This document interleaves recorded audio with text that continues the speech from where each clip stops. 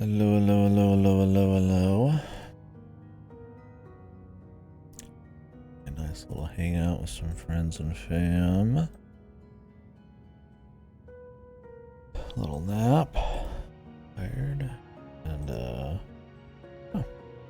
back on to do, hopefully a healthier dose of Tormented Souls 2 tonight. Like, get through the majority of the game here and maybe wrap it up tomorrow. Must be really cranked tonight, but I imagine we're probably like maybe halfway. I don't know. At my pace, hard to say. Anyways,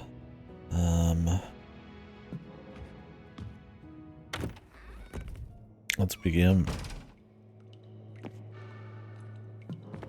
So, Halloween's over, but got a little spillover. A little spooky leftovers, you could say.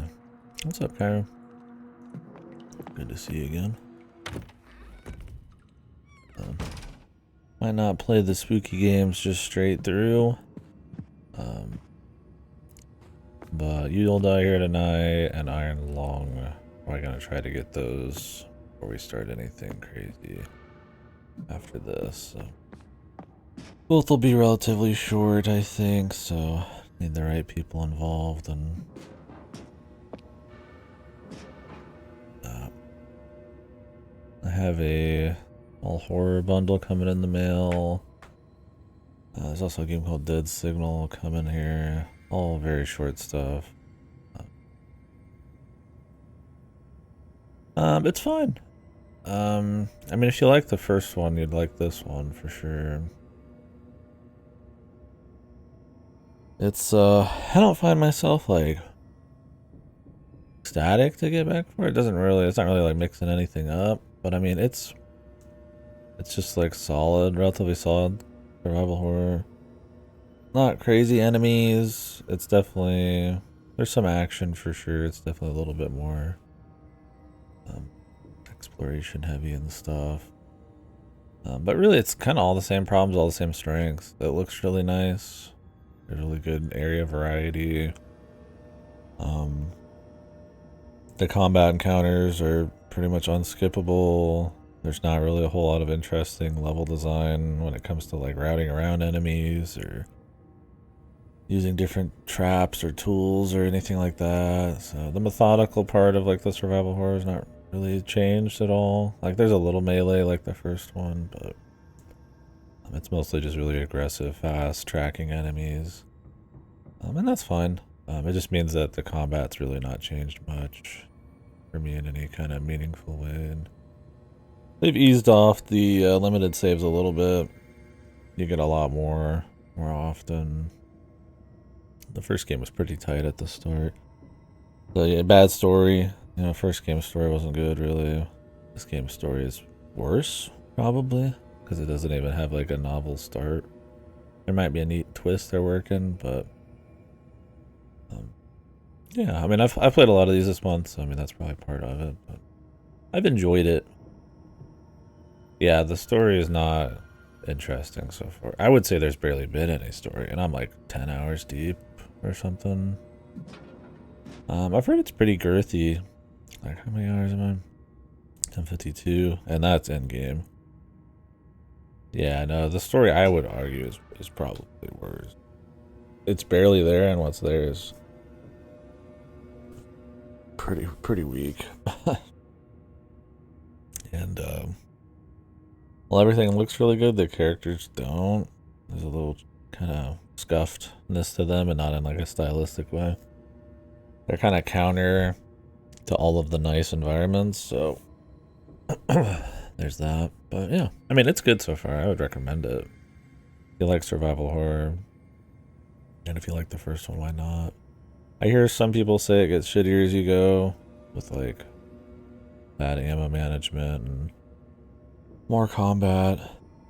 I know I said that there wasn't like a titload of combat, but it might be to the game's benefit because it's pretty basic stuff, right? There's probably more combat death to like Resident Evil 1, because at least you can avoid dudes. So There's really not much of that there, but it's not like boring or anything. It's just not what you come to it for. It's about the environments and stuff. The enemy design is not terribly dissimilar. It's also a lot of like careless asylum people. I've had a couple little creatures recently, like crabs and pigs. That was kind of cool, but pretty light. Not very imaginative there. Yeah, I don't know. It's good. It's not like massively bad or better. It's just kind of. It's more Tormented Souls 2, honestly. The best thing about it is that it looks very clean, and I feel bad for the artists. Maybe they're the same people as the writers. You know, the art's really nice, and I feel like there's a story to be told there. I'm gonna be frank with you. I don't. I don't think the story's cash and the check. The art's throwing out there. So I'm gonna go ahead and fall down this. I would say this one's a little more puzzly and a little bit more difficult on the puzzlies. I would say this is like your Dino Crisis to your Resident Evil. It tries to be. God, my ear just white noising right now.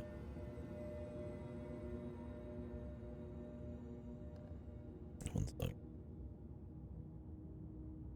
That doesn't happen often.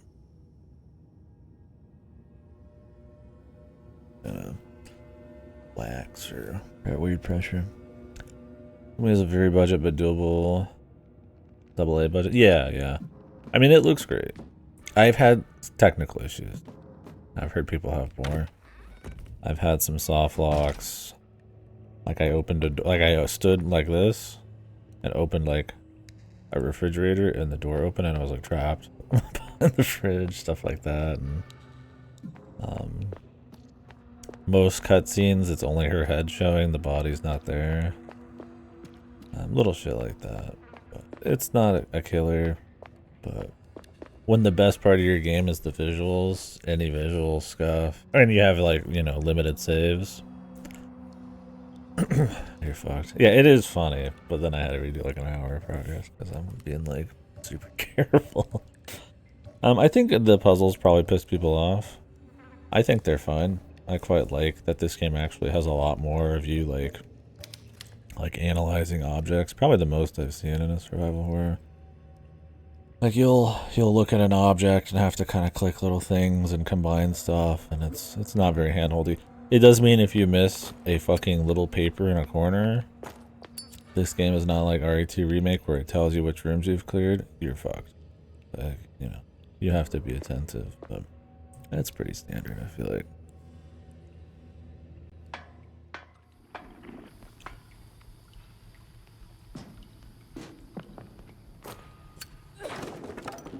Some of the combat level design stuff's still a little weird too. You know, you have to fight in the light, but the speed and the width, like speed of the enemies and the width of the environments and stuff, kind of makes it a little wonky. Oh yeah, and I do wonder if this will be touched a little bit, because you know, I can't say I'm a slave to like Steam reviews, but it is reviewed worse.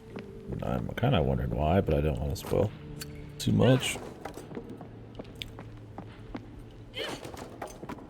I mean, by all accounts so far, if it's not similar, it's better, so.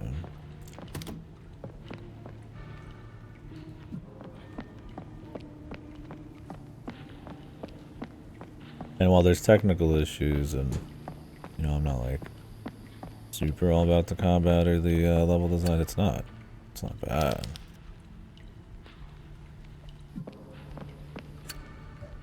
I mean, the story doesn't like kill it, because at least there's not much of it. And the first game's story was pretty shit. Key card.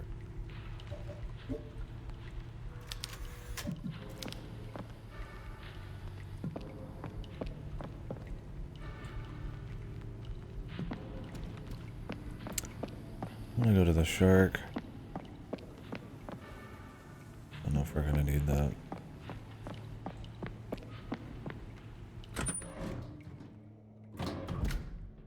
Yeah, I'd recommend it so far. Those goofy traps, man. I will say, the camera angle game in this is a little... generally fine. You can choose to have tank controls or not have tank controls at least too. But when you already have limited vision,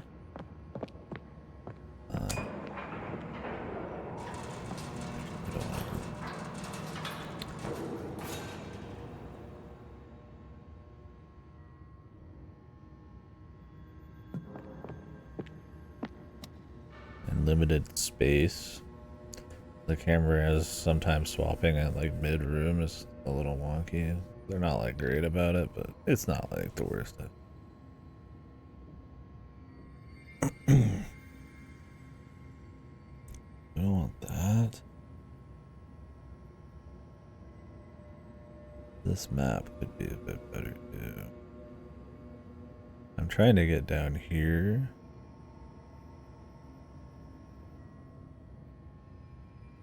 But I could not tell you where that elevator is because it's not marked on them. And yet, there are marks for elevators on the map. But it's cool. I mean, like I said, visually. I mean, the different maps for the different areas are, you know, they all have a different style. That's how it...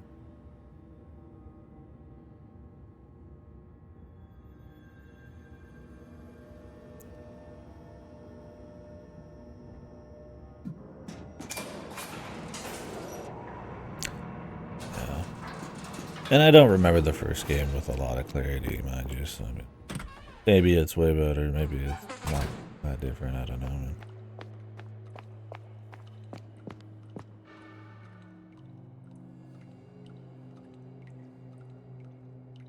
Sure, right.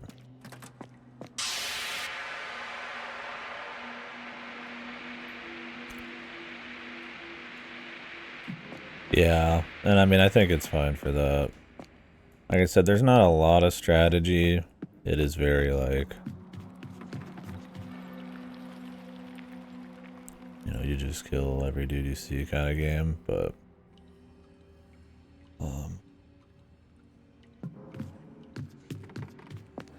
there's not really, I mean, the efficiency in it is, well, you get hit once or twice kind of deal.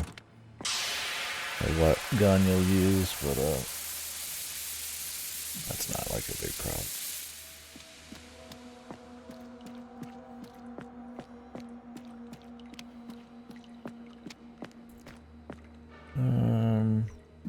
This is the voice recorder.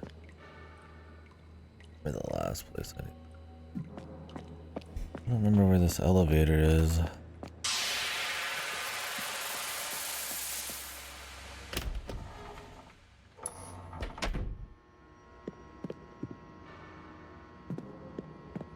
Is it in here?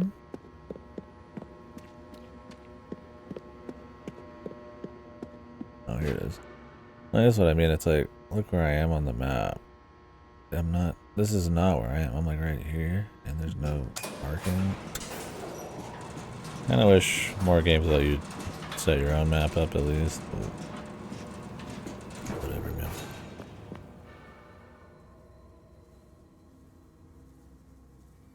man.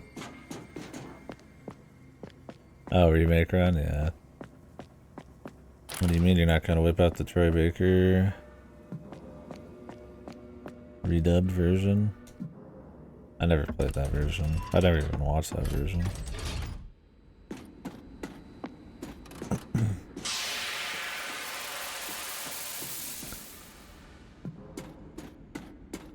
Remember right, they defended that one pretty hard, but I mean, of course they're going to.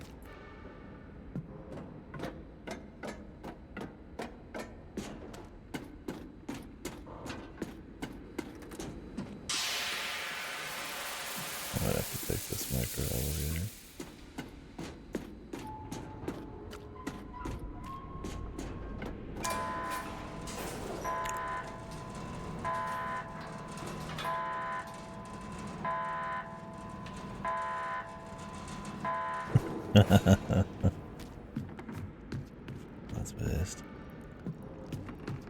of the fans who think the newest... Oh shit.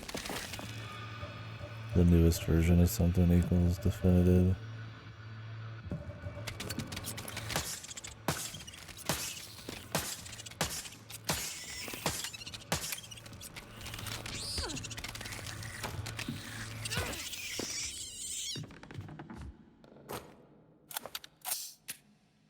I wasn't even out of ammo. What the hell was that?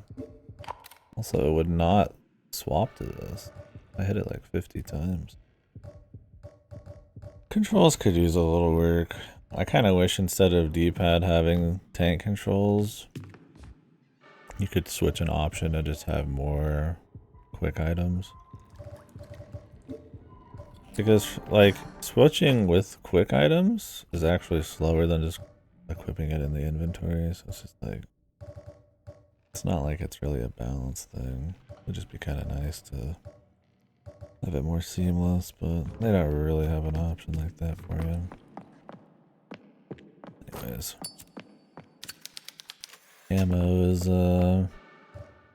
much more rare than healing, it feels like. But so far I've had enough. I mean, you can't really skip anything, so it might just be a very tight late game. That's how people bitching about it. But I haven't had that yet myself.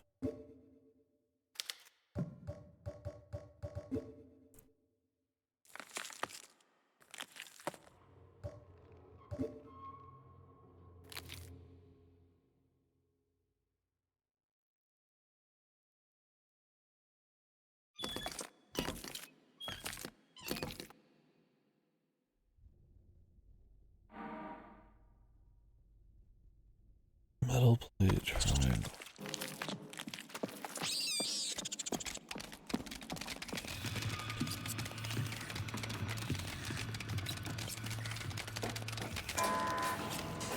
One of the first enemies I've been able to skip. I think I've been able to skip maybe like 2 sets of enemies in the game so far. They're usually in a place that you're not backtracking through or you have to be at anyways. I don't think I have to go back, so. Hell yeah. I mean, you could just tank, I guess, too. That's always an option.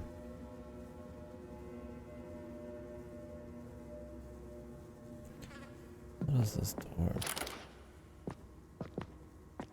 From the other side.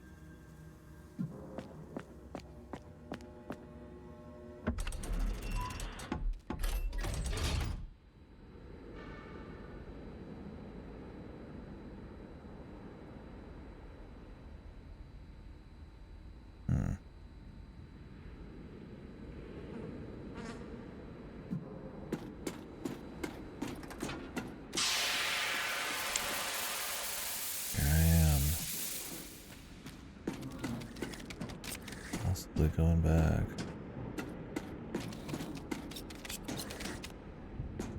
They're clearly camped at the bottom.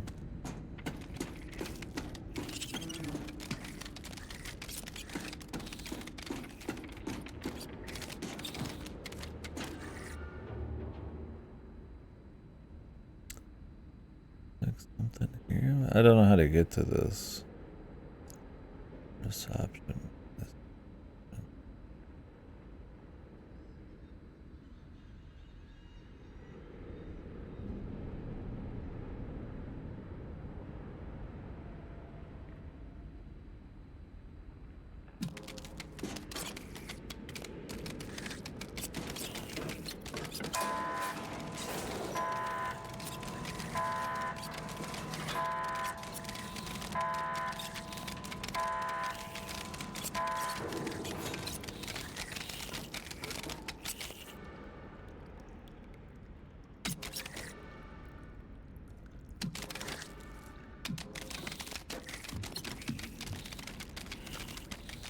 It's just blocked off. Who knows? Yeah, definitely better area variety. It's nice. You kind of start off in like a chapel-ish thing, kind of like the first game, but in like a city or like a town, and I'm in like a fish processing plant. There's like a mall, little stuff like that. So it's been cool.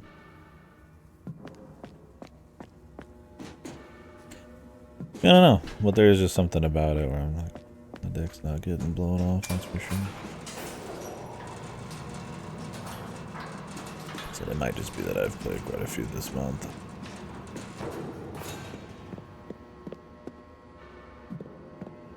Alright, well I don't know what these are for. The metal plates, but we'll figure it out.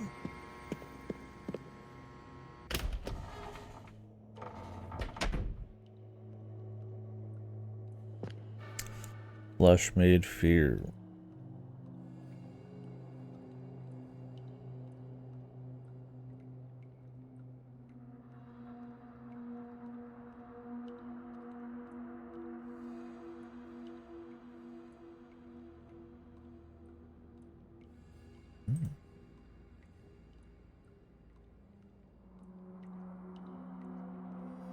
Seems cool.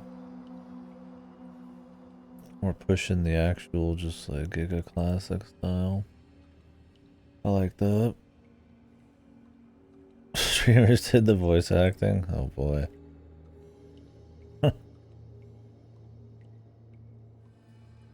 That's cool though.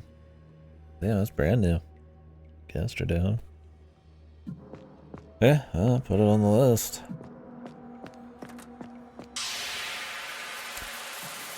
See how many more I get to this year after this leftovers week. Look outsides. Look outside is probably the big one for me. That was going to be kind of the centerpiece of the whole month, but I was waiting for them to put out their final update, so kind of didn't get a chance. I'll do that later this November. Yeah, it's supposed to be really good. Apparently this new update adds like endings and all sorts of shit, so we'll see what happens.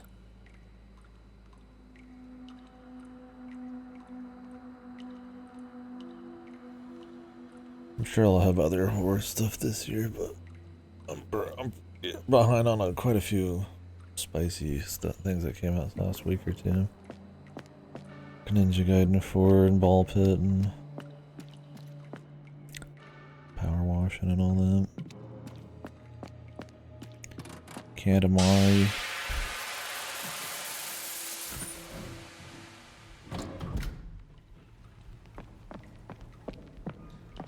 And I probably should do... I did that Kirby off-series playthrough a while back. There's one game I couldn't get to. It was the Wii U one. And I actually picked it up at a used place in Colorado.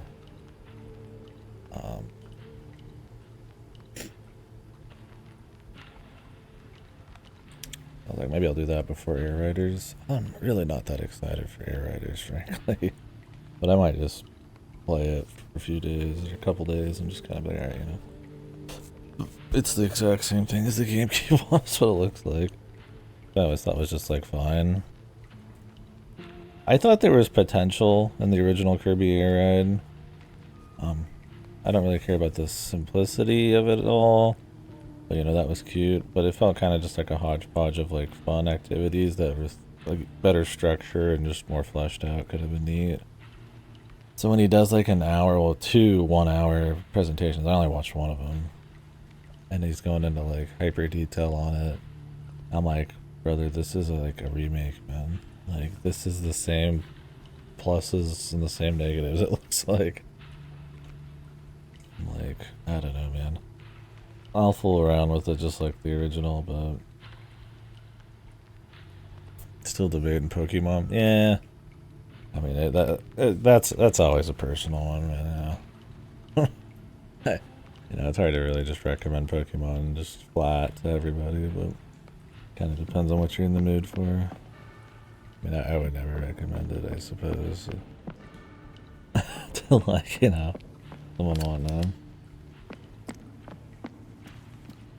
Well, I should say, like, it's hard to say. I mean, I didn't think it was very good, but I mean, I also understand there's a certain appeal in Pokemon.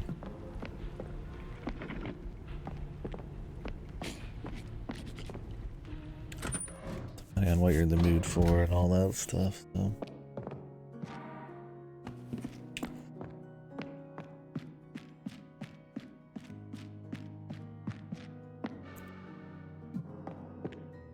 But yeah, I've rambled. I've ranted about that already. It's more platinum. I mean, I do prefer the platinum action games over the old Ninja Gaidens, I'm not gonna lie. But yeah, there's a particular itch for Pokemon that, you know, while there's other monster collectors, you know, that sometimes it's hard to scratch.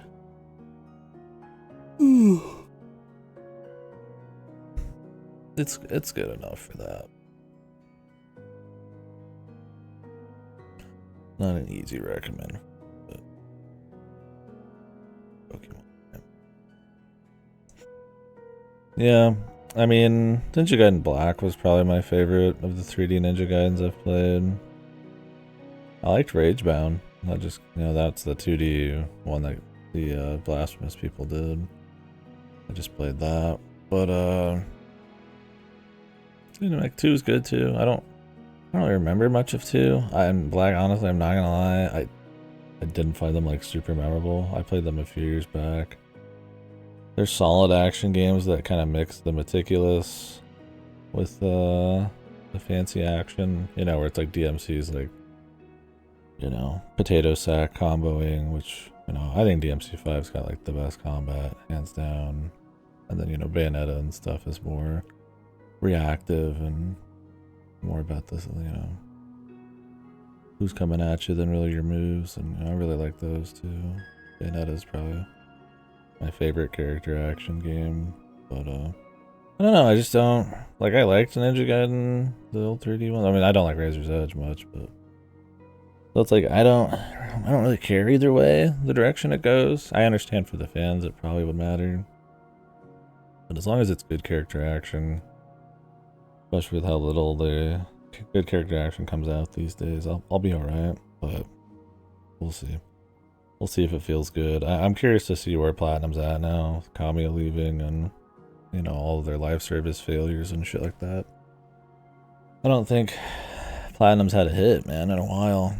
And I mean, Team Ninja's pretty much just suckling the teat from of the same game over and over. They have just different shades of Neo for the last, like, decade. Maybe, I guess Stranger in Paradise was a little different, but I thought that game was kind of fucked. So.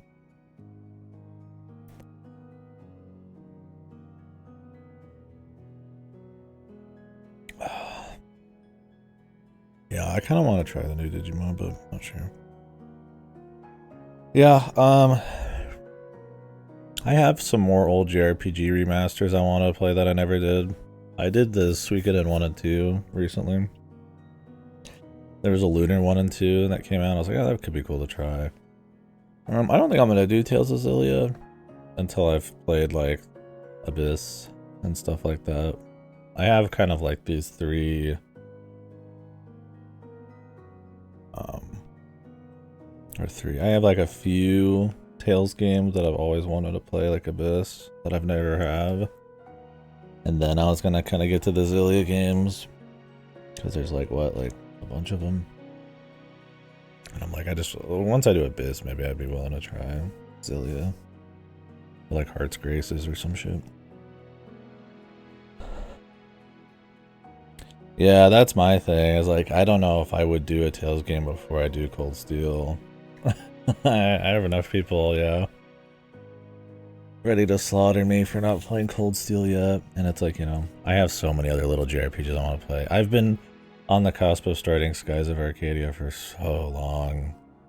And, you know, I'll do stuff like Suikoden, and I'll do like Lunar or something. And, you know, I want to do SMT5 Vengeance. I've already played the original. I was like, a little shit like that. I don't know. Last Tales game I played was the newest one. The newest mainline one. I had my issues with it. But, yeah. I was a big fan of like Symphonia and Vesperia.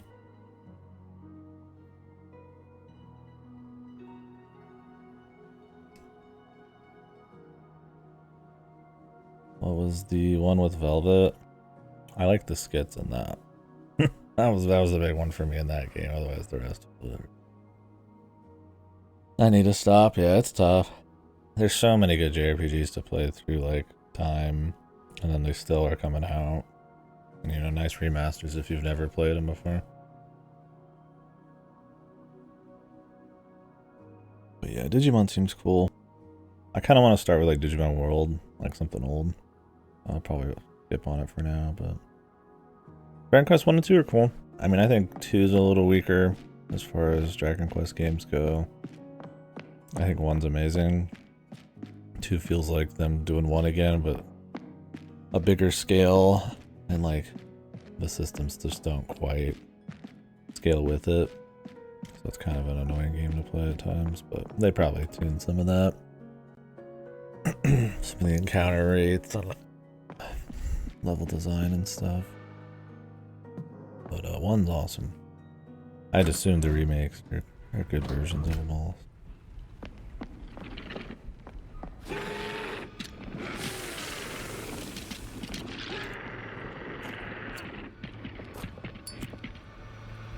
Am I supposed to kill this guy?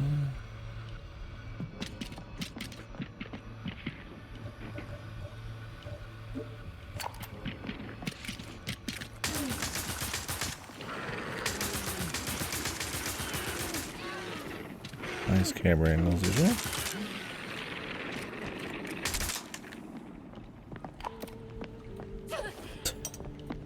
Can't see shit. They're like, okay, we want you to bait them back into this room, and then halfway through this room, the camera angle eats shit. Because you can't fight in the dark, so. Now we're out of ammo on that. I also can't tell where the darkness is going to kill me and where it's okay, right? Like, here it's like, I look like I'm in the fucking darkness, right? But in reality, I'm not even dying over here. So this is what I mean, it's like, I'm not dying over here. But I bet if I walk in this fucking hallway. Yeah, now I'm dying, right? It's like, where does it start? Where does it stop? I don't know. So it's a little wonky. I mean, I just don't know why. Like I said, it looks great, and the combat's still fine, right? It's very just stock. Like I said, I feel like the original Resident Evils do it better, because at least there's like fun level design and mixed tactics, weapons and shit, but the darkness. I know in my heart. Kingdom Hearts. The light.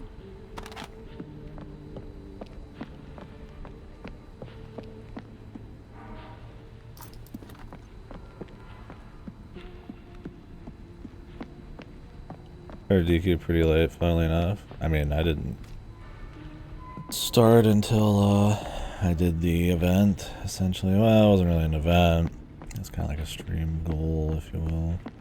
I would do a few at a time. That was only a few years ago, really. Yeah, I have no nostalgia for him. I feel like the first one I actually played was the Builders games.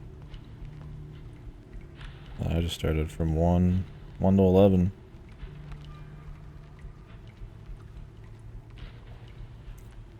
It was cool. They're very like easy to get into, very fun, just kind of simple, but like well enough put together games. Like I never was like popping off for many of them, except like 1 and like 11 and stuff like that. But 7 on the PS2 would be 8 on the PS2. I think 7 was PS1 and 3DS.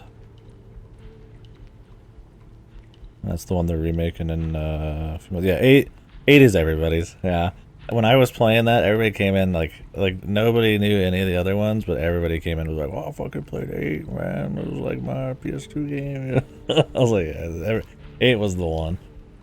I liked 8. I don't think I liked it quite as much as everybody else. I think the 3DS version of 8 would be a different story. You don't get as good a music, but the quality of life improvements would make it pretty godly. But 8's cool. That was the one the Leighton people did.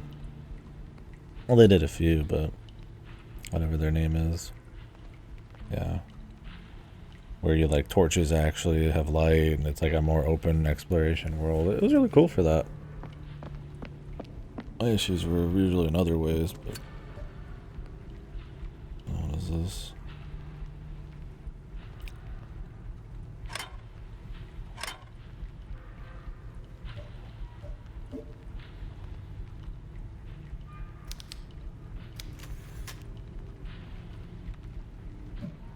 Yeah, I think they're all really worth playing through though. Although every Dragon Quest game's been remade like 2 or 3 times. Talk about a series with remakes, but generally remakes that are replaceable. Or the fans have made some kind of like hybrid.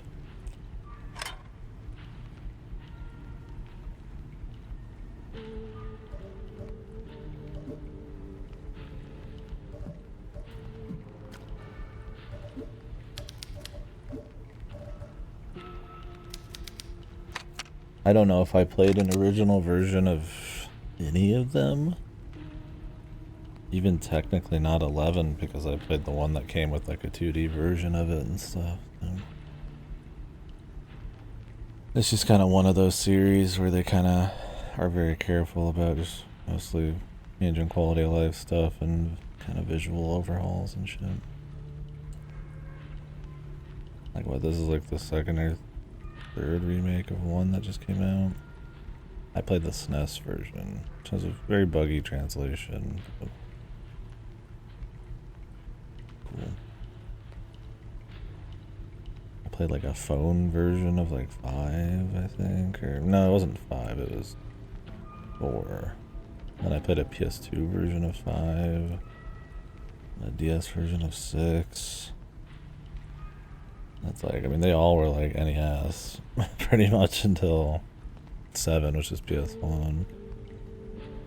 And then they changed a lot of 7 with 3DS, and now they're changing it apparently a lot more in this new one. They're cutting out a lot of content because people always bitch about the length of the game. I thought it was fun. It's a very anthology type of game, so I don't know. That might actually be them taking it a step too far, but we'll see. Anyways, I'd recommend them if you're a fan of just like classic.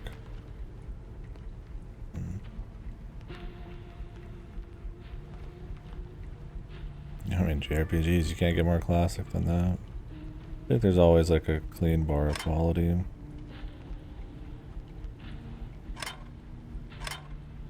Where am I supposed to insert things here? This is just to mess with this.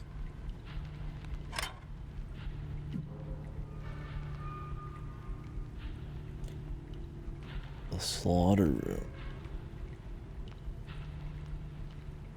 Right, well, I mean, Dragon Quest 1 should be good for that. It's about a 10-hour game. 2 is probably about double that. In fact, I thought that's one of its strengths. It's just very tightly made, tightly paced. But yeah, I understand. I mean, most JRPGs are like, especially depending on how you play them, like over 50-hour events. So. But there's so much to play and to do. That you really kind of have to put yourself in the right mindset to like kind of, you know, immerse and not be thinking about kind of moving on.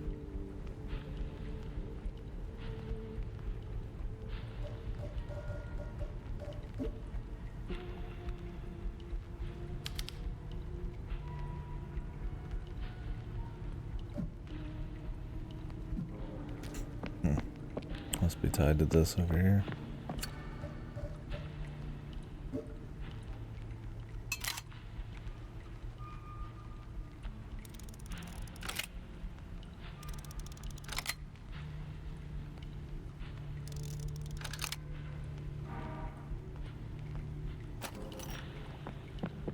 I have no idea what is going on.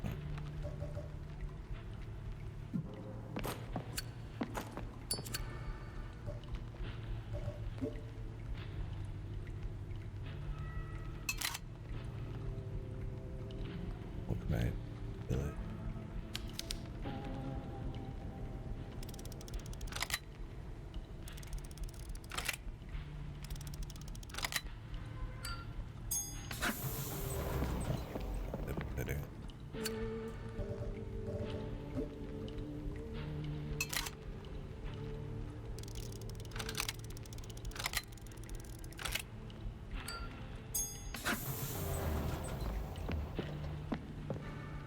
Alright, so I need to leave and go.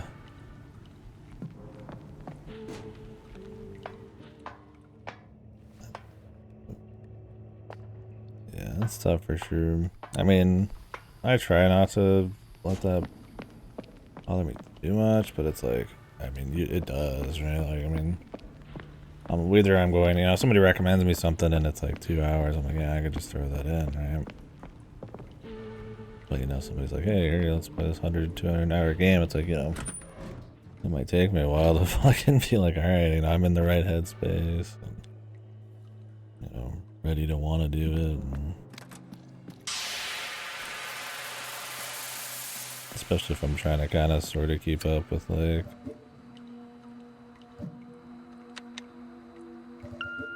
sometimes industry shit.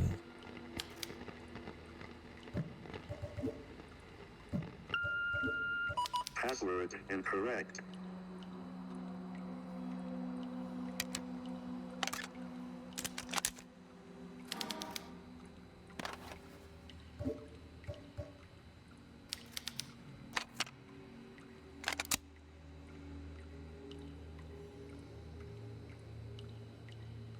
Yeah, fuck that. Nah.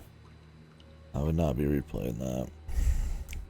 I played the original P5 and I watched in like with me skipping bits and fast forward a playthrough of Royal.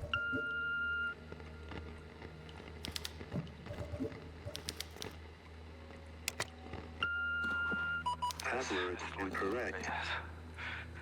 If you have found this recording, it could only mean I'm dead. Only if imperative, you may enter with my voice password. Password incorrect. The password is long pig. Password correct. Long pig.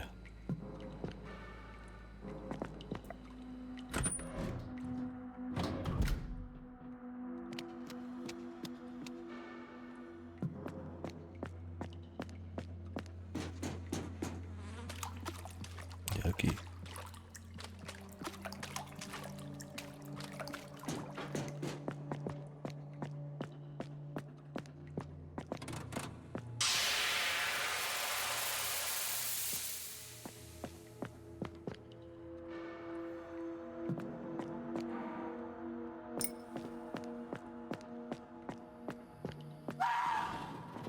That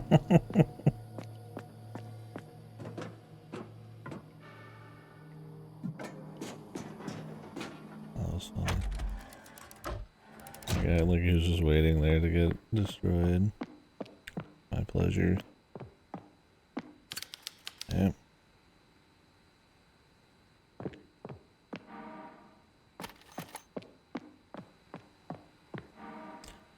I wanted to say we were close on this area, but we haven't done any other world shit here.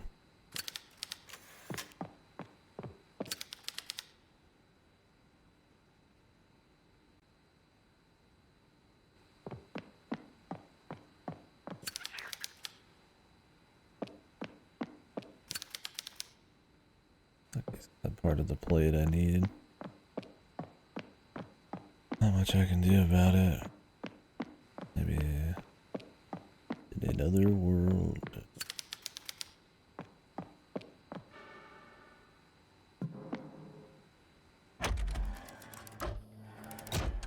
Yeah, it's a good game for sure.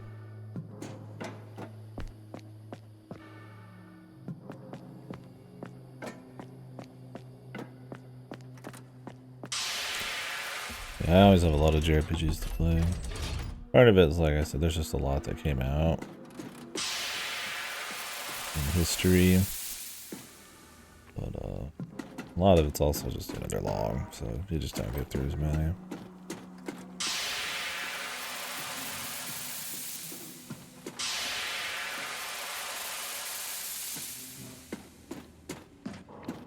These traps are Looney Tunes as fuck, man.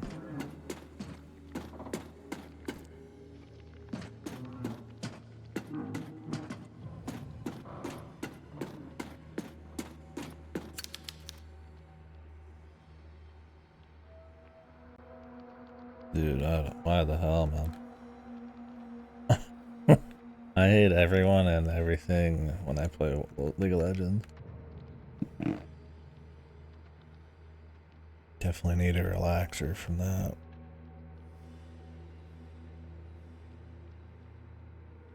Oh. My friends got me to install it a few months ago for like a game or two, and I uninstalled it right after that. I've not played it since. I hadn't played it for like 5 years since then. Zero joy. I mean, I don't.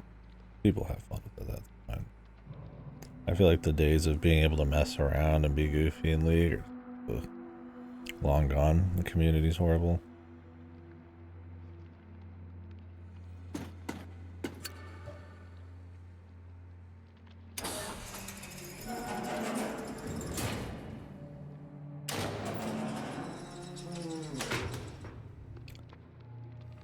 Oh, okay.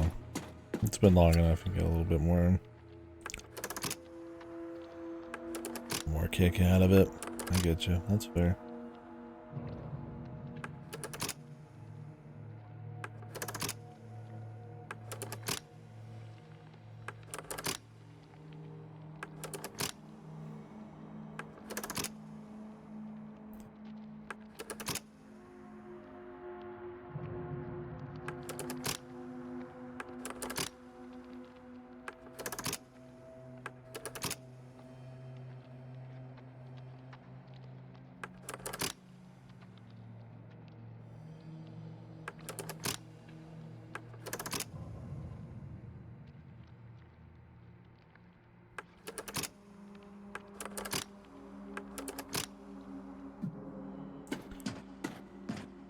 Yeah, I mean, don't get me wrong, I played it for a really long time, and I did have fun with it.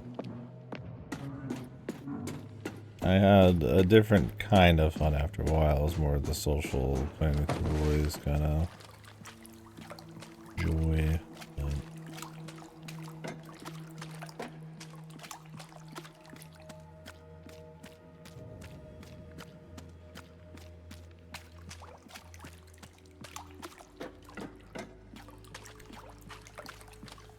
they've added a lot, I guess, to it now, too.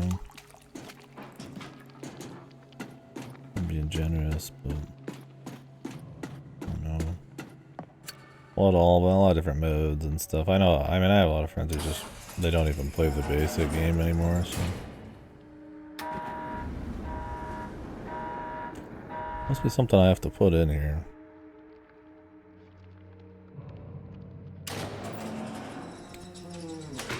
Not sure what. Figured it'd be that guy's body in the other room, but.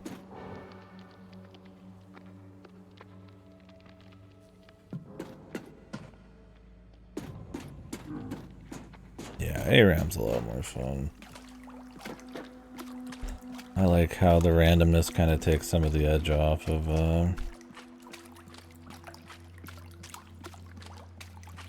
you know, the try-hard nature and shit. I do wonder what really changed with that. I mean, you know, a lot of competitive games, when they get popular, you know, you kind of get a more mass audience, which kind of turns the community into more of a faceless, cynical piece of shit, but I honestly feel like it was probably esports is what I like to point to. I mean, don't get me wrong, I love watching some competitive games, but I feel like it instilled, and how much they would like put it into the game and talk about it, and went from being like goofy silliness to like everybody wants to be the next esports superstar. Kind of people take it a lot more seriously, and also when you get people who play it for like 10 years, you know, It's not about a quick, casual, goofy bit of fun anymore. But, I mean, it's been around this long for a reason, right? It's not bugs.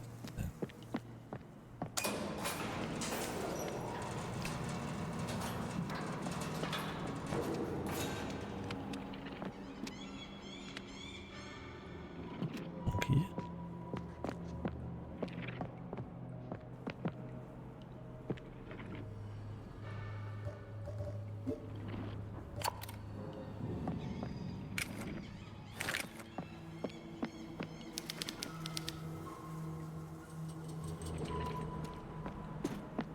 That's cool. That's what these guys are supposed to be, is like crabmen. It's got a little bit more of a Shadows over Innsmouth type of thing going on. It's more like Eldritch. Yeah, I think. Try that thing out. Haven't used it yet.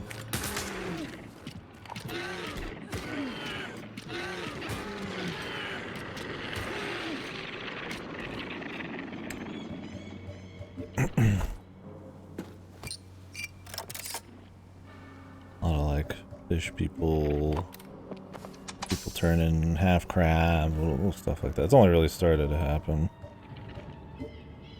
There's it feels like a lot of like Eternal Darkness references and shit.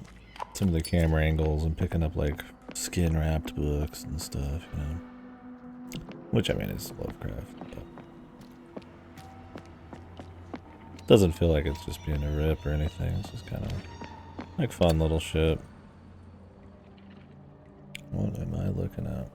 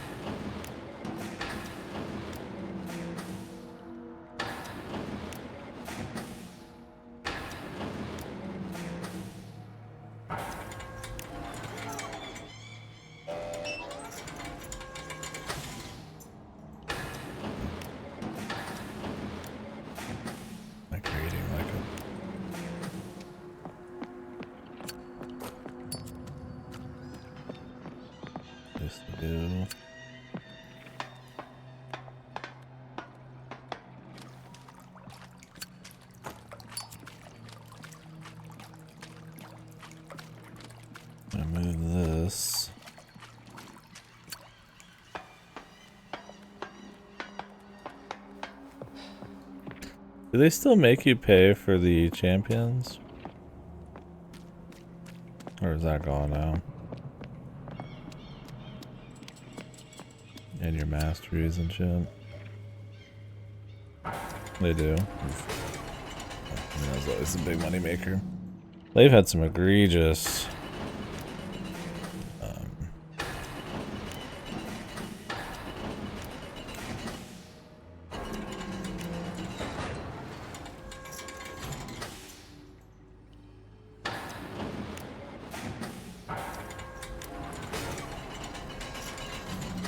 skin prices, man.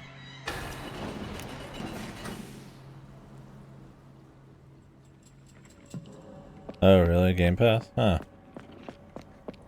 I think I actually linked my account now that I think about it. Game Pass is always so interesting in that way, where it's like probably too expensive at this point for like a single use case. Like, how do I explain?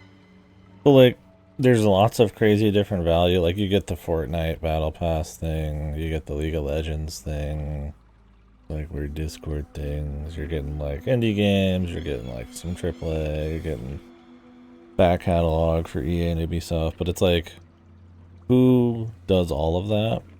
Like, I mean, all I do is play games, and I do not. I am not hitting all those vectors. But like, the price kind of gets raised. Well, I mean, the price gets raised for other reasons, but you know, they'll try to justify it in the marketing by saying, we're adding the Crew Pass and Ubisoft's back catalog to Game Pass, and I'm like, I don't want to pay more for the crew pass, brother.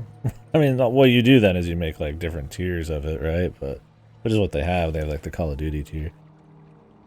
So it's kind of weird. It's like you just don't hit every vector, right? Like, and the point is like when it gets too expensive for one of those single use cases or two, then people just won't do it. There's not another option. Like for me, it's like I dip into most of their indie mix stuff, so it's like at the $16 price, which I don't even know if it is yet for me on PC. That's still worth it. But it's like, if you're like a Call of Duty guy and it's like $30, and that's the only game you play, it's like, you might as well just buy it, man. You're probably playing COD for more than 2 months. Because it's so broad, yeah, exactly. I think it's one of those things where it's like, you could you could make it picky and choosy, and then, you know, make the margins like, I guess, like, I don't know, make sense for each version, but they want you to just be like an all-in or not, essentially. The PC is the one that makes out the most, right? You kind of get everything for the lowest price, but I think they know PC gamers will bitch more.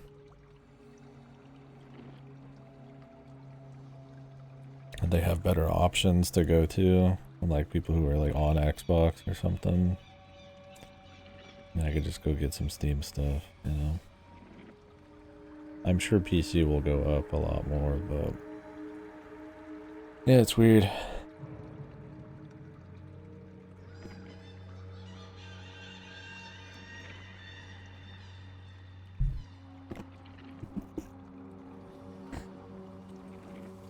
I mean, I don't believe them when they say it, that the price is going up because we're adding value. It's like, I mean, maybe the price is going up because you're wanting people to get in at like an easier accessible floor, and then you get them, I don't say addicted, but you get them, you know, using it. And then you up the price. You know, people don't want to get rid of Netflix because they use Netflix every day. Or it's like you just raise the temperature a little bit on the frog, right? You know, they did a lot more than a little bit this last time. And then I feel like that was a big mistake. But who knows?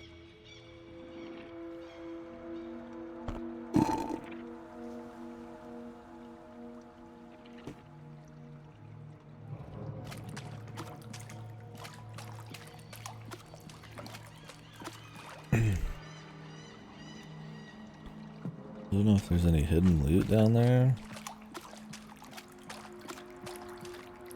Those crabs are really big.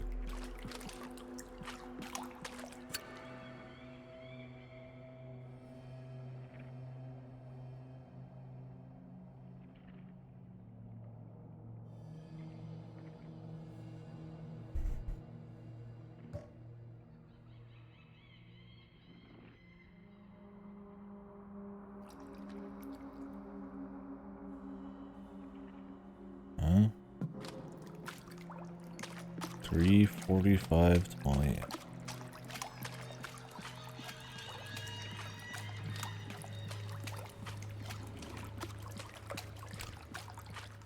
Is there any hidden loot back? Where is that? I don't even have to move shit for the other world here.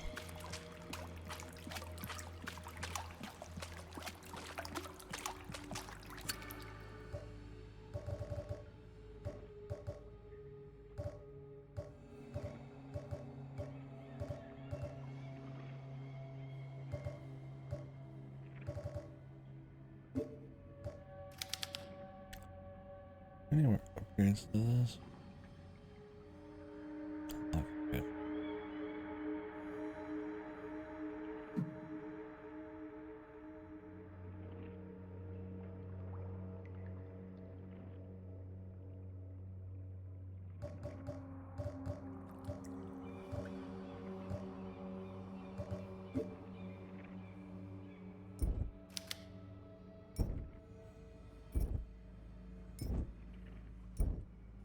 Yeah, 345.20.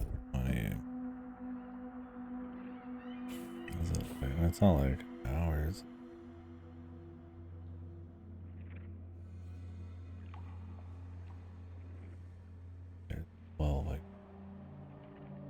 Be like 3, 245, and then 20. Be like this one. It's like a clock, but it's not a clock because it's a fucking rectangle.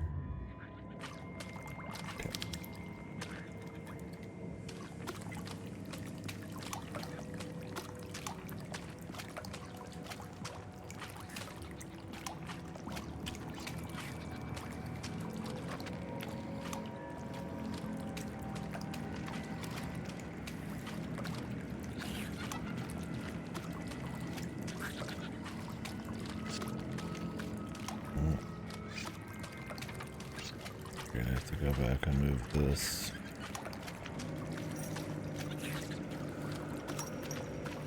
To somewhere.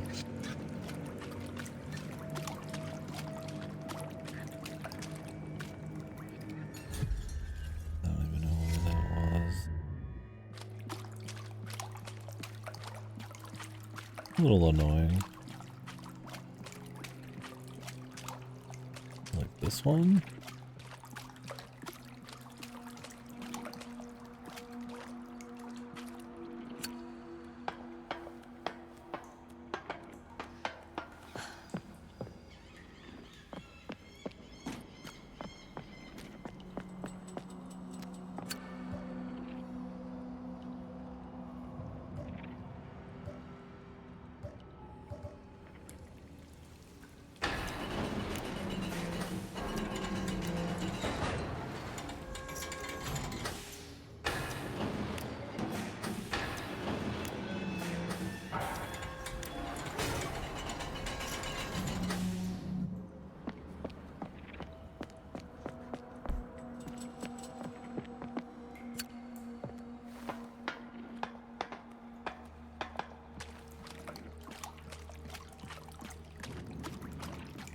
I have no idea if this was the arrangement.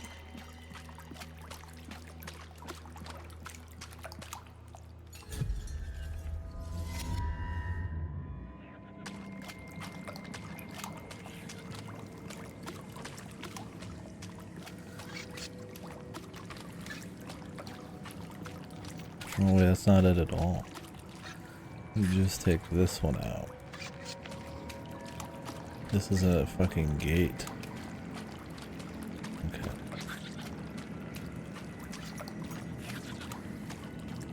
Third one on the line. Really, you tired of crate puzzles and survival horror games? Hold my beer, brother. We got one that's fucking memorization backtrack.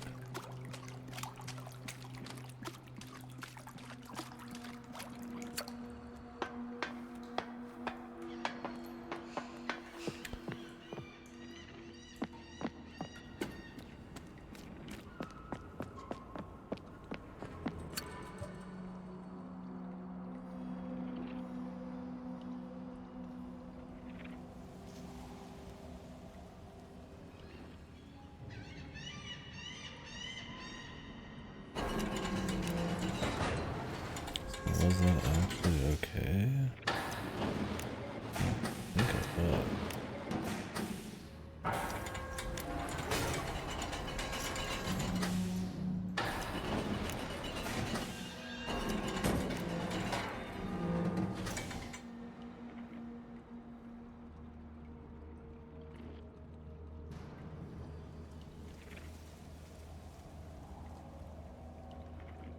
Maybe it was. I mean, I have to get it through, so. Well, this didn't work last time, I thought, or am I crazy?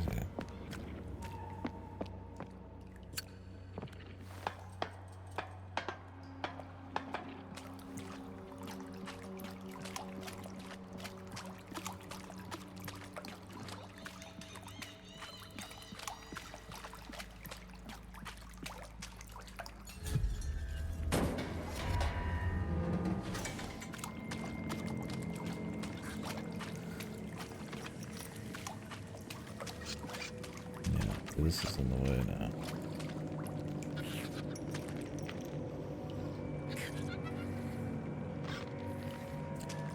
There are 2 gates.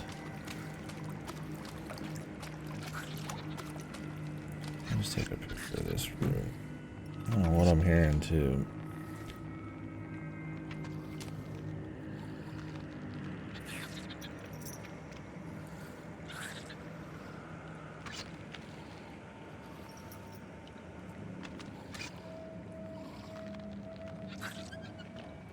For a fight.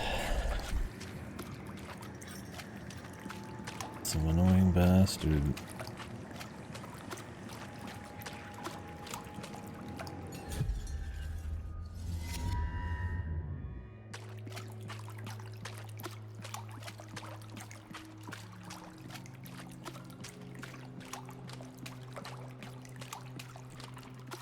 Looks like there's one here. It's like the camera angle's different too, so it's hard to even like imagine. So this needs to be moved.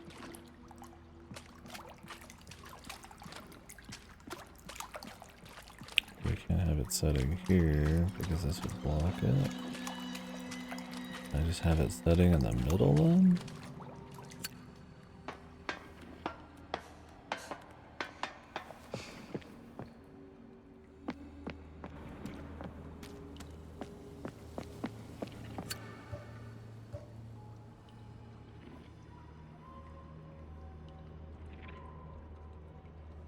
Thing is, I need to be able to get through it. Unless I need to move shit on the right side here. And technically I could get through that way.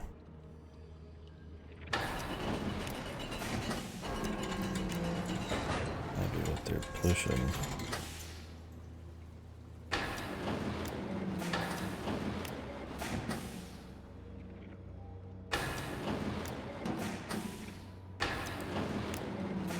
But I would need to see the entire room again. Here, let me check the picture.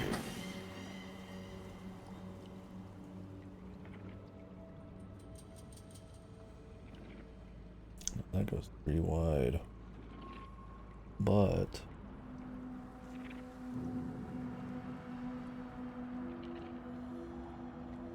I can do this.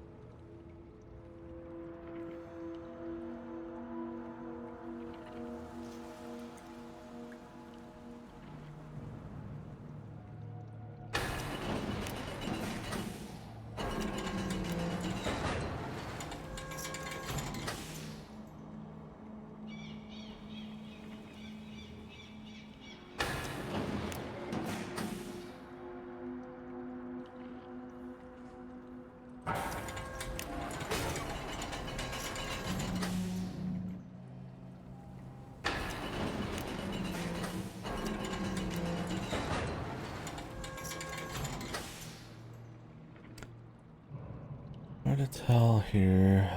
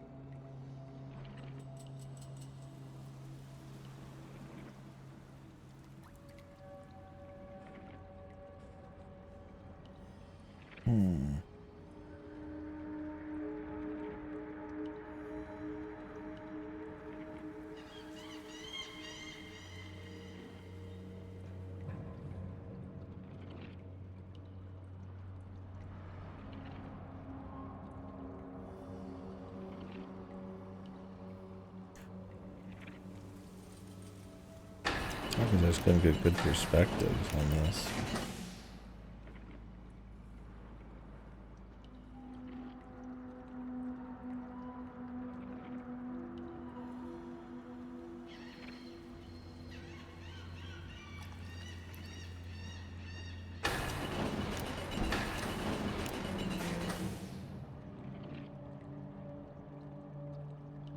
This here would be blocked off.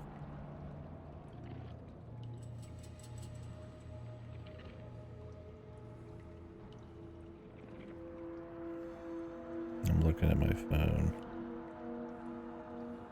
Trying to see the perspective of this fucking room, man. I don't even know where I'm trying to get to is the problem. It might not be the same place. It was like 4. If I want to try to get in through there, then I need to move stuff.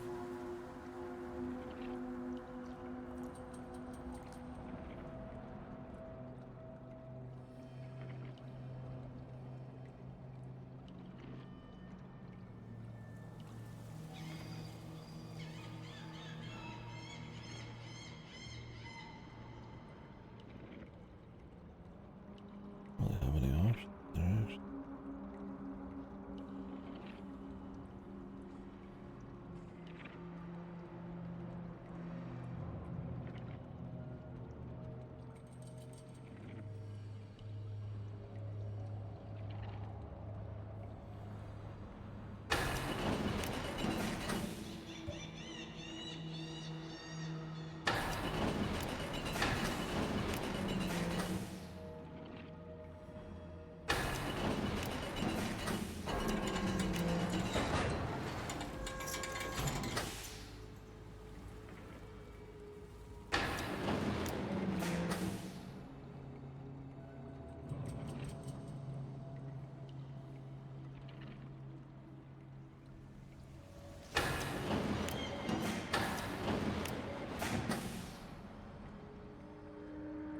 I feel like I have to open up the left side, but is there a way to just get down there?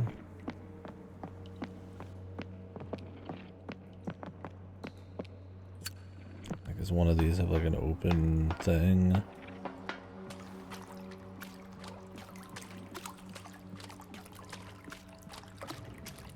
Doesn't look like it.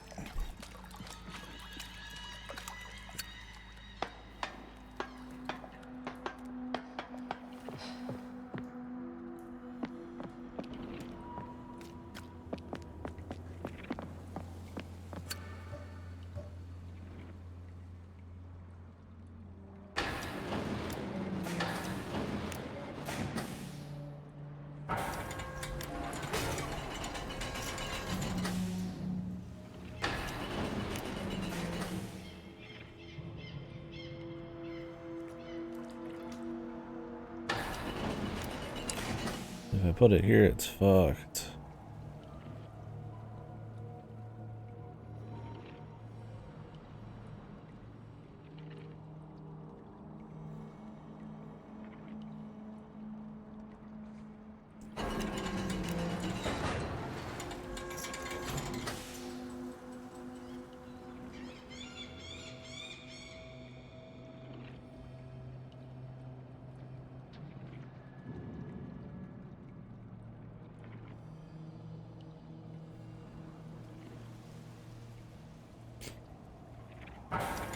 I could do this, maybe?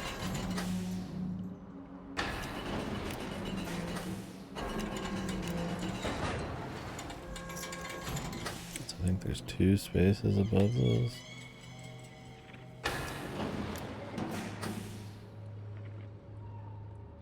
I'm just looking at it wrong.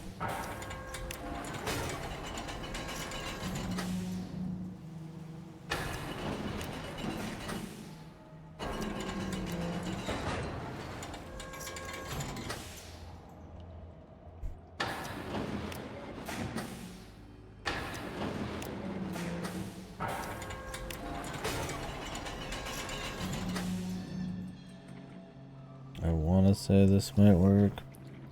I'm not 100%. We'll find out.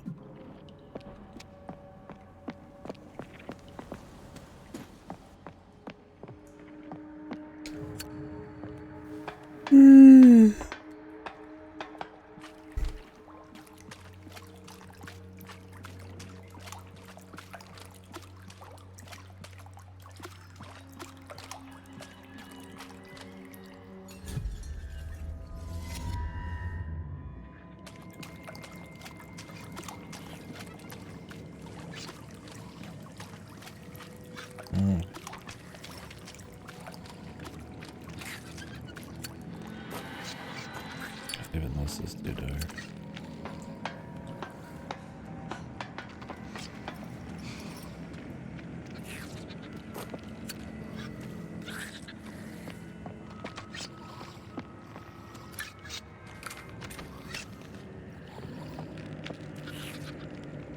Jesus Christ, that's a big ass crab, man.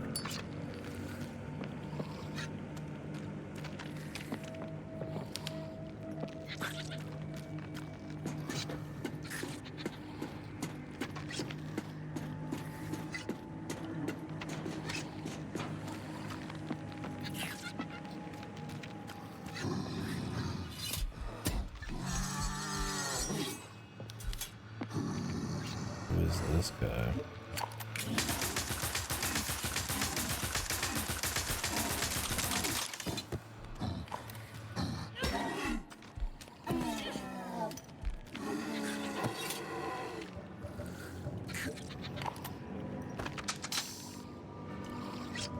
Out of ammo on that.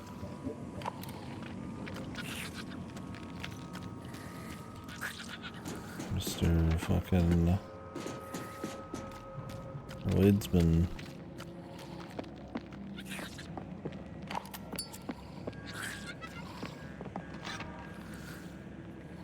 Mutant toy.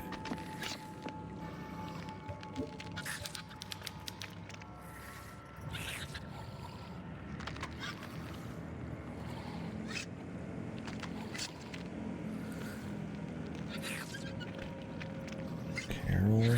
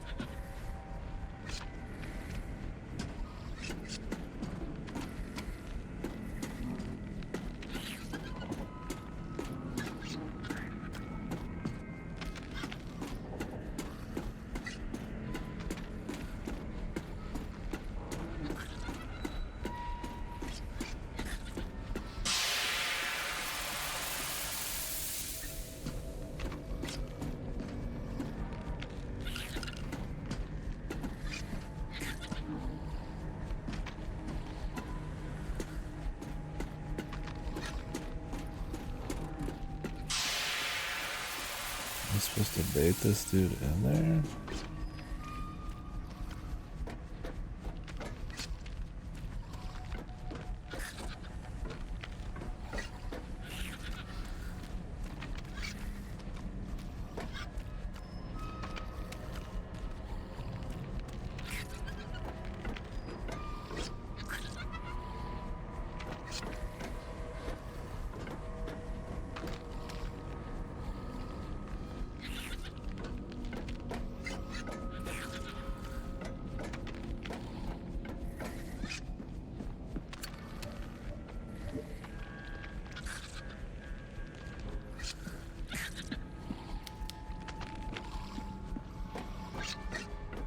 Like a really bad idea to do that, but alright. Weird. I'm just like right about underneath some kind of psycho killer crab. There's been killer crabs before.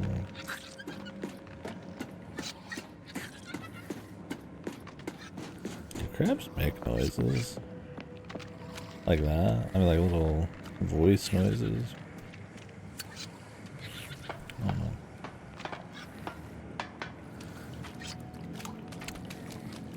Fucking spoiders of the sea. I wonder if people have arachnophobia or afraid of crabs.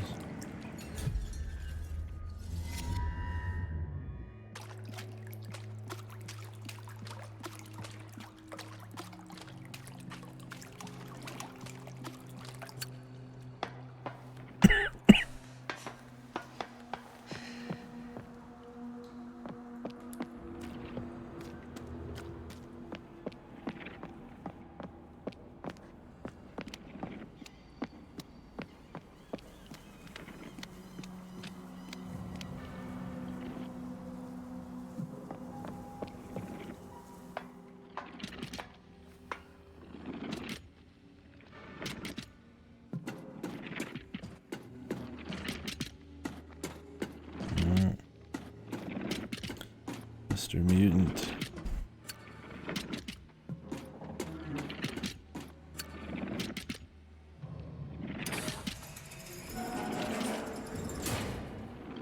I'd say I'm sorry, but I'd be lying.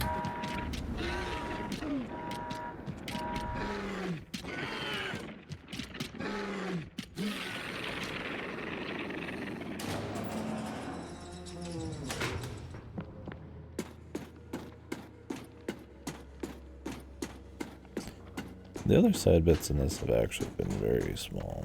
And really, I don't know, I don't mind. There's something about like seeing the entire map.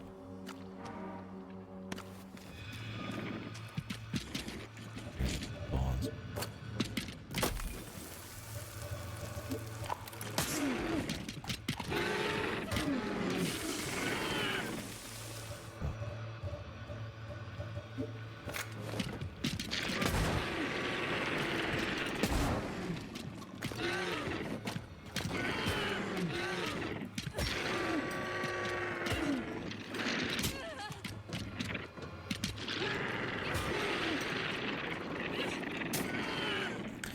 And then being like, oh, actually this map has like another massive chunk on top of it before you get like a pace breaker. I don't know. Maybe that doesn't matter much. There's like a certain feel to it though. You know, if you're about feeling like you're about done with an area and then it's here's the other side. Used for like a little puzzles, whatever. I would have tried to get past those guys, and I guess I could have just tanked one hit and just said fuck it. And we're done. Relatively. Actually,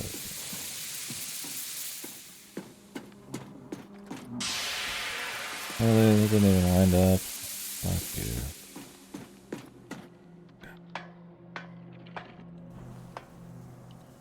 Yeah, I was trying to get the double whammy with the shotgun.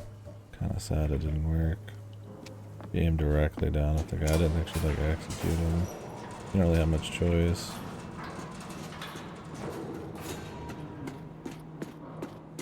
Okay, everyone up here. Today.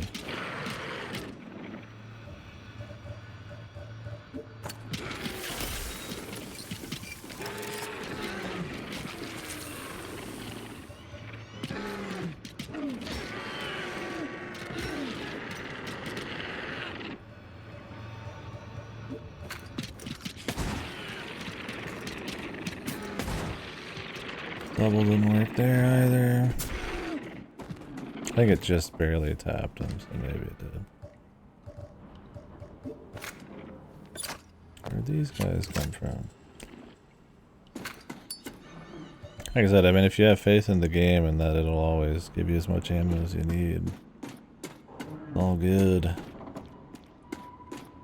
I sure hope it does. I'm pretty careful about checking. Kind of melee when I can.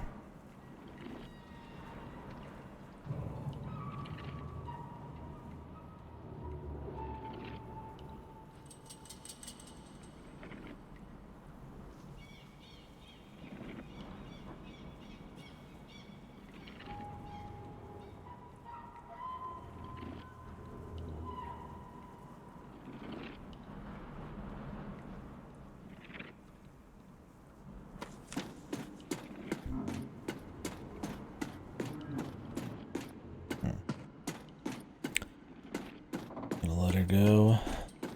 She's just like, nah.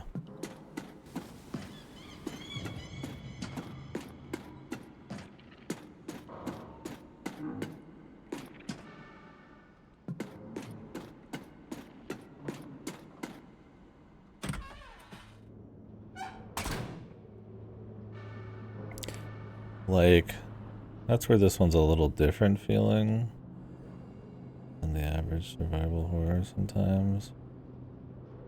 I don't know how to get to that.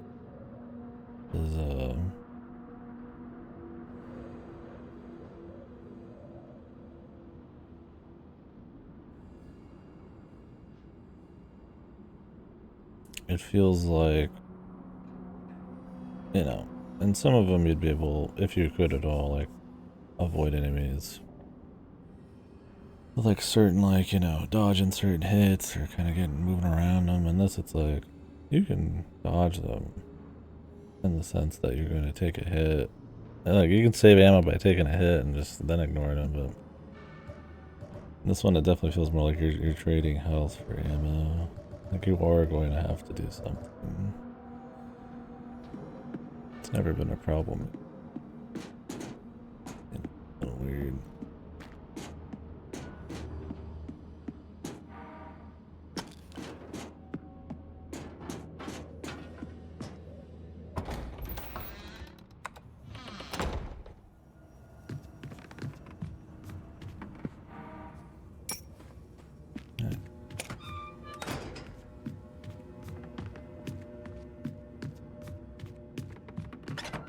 I guess. Saves a reload.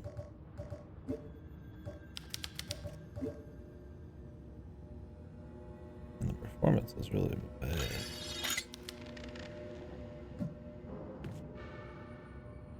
Kinda gets worse. Well, the whole place is cleared except this. And I don't know what this is. I don't know if there's gonna be some kind of like underground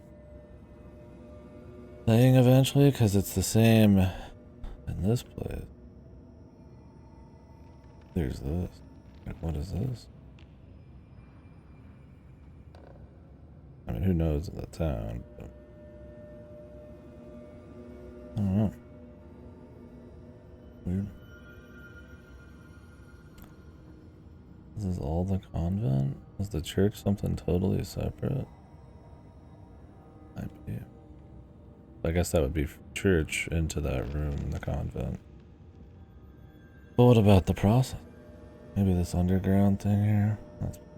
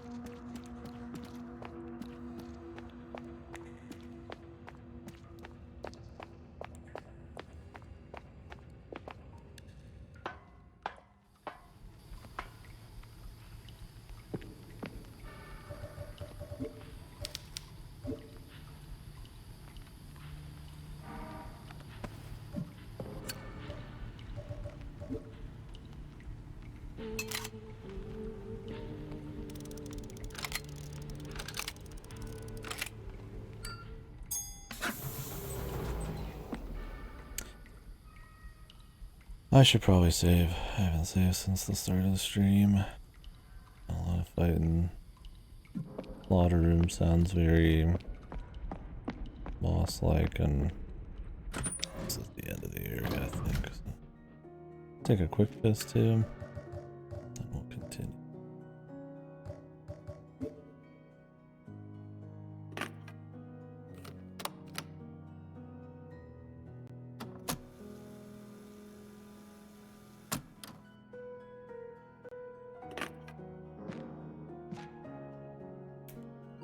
I think this game needs like a reset, man.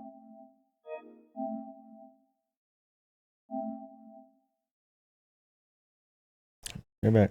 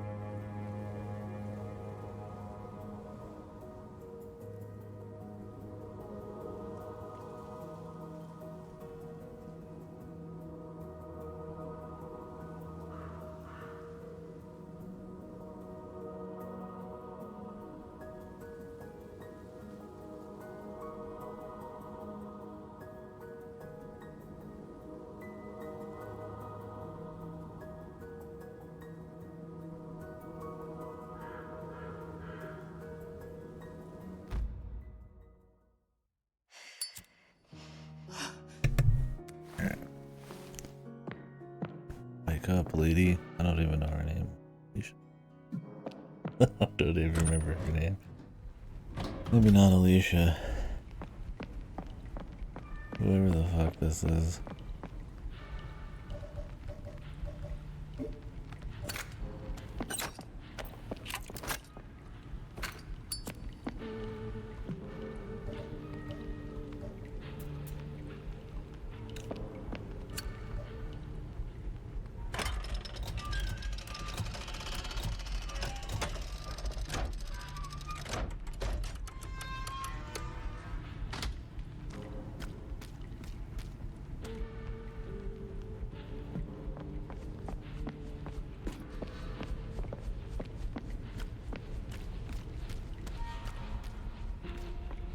The gentleman.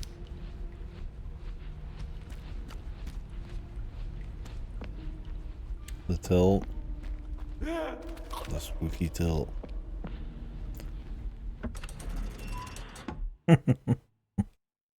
Yeah. Definitely tilting it. You're tilting. Always. Yeah.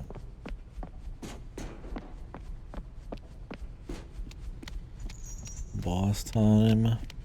I did just save, so like the last boss, I'll just reload until I get it really optimized. Unless it feels like there's not much I can do, which, to be fair, the last boss, there wasn't much better. I could have done it, because it's kind of fucked. We are the Tormented. The Tormented souls were us all along.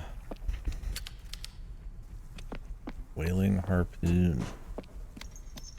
Keep that in mind for where we're going. Oh, at least they gave me some ammo this time.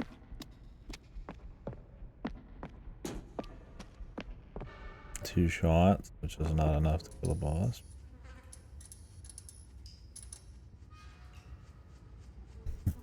Oh, this is kind of a fucked location. What the...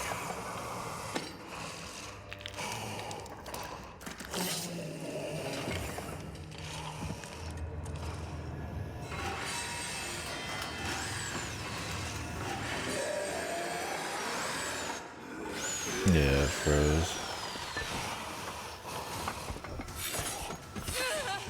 Oh, the boss was the multi-chain attack.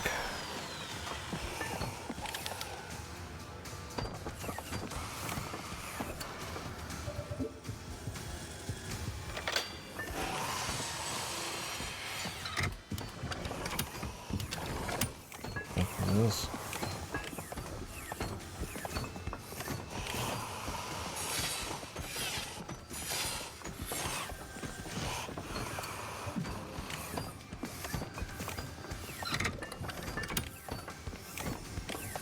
What's going on there?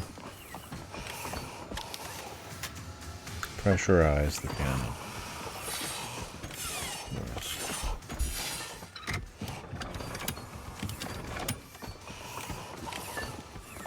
If I don't have to shoot this guy at all, that'd be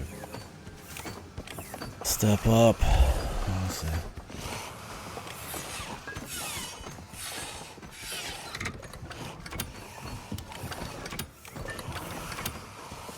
How much does it take, man?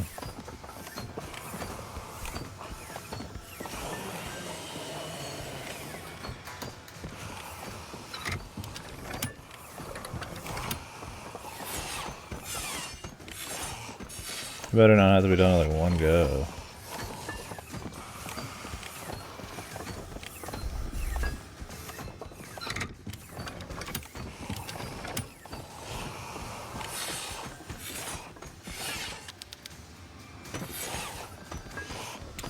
I mean, they're gonna want you to shoot him.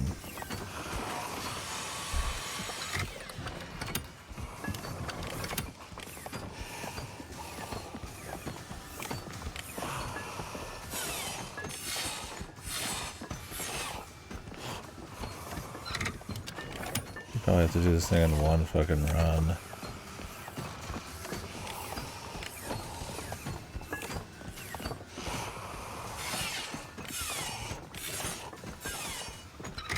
have to stagger him.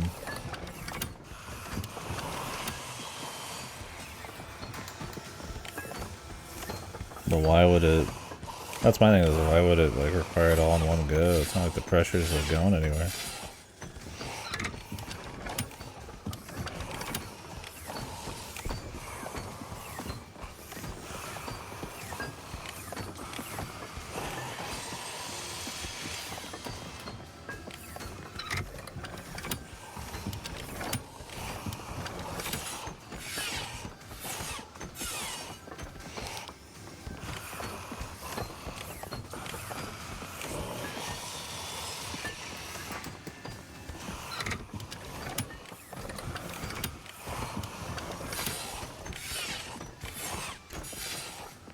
I don't want to waste the ammo on me.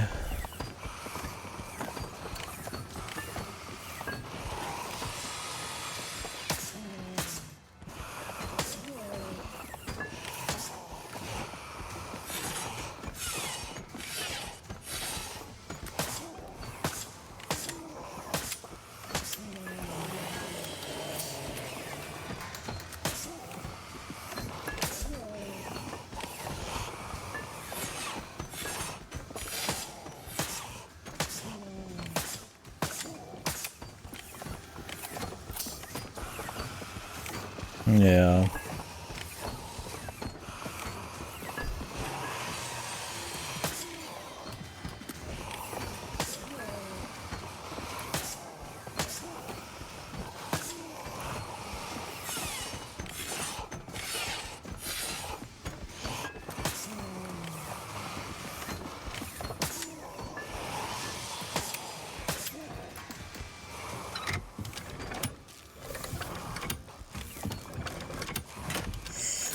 Takes 3. What? I thought you'd have to like analyze it and then go.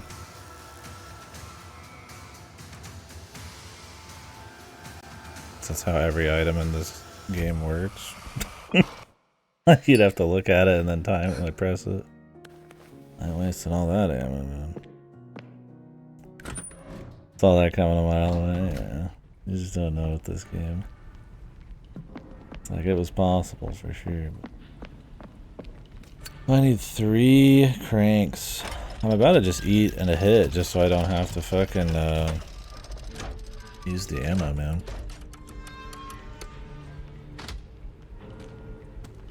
Cause the hit's not that big a deal.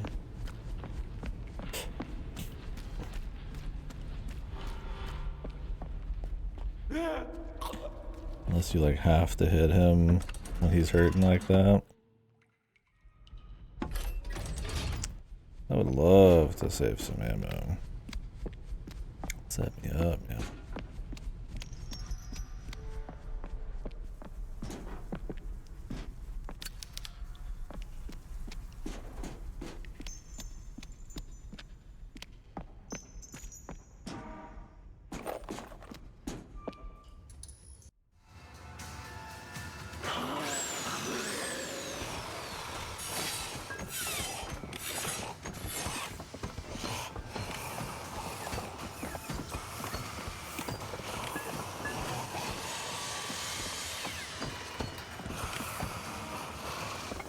I'm sure you have to do this multiple times.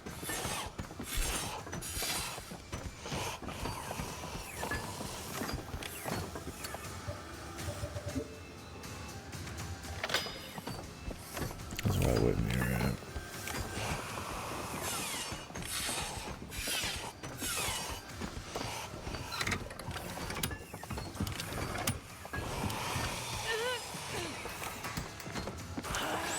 I don't even know if you can make it in time. It might be like specifically set up to be like nigh on impossible.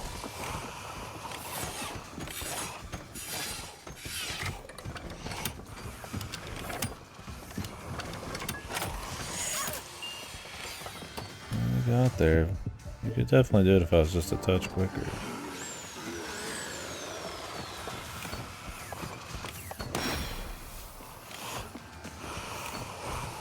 Did he tank that? I have no idea. Did he it hurt? Pretty hard to tell. You just, I mean, I know I kind of shrugged it a bit, but. I mean, he got hit by a fucking highly pressurized fucking.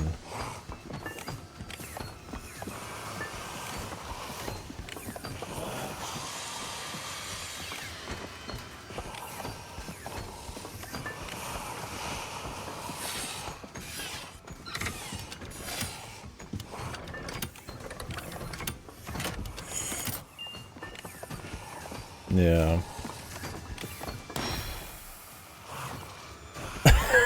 I think he's blocking it. Which is the most Looney Tunes ass thing I've ever seen, to force you to spend lots of ammo on this. Like, dude, all these fucking cool throw horror games where you can like skip the whole boss if you're like paying attention. And this one's like, nah, brother, man, you gotta. We don't reward excellence here. We reward exactly what we want you to do. The most mindless fucking way possible.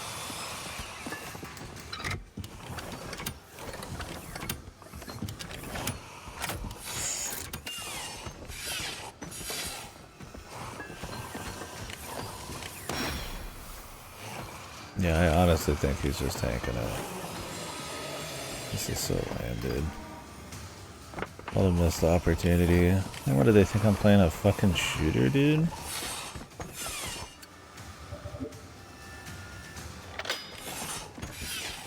It's like, it's fine you want like a survival horror boss that you just shoot a bunch, but it's like all these like puzzles and little things in here, it's like, come on.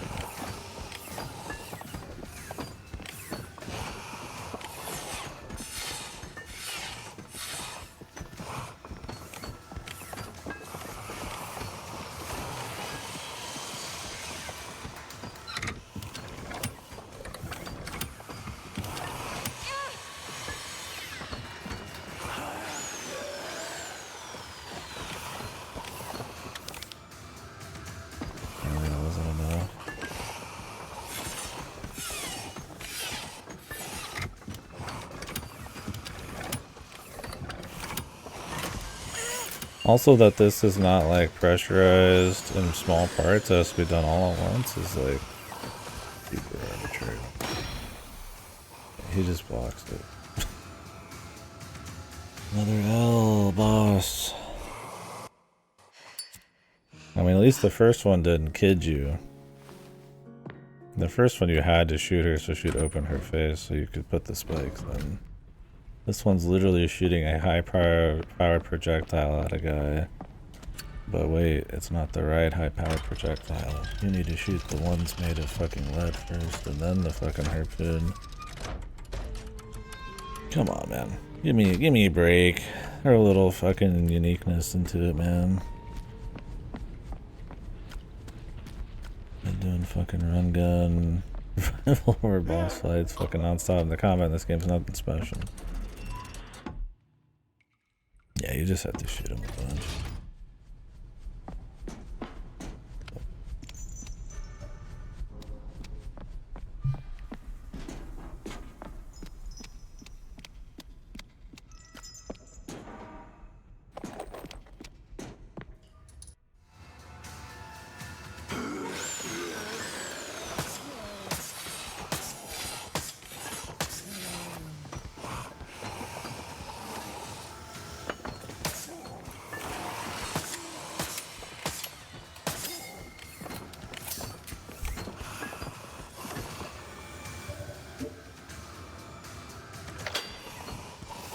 I mean, he seems easier than the last one at least. Maybe he's got a phase change.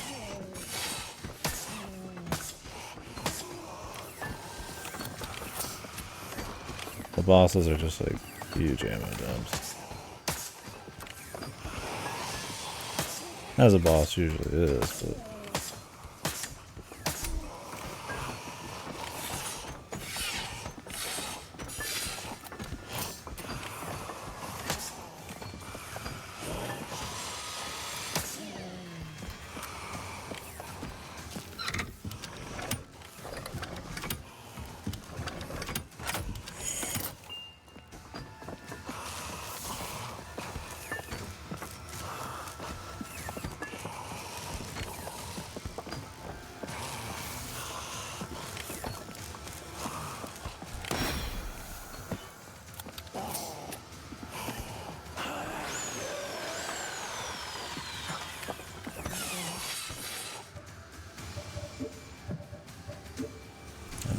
Oh yeah. Oh, and he's got new moves. This time he sprints across the room. Undodgeable. I just used every single round outside of what I've got in the nailer just to get him down, right?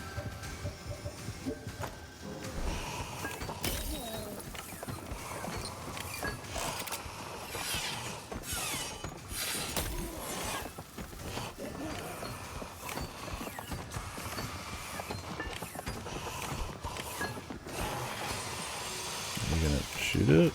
She's bugged. I'm bugged. I can't pause. I can't do anything. It's stuck. I'm pressing every button on the controller. Dude, are you kidding me, man? Did that break her out of it? Yeah, that broke her out of it. This game, dude. Come on, man. Where's some patches? Nothing but fucking little issues, man. Oh, this thing barely does shit, brother.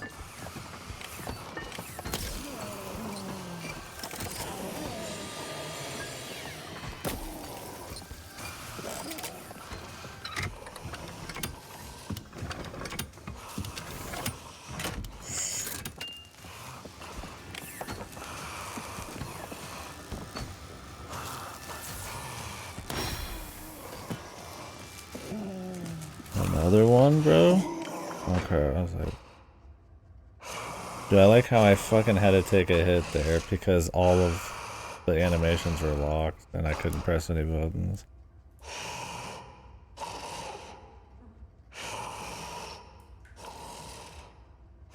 Is this Miguel? The only character we know? In the diaries? Maybe he's the sister.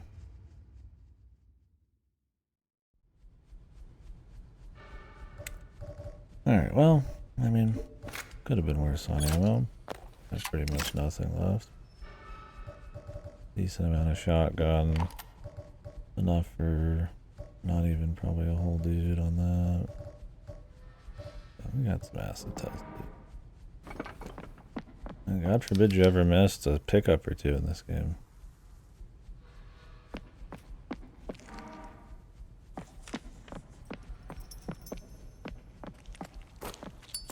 Cemetery. Any refills?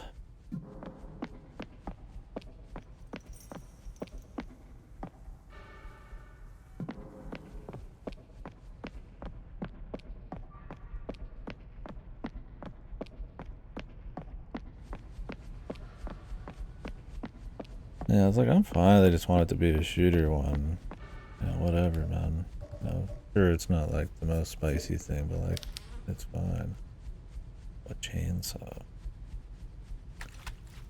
But, man. Don't set up an entire fight based around shooting a giant bolt out. Just so that I have to shoot some hot lead to get him to get hit by the bolt. Like, you might as well just have it be that he just dies by shooting them. Don't make much sense to me.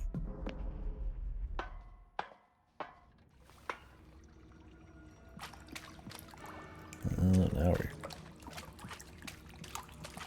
Something in here? Okay. Cool.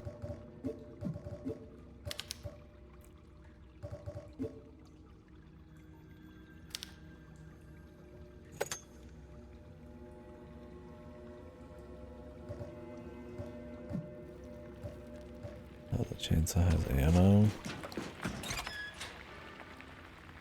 I guess it would. But you need to use it to get through some doors.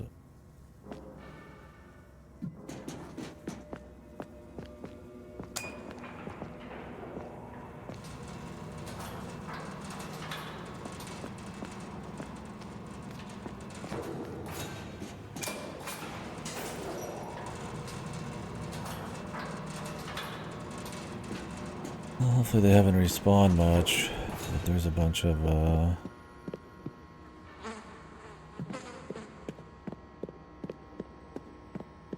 boxes Because I need to go back through the mall and everything to loot some walls.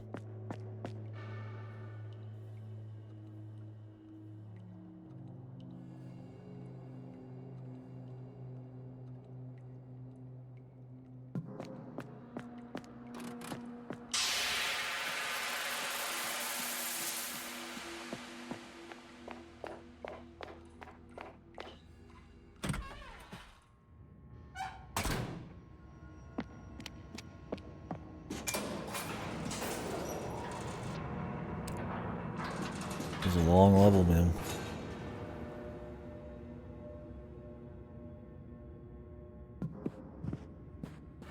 I mean, story-wise, all you got out of it was, I guess you saw that she was fully grown. Otherwise, I mean, the finale is just you grabbing the chainsaw to leave it. Really pretty, nothing narrative, but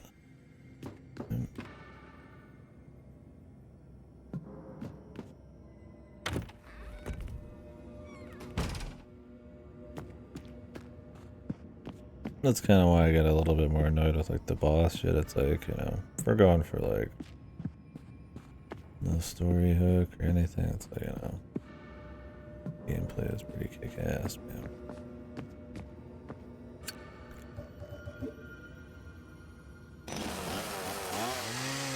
It doesn't look like it takes fuel to do this. That's good.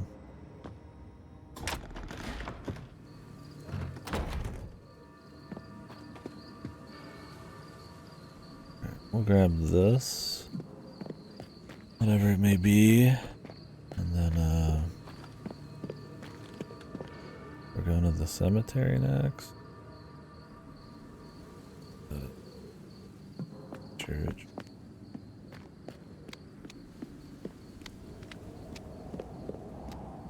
Did I save? Let's see what's downstairs. I don't really want to like redo the boss.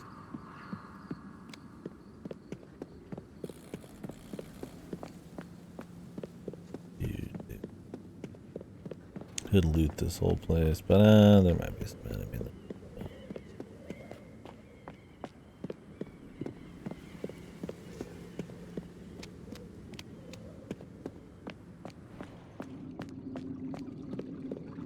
Ooh.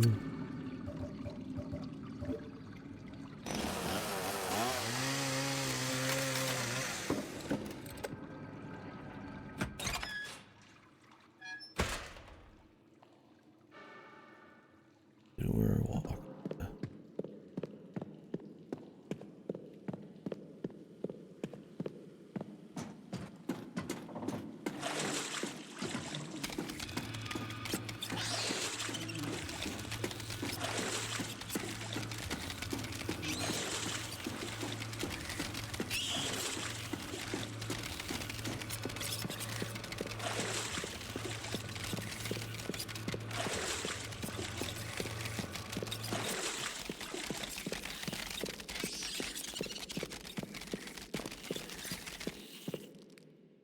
What happens if I want to go back? Oh, this is okay.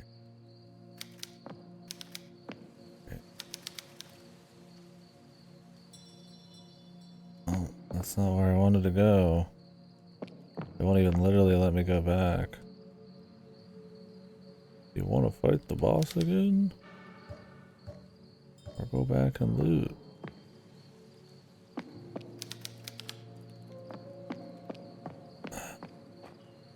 Get the loot later? I mean, like I said, the game's pretty tight, man. Maybe I could just fuck around in this cemetery. I don't know how big this area is gonna end up being. 5,000 crabs, yeah. And I mean, I can't fight them anyways because you can't fight in the dark. Otherwise I would have. As soon as that first crab spawned, it was over.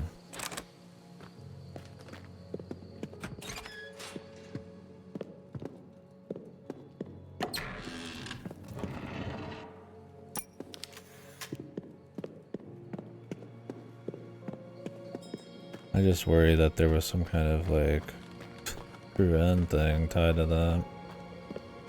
I mean, I don't care about the story much, but maybe I should look up how to get the true ending. Might as well get something out of it. There was 2 walls and a bunch of like crates I wanted to go break through. And I just wanted to see what was over here first in case there's like a quick bit of loot since we were done with the processing plant. How would I have known the cemetery was attached to the fucking processing plant? I figured it'd be the fucking church. You go through the sewer to get to the fucking cemetery.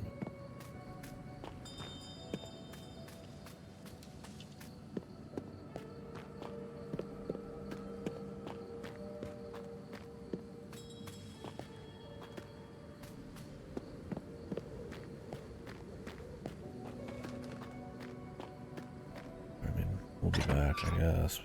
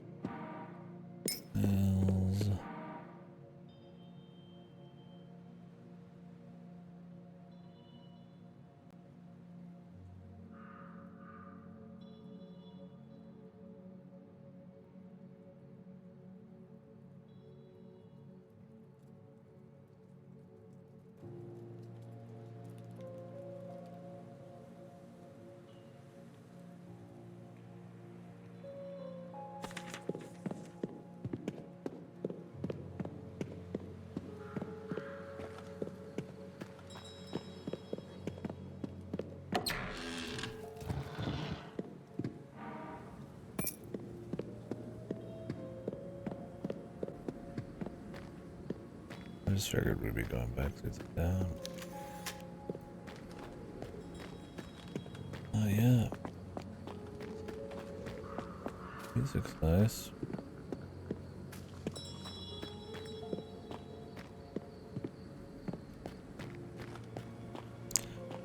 I like the ringing bell, you know, it's supposed to be that old school shit where you're buried alive, they'd have a bell over your grave or whatever, and so you'd ring it. Oh, really? Okay. Right before the final boss, huh? Do I need anything from like earlier in the game? Okay, cemetery's not fancy. Okay, good. Like there's like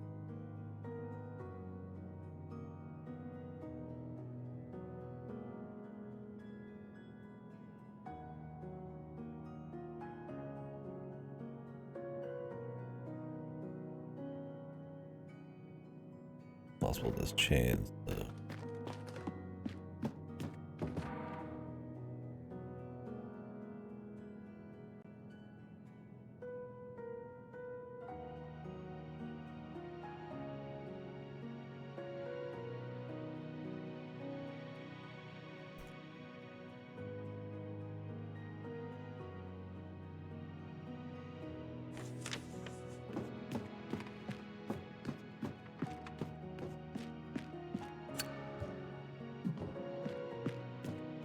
There's been like one cool thing about the story, and I mean it's no twist. It pretty much won't tell you, especially in the supplementary lore, what's going on. But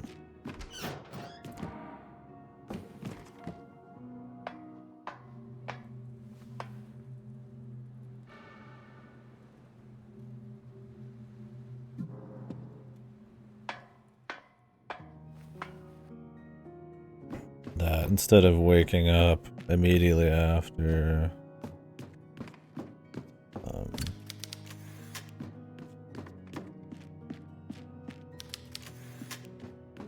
being captured, it's actually been 16 years. That's what it seems like. You do? Okay. I'll take your word on it. I mean, worst case, it's a worse ending, and I assume there's not much content difference, but yeah. Well, I mean, situations like this where Oh, damn.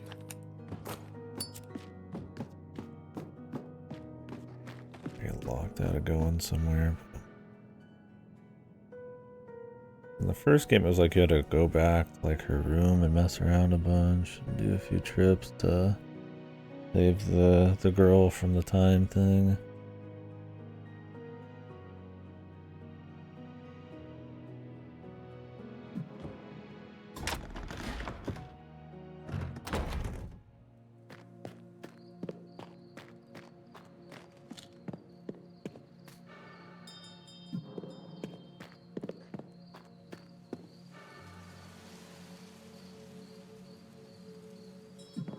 This is locked. Fine. Check this. Just recheck shit with the map here.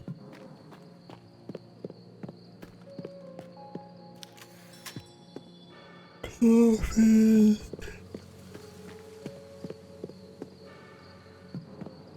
Locked.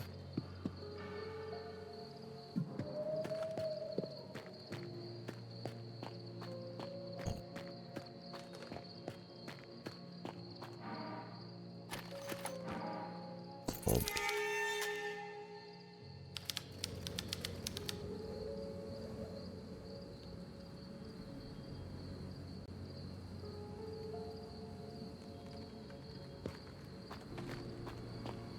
Oh.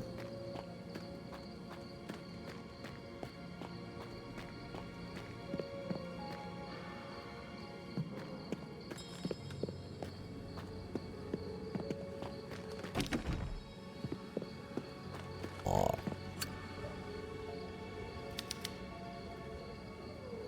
There,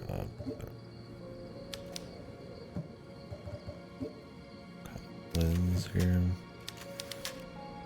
Okay.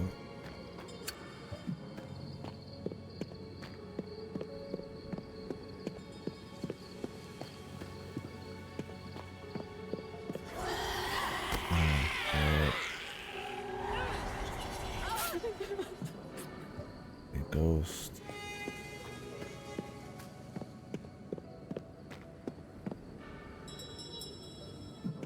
Comes out and insta-grabs me.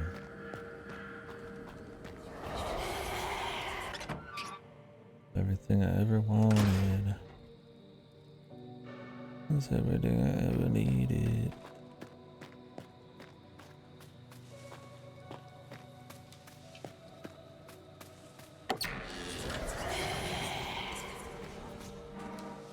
Dog. You crying, bitch. Give a fuck.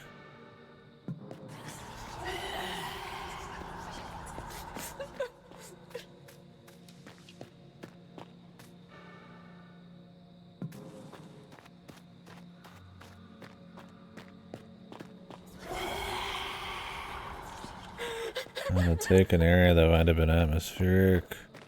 Nice to explore and make it a fucking pain in the ass. But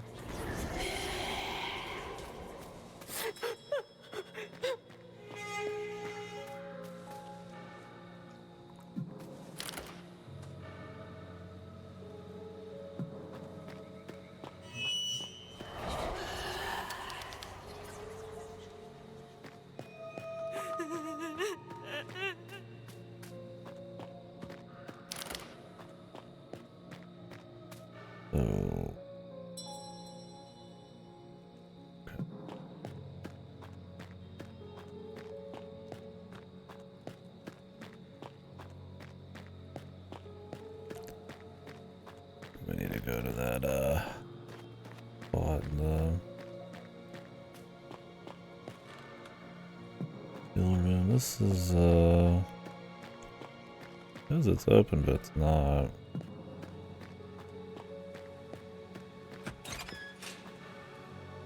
Okay. This Grace has some that's still legible. Wonder if it's hers. Amelia Flora.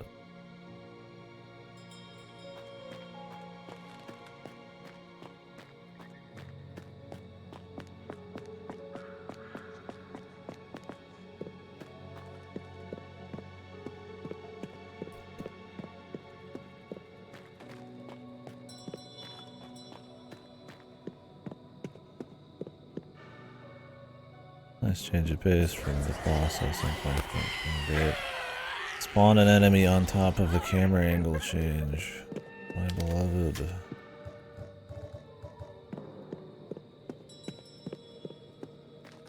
Keep it up. I'm in love.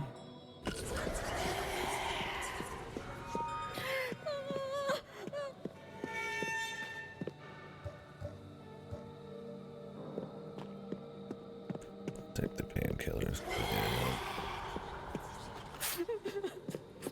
I got plenty of painkillers.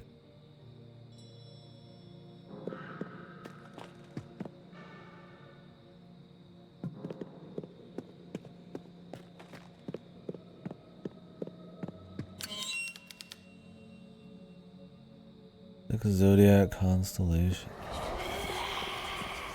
Am I supposed to be juking that?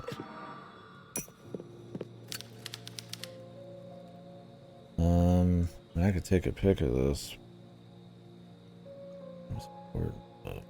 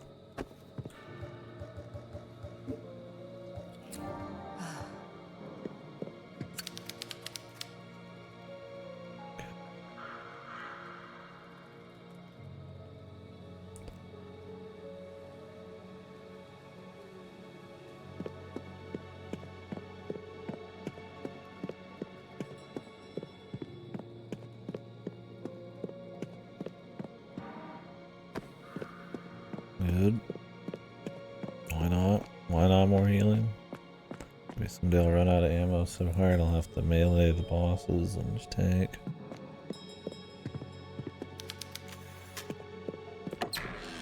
I don't even want to think about opening these coffins, and then she turns around and opens the coffin right fucking beside it. Yeah.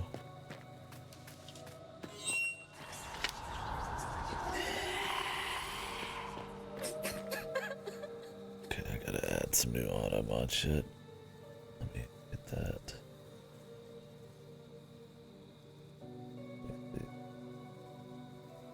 You guys don't mind not deleting that yet. There's any. Where the fuck is automod? These loser fucks are changing their shit. Moderation. I don't have auto mode, I think. Play on one.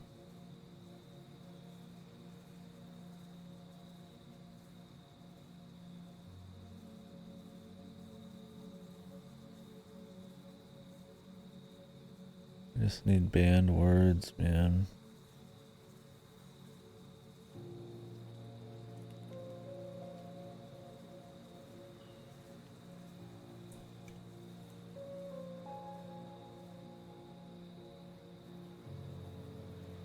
Okay, the auto not in moderation section.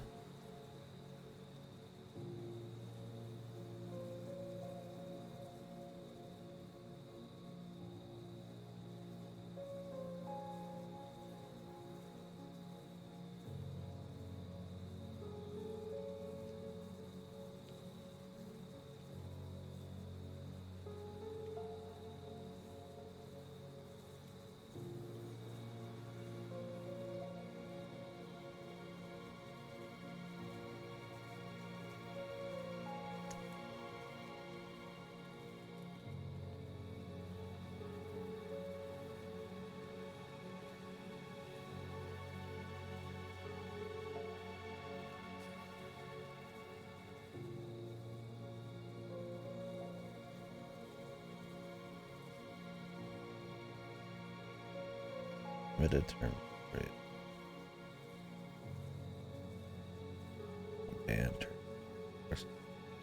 Pull it back down. Blocked turn.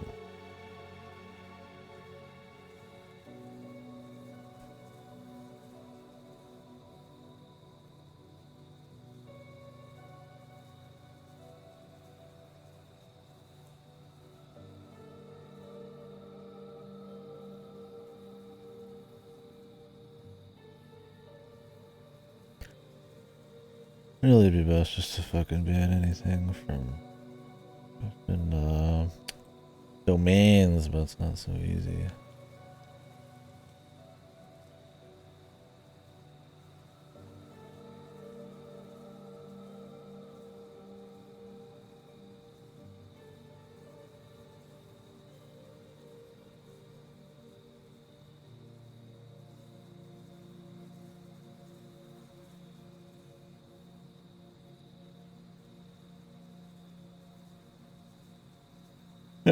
See if that gets it in the future.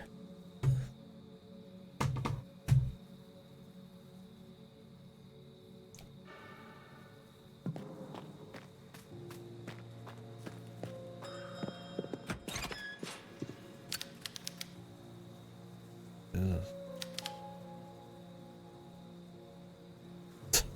That's a reference.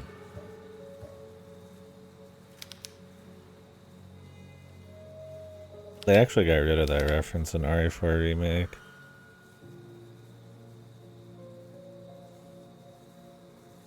Where so like in one of the first areas, there's like a chick who's like impaled on a spike through the, like a pitchfork in the face, and then he's like, I guess there's no, you know, I can't remember exactly what it is, but like gender discrimination here or something like that, and it's just not there, and then they want but they put it in this, I guess.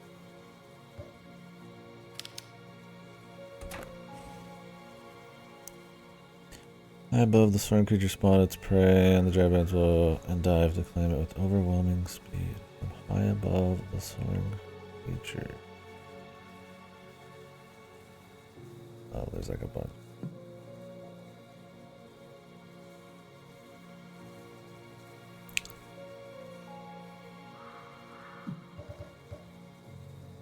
The bird.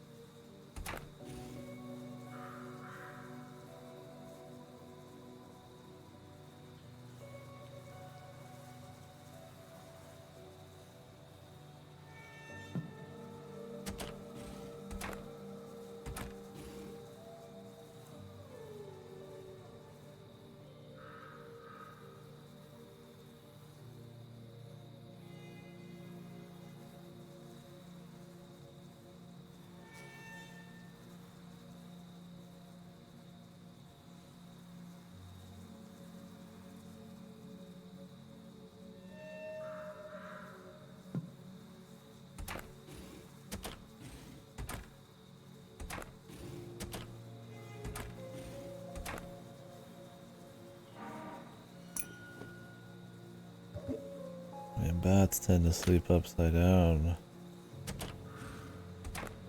Dog? He just seems like he'd be sitting straight up.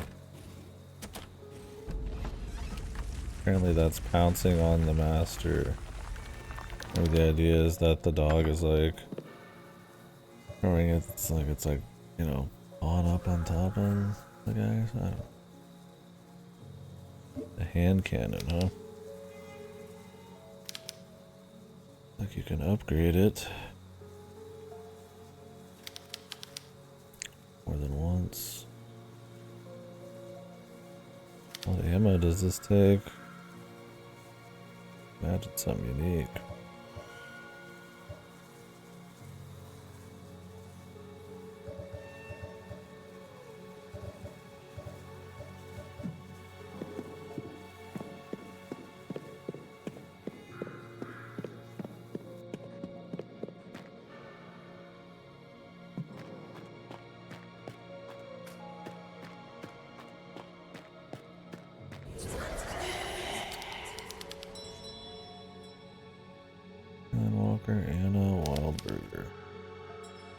I don't have Bruce here. I need to find her quickly.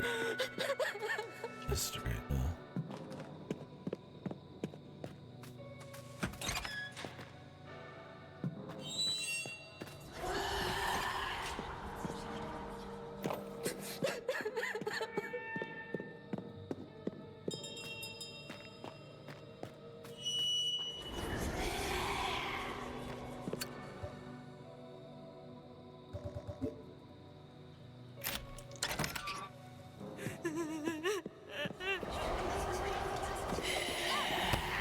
Can you just stop, brother? I mean, really, man.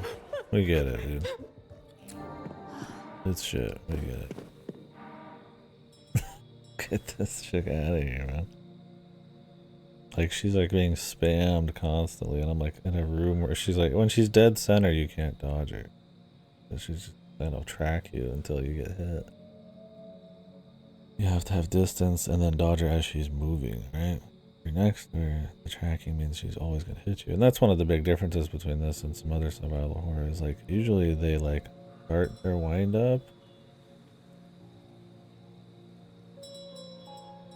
And it takes a bit for the damage frames to come out, right? It's not just like a charge or like an insta hit. I mean, I guess that's the same in this to a certain extent, but like,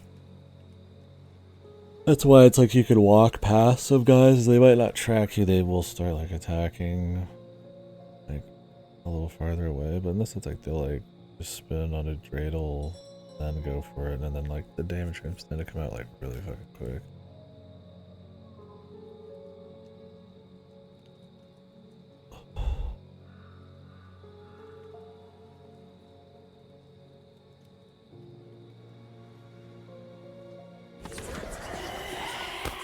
Like I literally just stopped and I have been attacked again.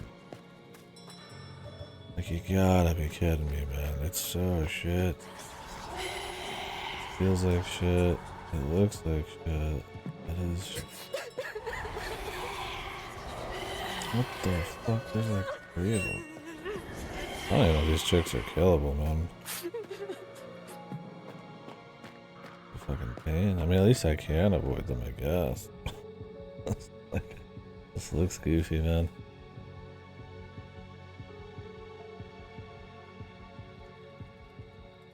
Maybe I'm being hard on them.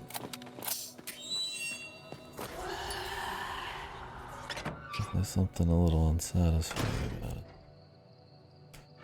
We got some kind of constellation disc. Put something else on it. We know where to put this. Here. Cemetery office. He's like, if you're really close, it's like there's nothing you can do. It's just trained right on you.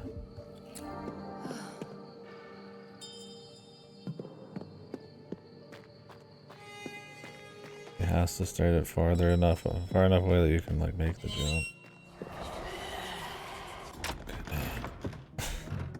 I'd rather spend my heals.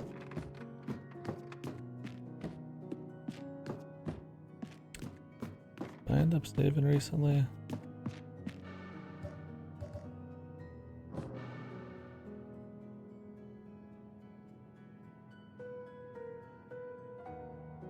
I guess not. There is the pan. Plenty of fuel.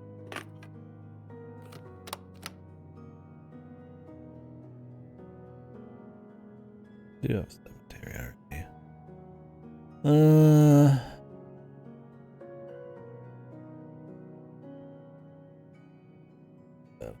Back.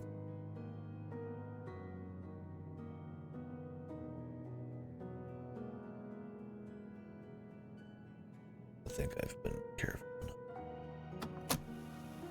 I can squeeze one more out.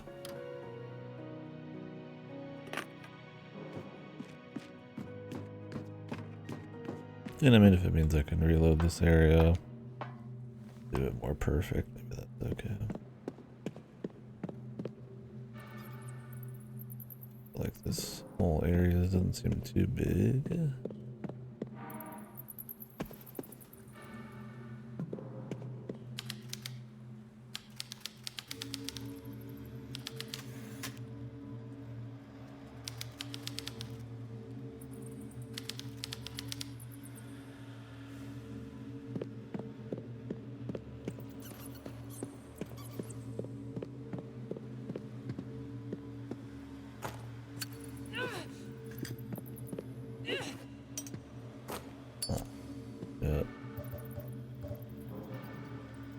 break that?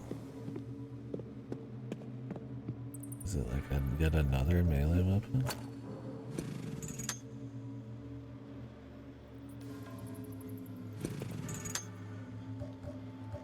I just used a bunch of chainsaw ammo. And I couldn't even tell what was happening. Okay. Cool. I mean, I guess I could reload that, huh? Let me double check this. I thought the crowbar would be how we'd get through these, I guess not. This is really it. No attack, you just set it in front of you. Not how James did it in 2. I don't remember.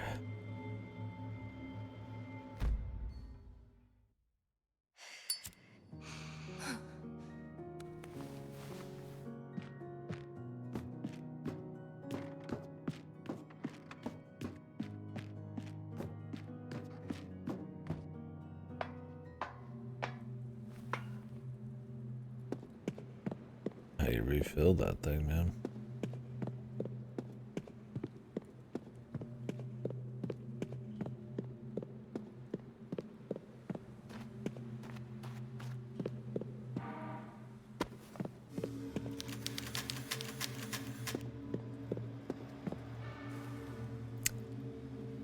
Wonder what we get for that.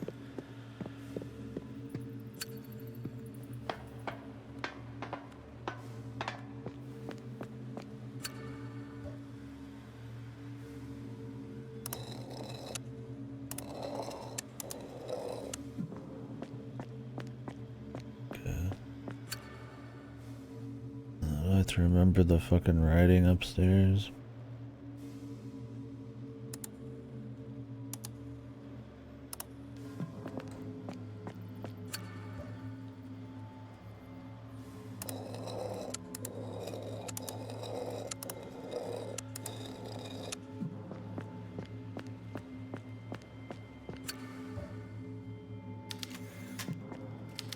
The Irma. The horseman.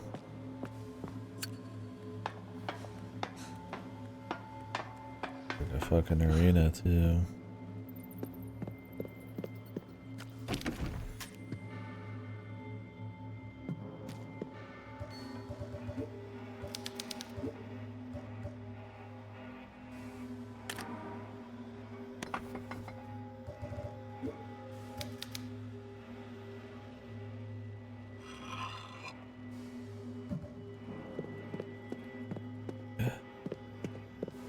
Run all the way out.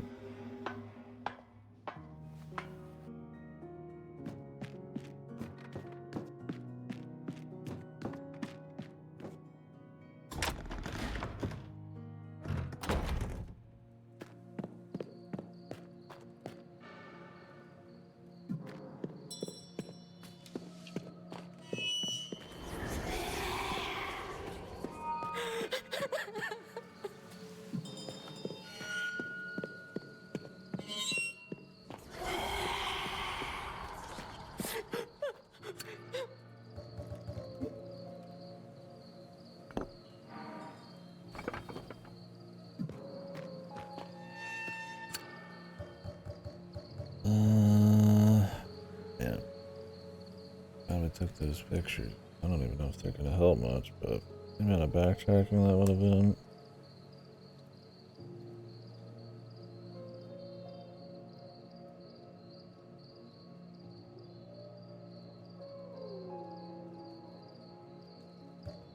There's not much else to it other than just doing the one that we see on the grave there.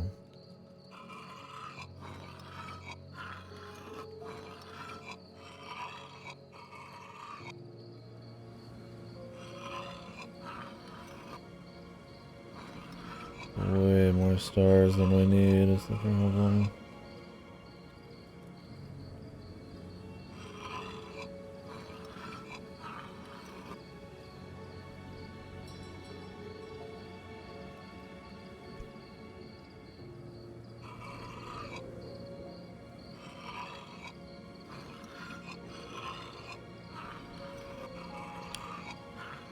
I'm just supposed to like generally get it right. could be kind of fucked.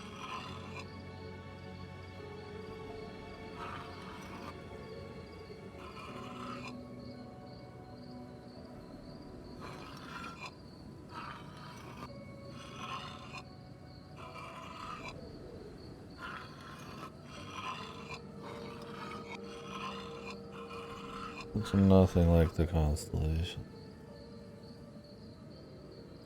This is like a different one, like a hybrid.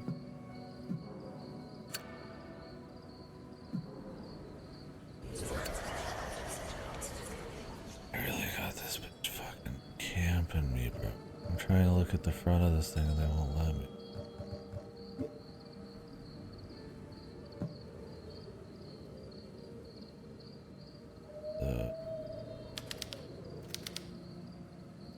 Maybe this is supposed to be like multiple of these together.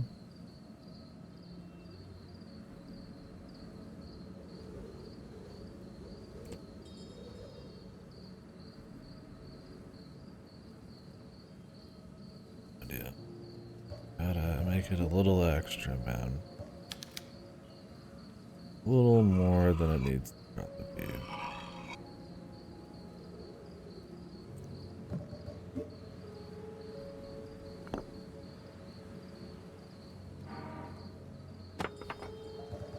Like, it is.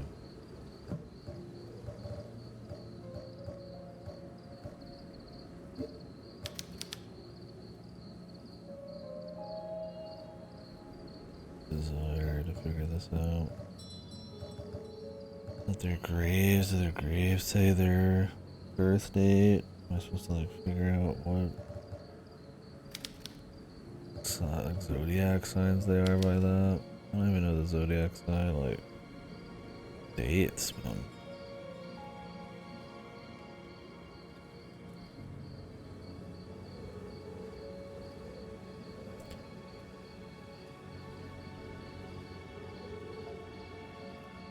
Come up.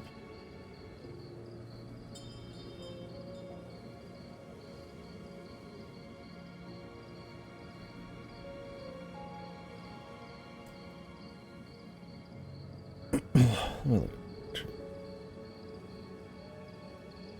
Like the thing underneath their grave looks like this, like fucking, you guys can't see it, but it looks like the Gemini, but it's like, cannot make this look like the Gemini. I don't know if it's these major stars. Cause there's some, like these are like big ones. Maybe there just has to be some of them, right? And then there's just fluff. There's like a cluster, like two on the bottom.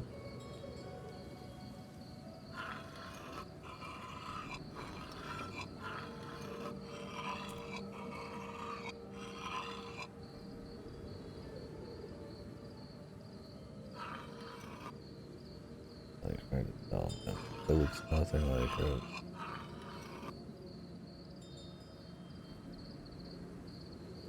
Or there's like two way out here.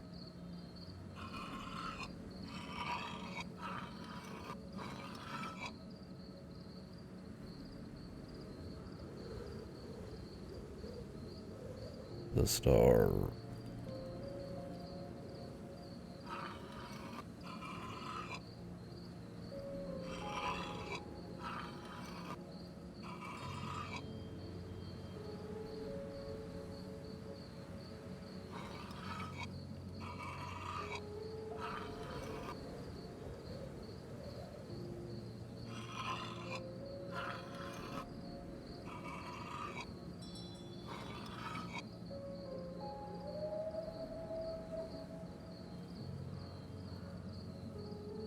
I'm looking at this Gemini. Like, this top left looks. I mean, these top two look like they're there, but like all of this other shit is not in the picture. But it's like, it's probably just supposed to be like other stars or something. There's some trick to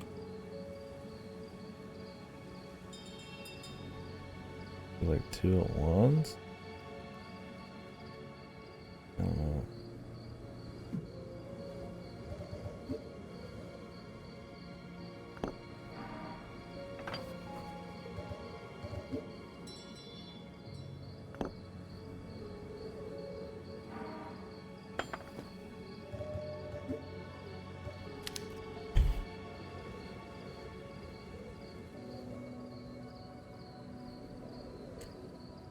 It's gotta be.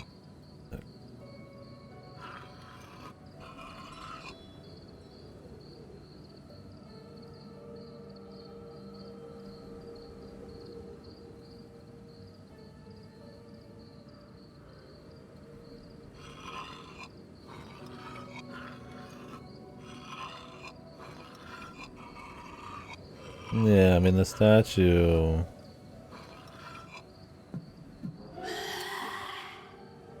Yeah. Down here looks like the Gemini. Love these fucking enemies too, man. Can't just have enemies not spammed on you in the middle of a fucking puzzle area, man. Yeah, it looks like the Gemini. I mean, you're just supposed to kind of intuit it, I guess, but none of the other zodiacs look right, except maybe the Taurus. But that doesn't have the big open bottom, it just has the top. The thing is, like, the picture for the fucking Gemini is like super. Like, there's like 1, 2, 6, 10 stars in the entire Gemini picture. That's, I mean, look how many there are here. There's like fucking 10 gazillion. Right? I mean, what I assume is it's supposed to be like, you know, there's fluff ones and you just have to find the right combination of them. Like it's the night sky, right? I don't know. Maybe not. Maybe it's supposed to just create something.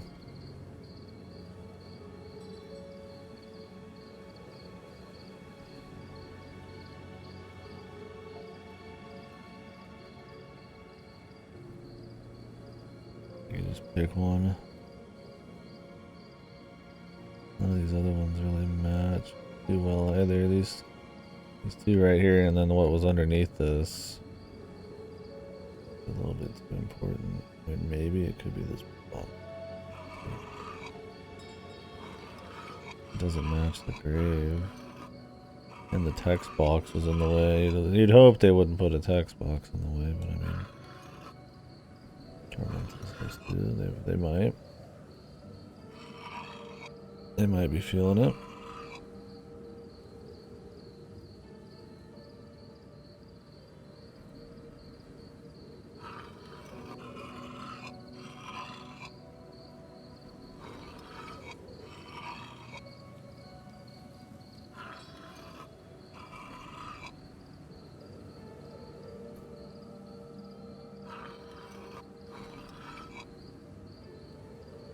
Can't like take these out.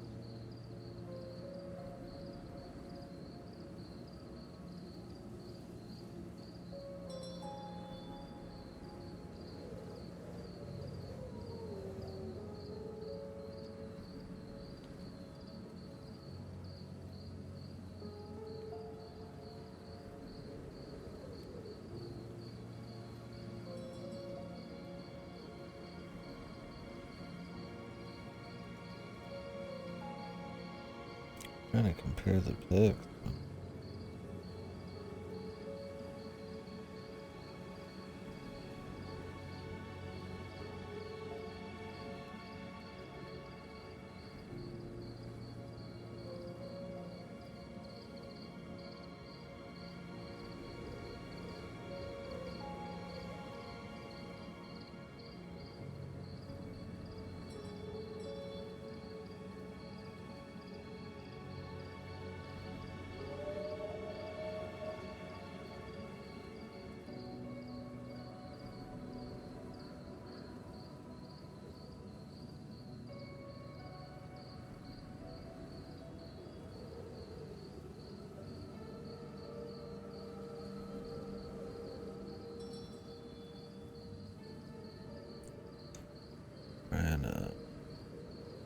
I mean, I could try to like link the picture, I guess, of the Discord.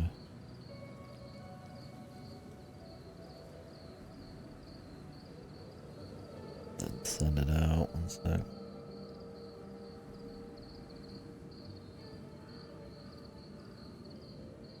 You guys want to just take a peek? There's two different constellation pictures, but feels like important. No, I don't have to start my phone either. I mean, maybe it's possible. It's like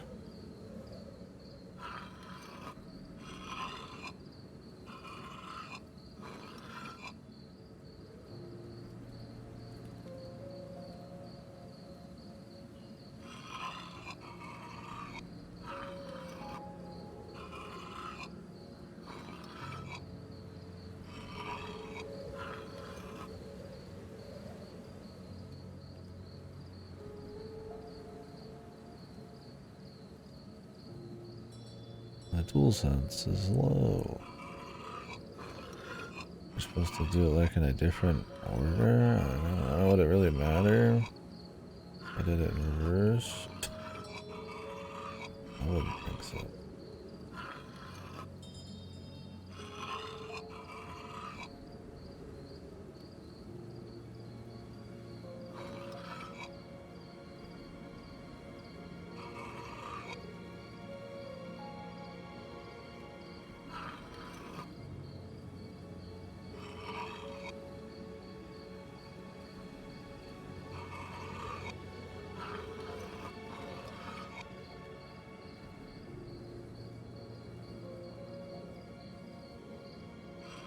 They just don't line up.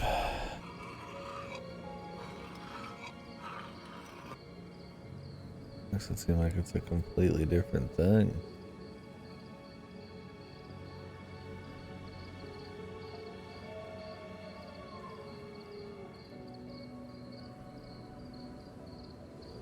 But there's not been a single puzzle in this game that was straightforward. Unless it was just like literally using an item on another item.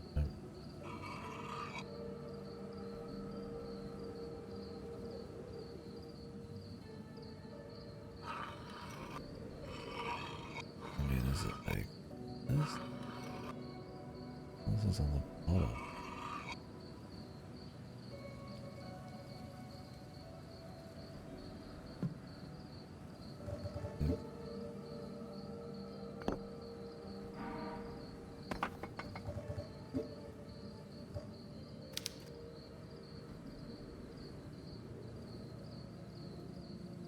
Just like in or out. I mean, it shouldn't matter what side it is. You just assume that this side's up, so it needs to be the orientation is like this.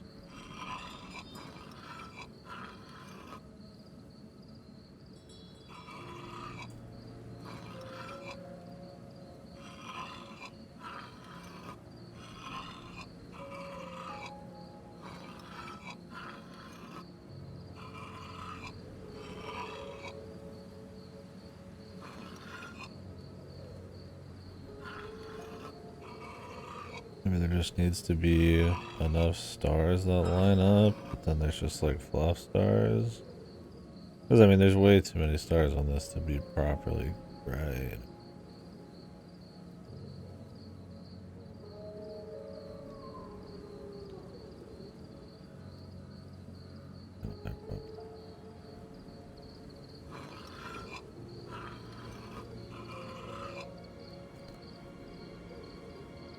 There's not like two on the bottom right.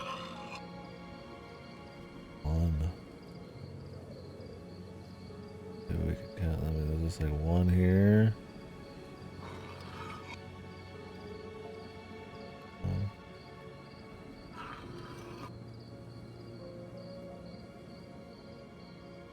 I mean, it could be the premise, but I mean, on the grave, it's like the same symbols.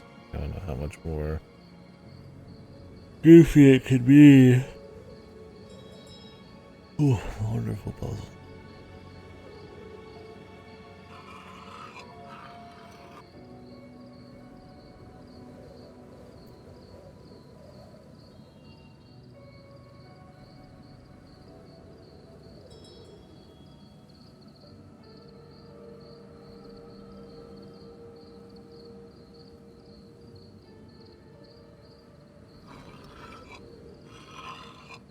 What's up, Cactus?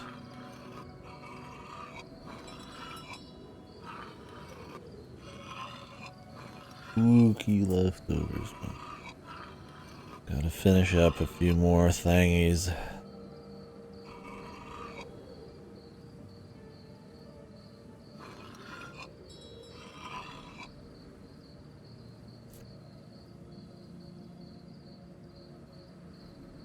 This and a few other short ones that were gifted and get to in time.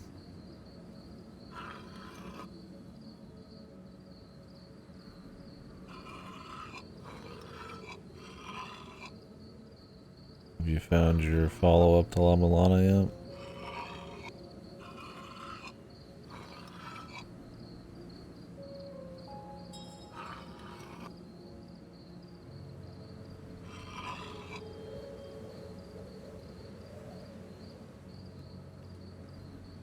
Oh shit, what?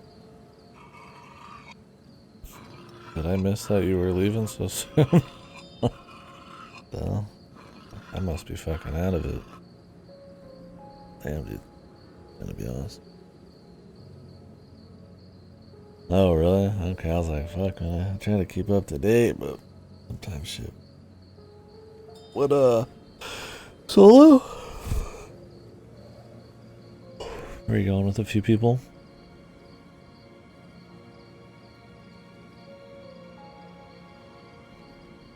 And anything in particular you're going out for? Any events or kind of visiting a bunch of places? The family trip, but I'm going early and low now. Oh, okay. That's cool.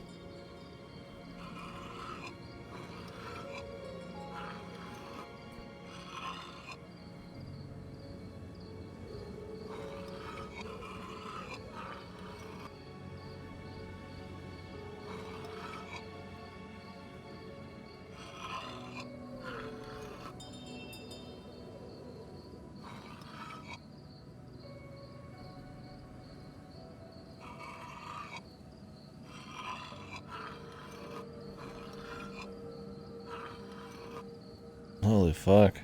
That's awesome, dude. I'm out total. The dream. Yeah, how long has it been since your last trip?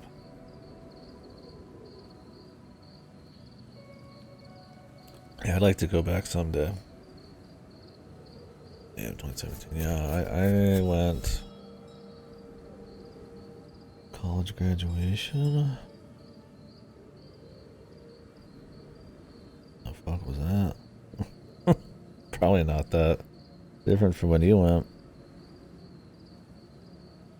It's been a long time for me.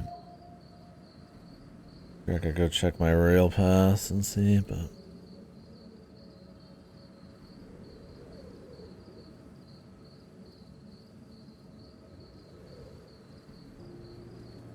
yeah, that's how it happens. Hard to get the time or the money. You're loaded. Or it's easy to get caught up in the day-to-day life. Well, I'm glad you're getting a chance, man. Those are the kinds of memories that last forever.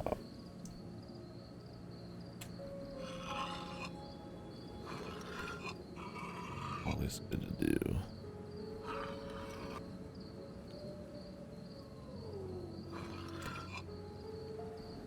What do you plan on doing solo? Fooling around? Yeah, hell yeah. Glad. All a month, you should have plenty of time. Going around, yeah. Do you have like a rail pass and all that, or a content thing? Just going around, you're doing.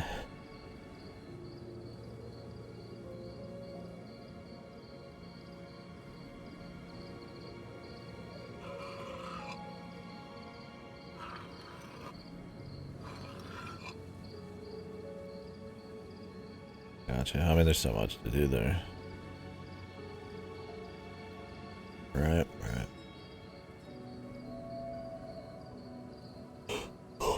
I could spend forever in Tokyo. No, Fuji and shit. Nice. I like Kyoto and stuff. Fuji's cool. Don't think I'd ever want to summit it again, but especially with how active I am now. But it's cool shit.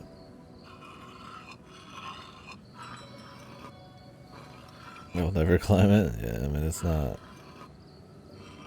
one of those things you don't forget, but it's also like kind of for the wrong reasons. Yeah, I've just started to do more cardio again. It's been a while, so I've started it up. But I mean, fucking hell, dude. Long road.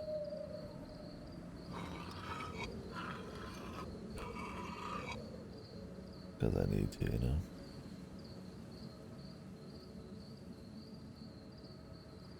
Watching the calories and all that. Trying to kind of get an edge on the health while I can. Yeah, because when I was in Finland, man, just walking a little bit, I mean, my legs were locking up. Painful. I've got like bad shin splints or like I just don't use them enough, so they're just like easily worn out. I mean, I do stuff for work when I'm in the car using my arms more, so back. And I'm not doing that much. It's good. We got an assault bike. Me and my brother split one. It's really nice, and I'm trying to jump on that while I'm cooking shooters a little bit here and there. I haven't done it a couple days. I need to, but kind of distracted. I don't know what's going on with this puzzle. I'm missing some key thing, but this game likes to try to be clever with minimal information. Don't be interpreting wrong. I'm trying to just like recreate this constellation, but like I have way too many stars. And there might just be fluff stars, but I cannot get like a dense combination of these.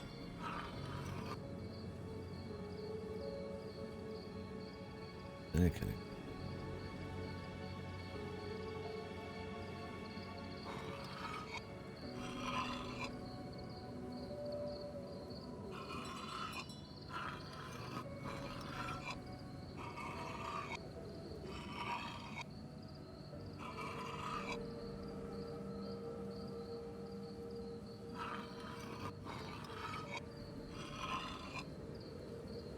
Going to any big VTuber concerts? Like Silent?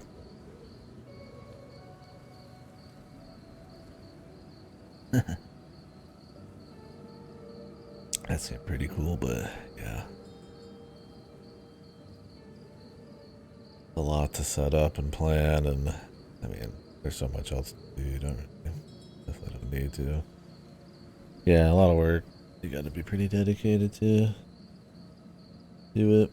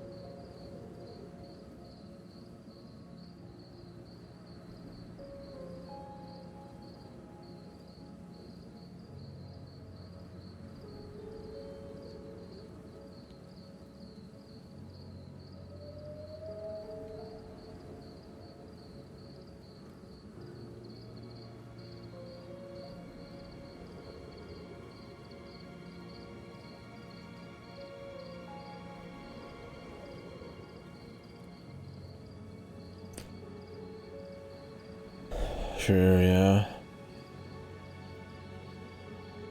The concerts and all that. I don't know what all I'd want to do when I would go, if I ever go, when I do go back. Yeah, Tokyo Game Show. Yeah, I mean, I wouldn't mind. I mean, I would obviously plan it around cheapness for personally. I don't have the money to go at all, but like to plan it around like some kind of expensive time of year just for an event. But cheapness would probably be the big one, but it'd be cool to see if there was, yeah, something going on there, you know, while I was out.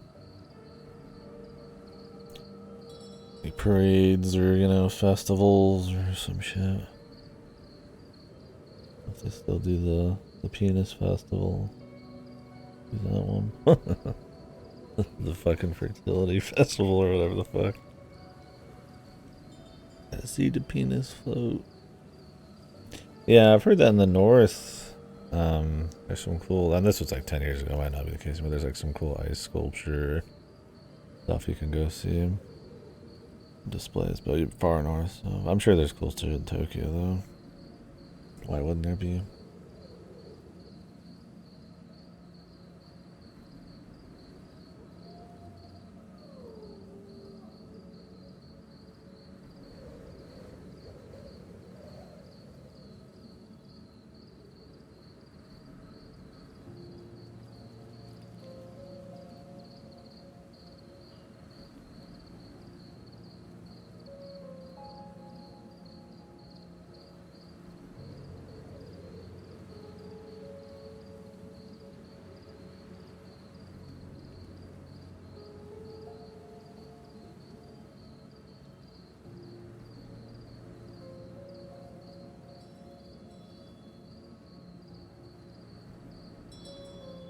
Do do do.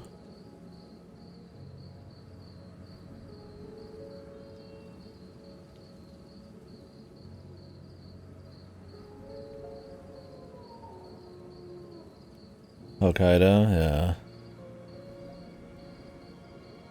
Yeah, for sure. I mean, God, it's been so long for me. And I'm really into, like, the, collectible kind of used goods market and shit like that. I really liked Mandarake. I always bring that up. But we spent about a week and change in Tokyo. A little bit less. I mean, didn't get to see everything, but definitely went around. You know, we were jumping all around, kind of central Japan, southern Japan. Yeah, if you got some dough, man, there's a lot of different mandarakes. Those are cool. You like seeing kind of collector's items and all sorts of different kinds. There's a few of those. Oh man, they've got like 3 or 4 shops, like a mall, a tower, other stuff. I mean, who knows how different it is now, but collector stuff, like posters, stop signs, weird shit like that, and porn and manga and all that kind of crap. It's cool. I mean, obviously the arcades probably aren't there anymore. It'd be interesting to see the arcades as they are now. I wonder if they've changed since Sega sold a lot of them and different management and shit. Yeah, I really liked them last time, but I'd be curious if they've changed a lot. Yeah. I mean, I'm sure you've been to the Shibuya crossing, the Starbucks there and shit. That's cool. There's some interesting music places not far from there that have some kind of like famous people's instruments and shit. Kind of a neat way to see like all sorts of different instruments and stuff. And unique games, yeah. I would have liked to have tried more while I was there, but there's so much.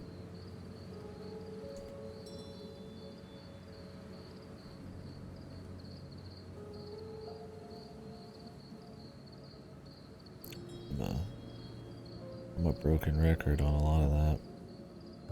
Put a Denny's above Akihabara. Join me and Siegfried as the Denny's simps. The Tokyo Denny's simps. I tried Denny's like everywhere I go. The Vegas one was pretty cool too. But Tokyo's the king.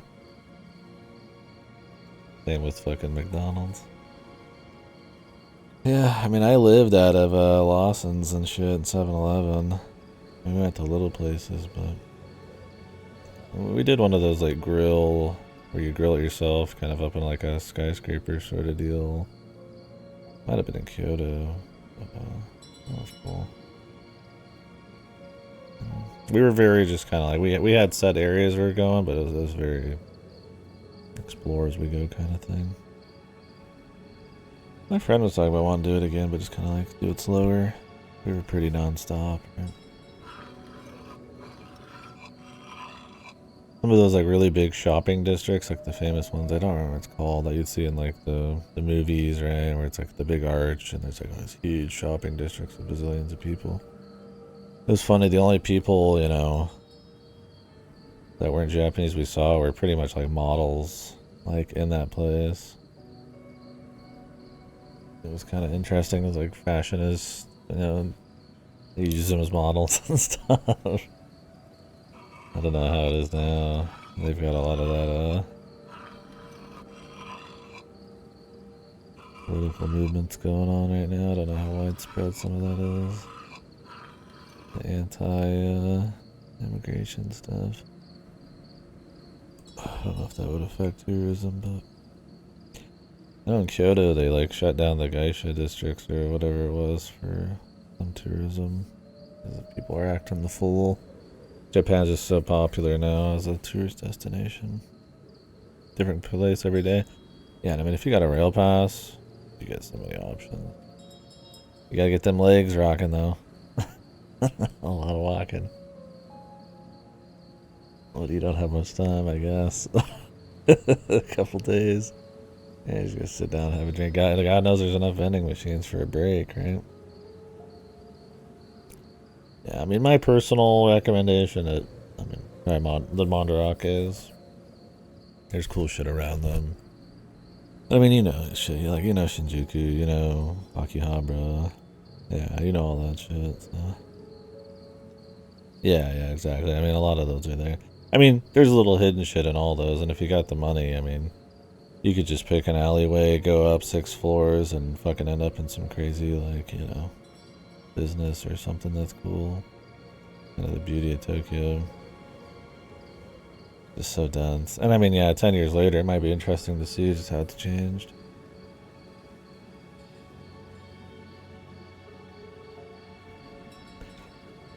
Does your family plan on doing something a bit more rigid? Is that why you're doing solo for a bit?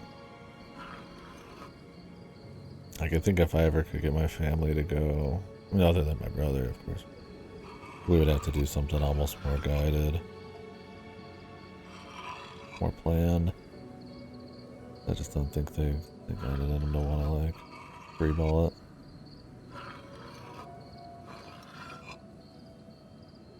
Oh, cool, yeah. I mean, if they want to hit up the tourist traps, I mean, Kyoto's the classic, man. You can get there. You'd have to take the Shinkansen, but Shinkansen's worth seeing. You've got the money. I don't know how expensive it is now to hit, but there and back, you know. Blasting through the countryside of Kyoto. I mean, I personally probably wouldn't go back to Kyoto. It is tourist trappy, but it looks nice. Something else for sure, the shrines and all that. And then, I mean, we went in a typhoon or whatever it was, monsoon. I mean, we couldn't even go through the arches or anything. The red arches, the golden arches, the McDonald's. That's the fucking Mecca, man. Get another for the areas in Japan. Have to wait until another. Yeah, I got you.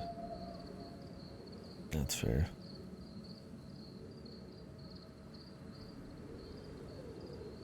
Yeah, I went to Nara.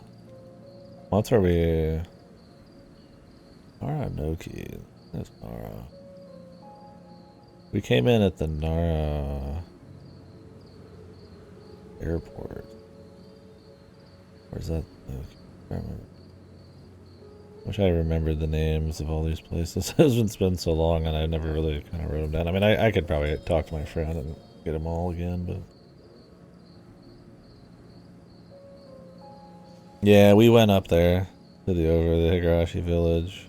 I don't think it was the exact village, but it was in like a small town, kind of middle of nowhere, right? where like tourists don't really go. But it was such an amazing Wisconsin ride. And then from there we fucked around.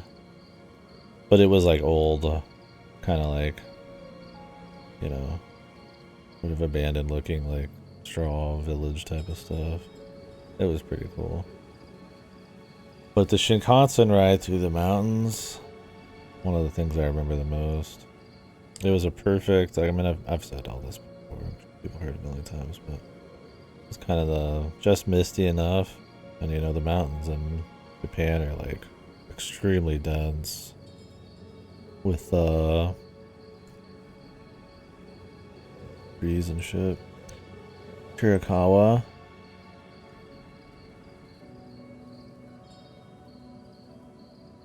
Oh yeah.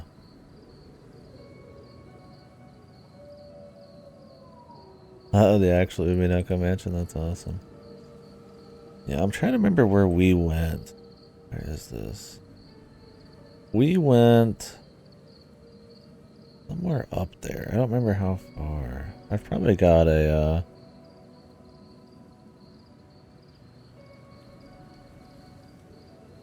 God, where did we? I'd have to look it up. It was me trying to go to like a Higurashi style village. I don't know if it was exactly Shirakawa. It might have been. Or it might have been something kind of like sort of similar. It was just kind of, it was really interesting either way, because it was more of like an average town, like a Midwestern type of town that you'd have out here, but like Japan, right? Where it's just like everybody's just at like the pachinko parlor, and there's not much going on there, and it's like pretty standard hotels. And it's kind of interesting seeing that side of life. But in like a really idyllic trip on the way there, and then you kind of go off to the side, and there's like a Higurashi style kind of almost more historical town, or you know, houses and stuff. Midwestern town, yeah, Midwestern town, Japan. Whoa, it's just better, brother. But yeah, that was pretty cool. Yeah, no, was it Noki? Let me look it up. That's something you'd have to plan. We went to like, it was pretty much like an old person's kind of like retire, like like getaway type of thing almost. It was like more traditional. You know, you get the yukata on, and they've got like the onsen, and like all of your food is like fucking straight from like the earth. It's like super like somebody's grandma probably made it, like really probably ultra good for you. You're just eating like raw fucking plants, and that's a pretty slick way to end it, because I was so tired from like Fuji. I just watched Stardust Crusaders and just fucking chilled, man. I was like so hyped. Typical fucking weeb American rolling up there. I don't know what it was. It might have been Aura.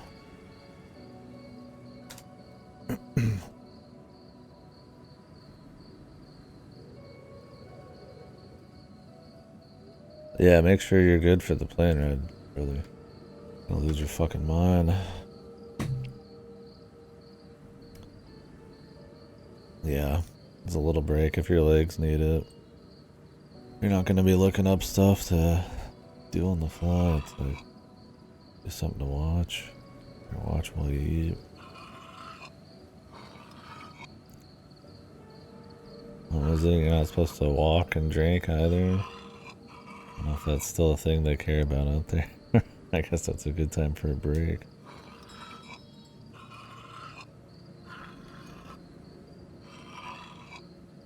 Maybe I'm just looking at this wrong. Maybe the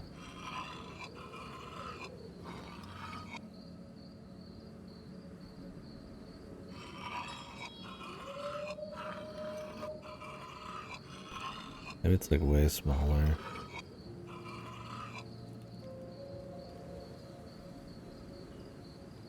Oh, really? Yeah, I'd be more self-conscious, I guess, in public. I guess it depends on where you take a break. Watch an anime playing a game, yeah. People judging or something. I don't know. I think it's common enough, right? Or maybe I just listen to people who talk about just playing their games and shit. My thing with plane rides is I'm so over them now. Like, I don't give a fuck, man. I mean, I just read books, but raw dog the rest. Okay, yeah. I'll watch some of the movies.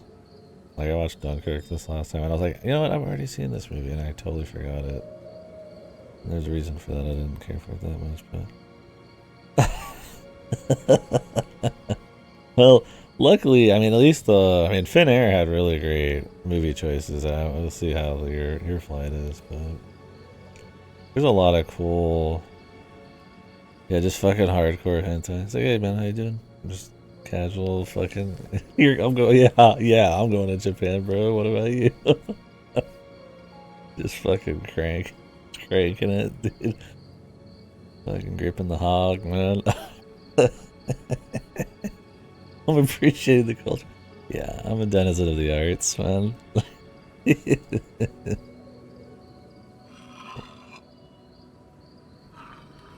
That's fucking good. Yeah.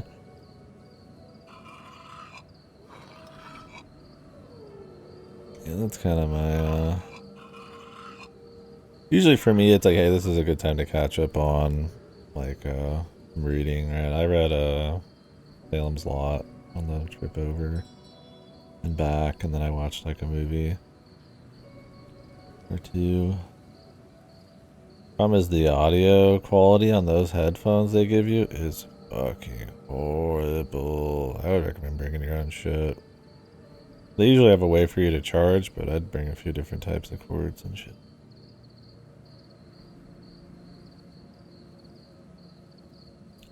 But yeah, they do give you free headphones for their movies.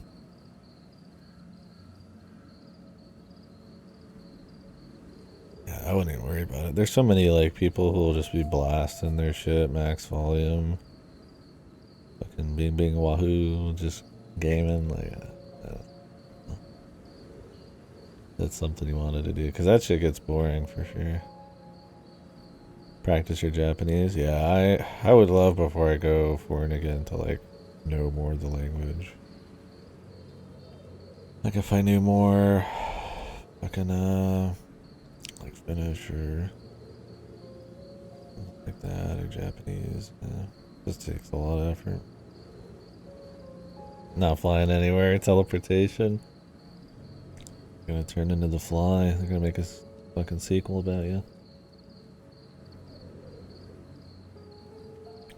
Cora is the Fly Woman.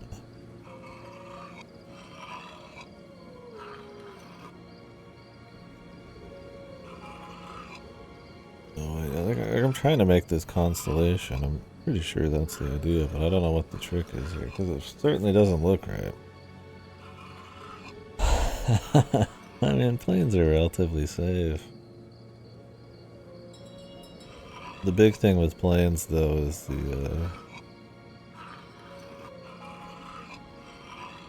I mean, like I said, the novelty is worn off for me, and I don't even fly that much. They're just really boring. After a bit. It's really cool taking off and looking out from the window, but it's also like, I don't know if I'm just getting older. Like I have a fucking panic attack on goddamn planes sometimes. Not necessarily, but just like you're just sitting there like, it's in this fucking seat. I mean that's all I do all day, but like it's like I'm fucking locked in and just fucking waiting. Oh yeah. Well, the international flights are much better. They're much more spacious. Now, if you're on a fucking domestic flight, yeah, you're gonna get. I mean, sardines might be jealous of how packed you are in that fucking plane. Domestic flights fucking blow chunks. Luckily, they're shorter, but that's the shit. Yeah, middle seat, it's over. I had a middle seat going towards Japan. You get the wrong person on that, oof.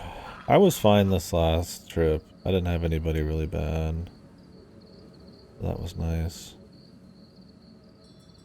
And I was in the middle seat once or twice.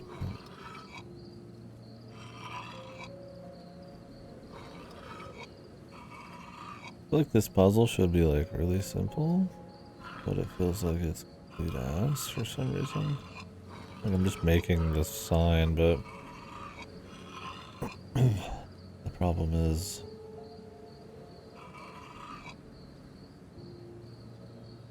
the sign on the wall is like totally different.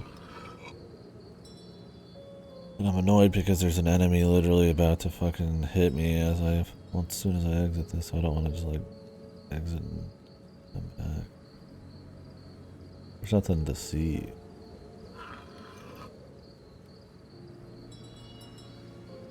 Like how many times am I gonna look at it the same fucking way, man?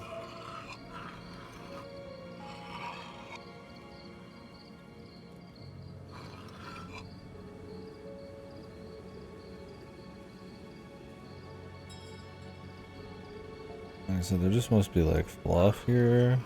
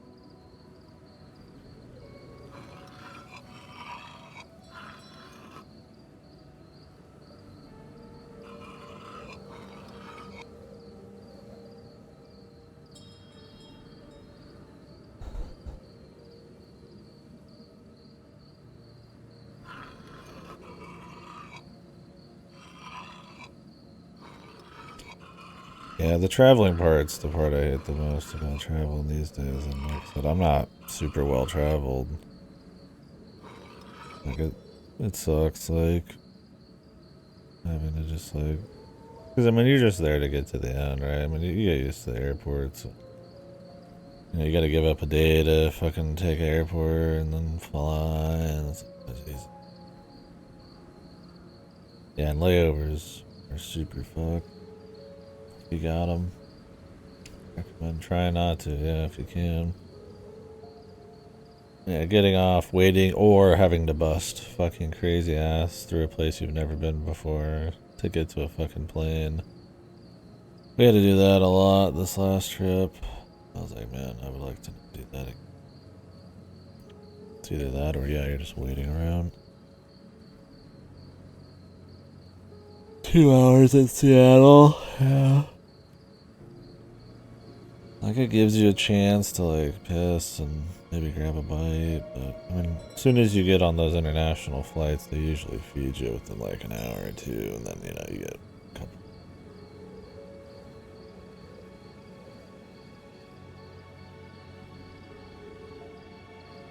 Really? Yeah, that's fucked. And then you'd have an even longer international flight.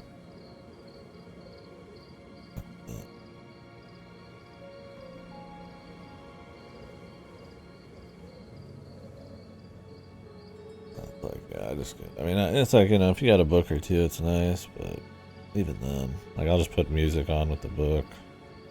Yeah, it's movies, but they've got shows now, stuff like that. But even then, it's like, fuck me. I have no idea. I'm just literally sitting here, but I just get up. So fucking boring. Fucking puzzle.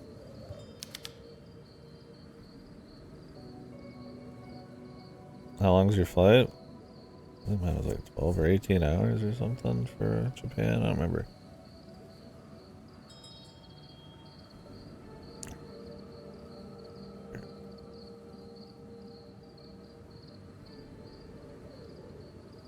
Right, yeah.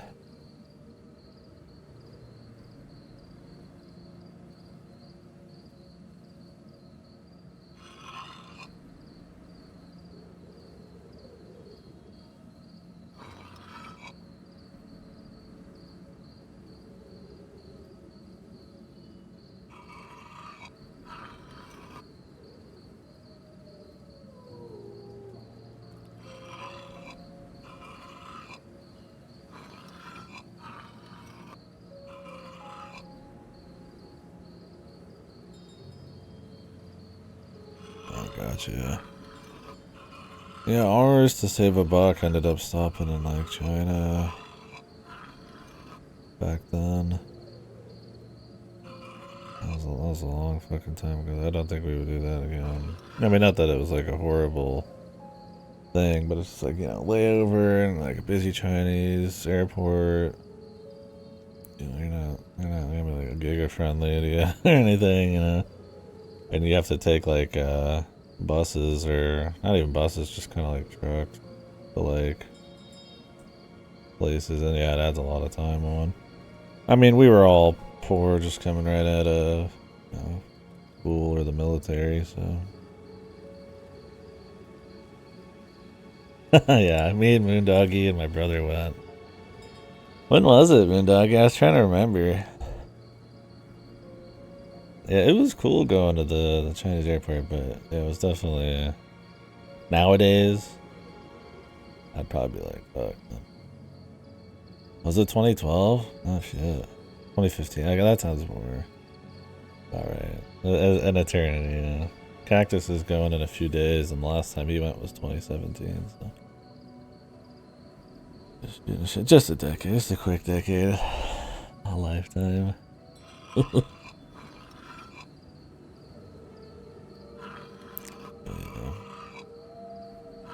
The Moondoggy, yeah, well, I'm old. I'm fucked. The Moondoggy would remember more of the locations, probably. Yeah. Well, man, I hope you enjoyed. A month's a long time to go. That's awesome. You find some cool places. I mean, since you're gonna be, you and Silent are gonna be the most recent. Yeah, the Fuji. Well, you climbed in like 2 seconds. Moondoggy was fresh out of military, and he's probably still as fit as he was then. Me, I'm like gamer mode, fucking dying. I think my brother went into a coma for the whole night after that. Yeah, sure, no problem. Yeah, I don't think I could do the Fuji again. And I mean, it's like an extreme hike more than a climb at times, but I would have to get. That was running on youth, essentially, right? Now I'd have to be actually exercised and shit. The slip-ons, dude. Holy shit, man. I honestly think I might be, like, I would die if I tried that again.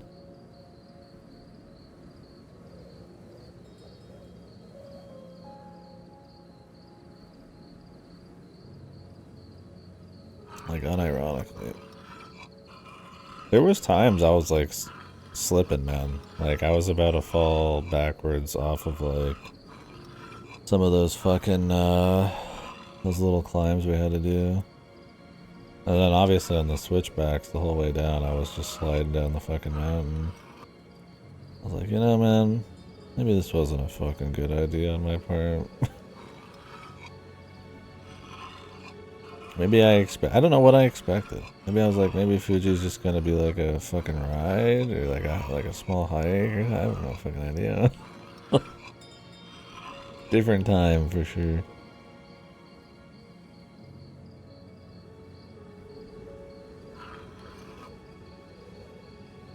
Yeah, some crawling.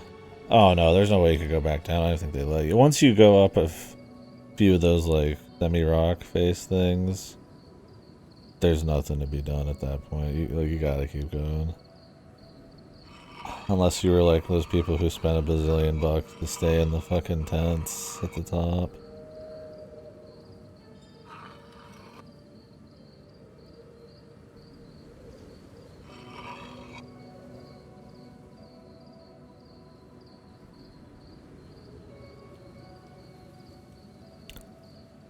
Dog, we go down Fuji. Do they still have all the switchbacks? I'd imagine they wouldn't change that. I just slid down all the switchbacks. Yeah, dude. When I was going down Fuji, like, Moondoggy got down way before us, because he's actually fit. Me and my brother, though, it's like we could only, I mean, I just dead, right? I was young. Yeah, we were able to see everything. The only clouds were just like little ones that just kind of barely touched Fuji, and it looked really nice. And yeah, dude, the fucking there's like different difficulties to the Fuji climb. I mean, ours was probably the easy one, but holy fuck, man. Yeah, the switchbacks on the way down. They'll slide all the way down. I mean, the fucking switchbacks pretty much are, right? When you're going up normally, there's some switchbacks, but you do have to climb some shit, even on the easy one. But on the way down, it's pure, like, gravel switchback. And for us, dude, we made the mistake of going, because we were so tired. Like, we started at, like, 10 or 11. And you gotta, like, something like that, like, maybe 8, 9. You gotta start, like, at dawn.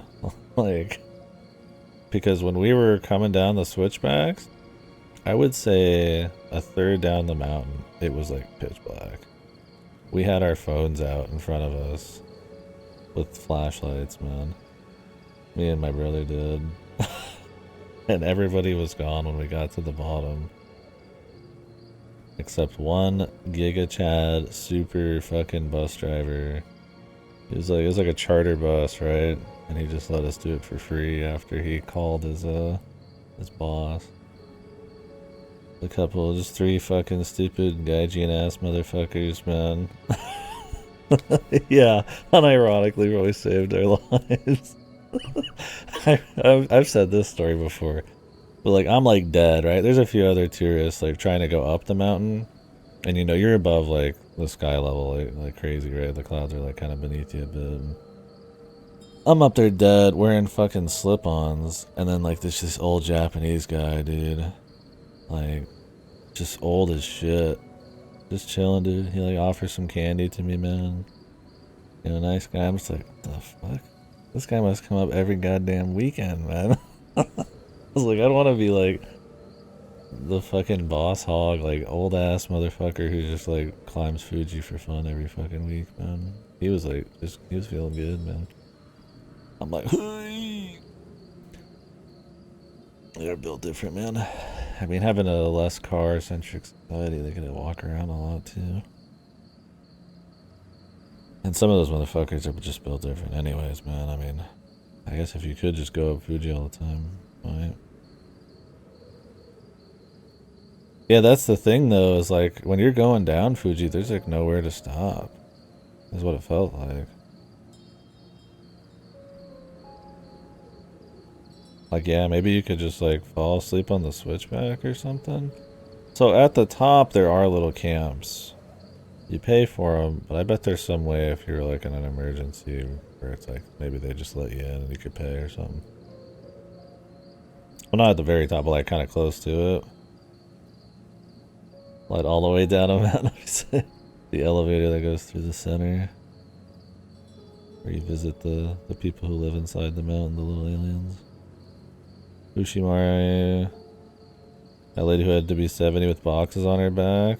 Yeah, man. A slip and slide.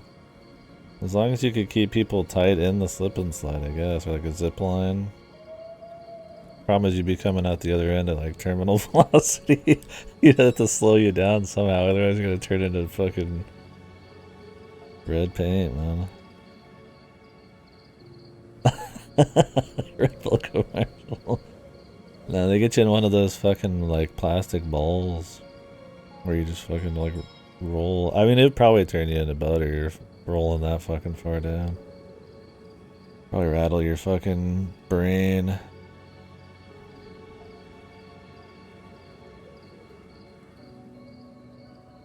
Yeah, you would be turned to straight ass butter, man.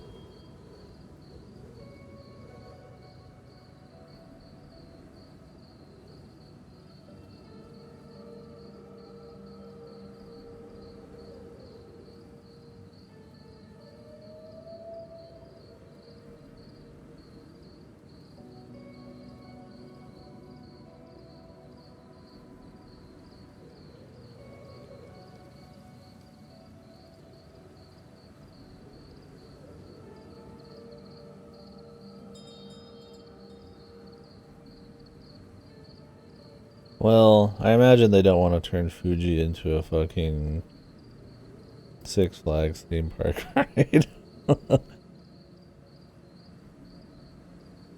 Has anyone noticed the cool thing all these is to talk like you cook, saying something is chopped? I haven't heard chopped. God, what is? I say some of the like Zoomer lingo, but there's some of it I just don't fuck with. It changes so often. Chopped, man. Yeah, no, I'm old. I guess I'm out the out. I'm also like Twitch lingo brain a lot of the time, which has like its own thing. Cooked, yeah, cooked. I say cooked a lot. Like this guy's fucking cooked, man. I guess I do say cooked. Broiled, yeah.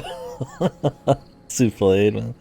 I'm bringing in souffle, dude. This guy's fucking souffled. Broiled, yeah. He's fucking broiled, man.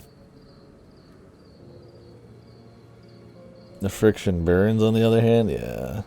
I mean, there's some societies I've seen, like villages, where people use like giga zip lines just to get to like school. That's insane. Like across mountains. We're charred, dude. We're flame broiled. We're seared. No, bro, we're charred. It's beyond.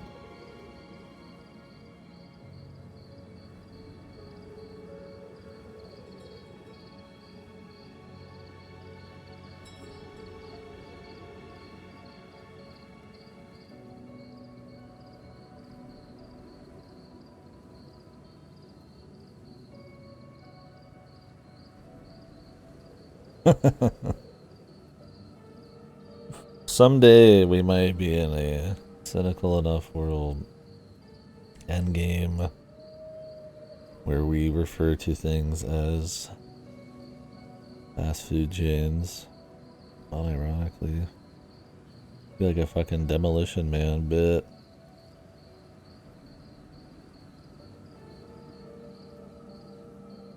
That's so Donald's, bro.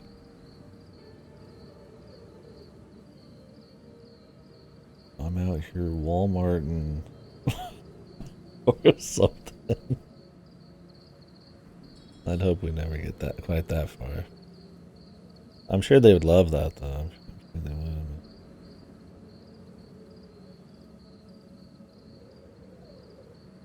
Yeah, Idiocracy. Yeah, that's one that definitely gets. I'm proud of a lot these days. Alright. Just so we can keep moving. Let's take a look at this.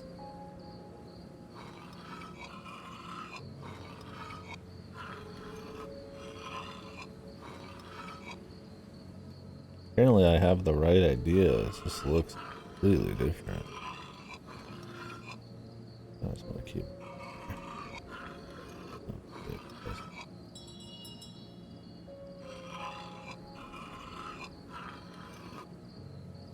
Like this? How does this look like Gemini? Does it look like the Gemini from like some weird angle?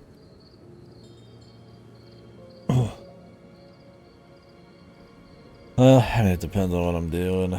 This game is easy to just take a break and just kind of fucking sit here. Does this look like that picture I linked at all? Cactus, the lord of conversation here.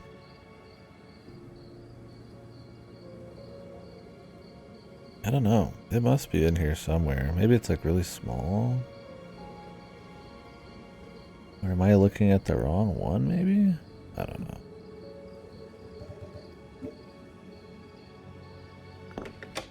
Apparently that's it, bro. Okay, this bitch is fucking ghost bitch sucking me off. Get away from me. Yeah, he's going for a month.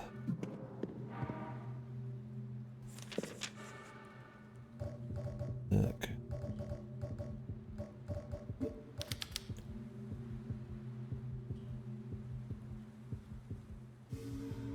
Yeah, where all did we go, Moondoggy?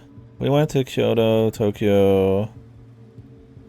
Yeah, Tokyo just, I felt like, I feel like everywhere else we got enough, probably, of each place. But Tokyo, no way. I mean, it's hard to. Yeah, Silent, Caleb, you know Caleb. He went a month back. So did, Siegfried. Yeah. Everybody's gone. So it's a popular place to go. We went, God, where did we go? Did Nara or Noki at the end? Kyoto, Fuji, Nagoya, Takayama, Nico, that's Fuji Yoshida, yeah. Yeah, like I said, Moondog you'd remember better than me. A metal detector? What in the goddamn?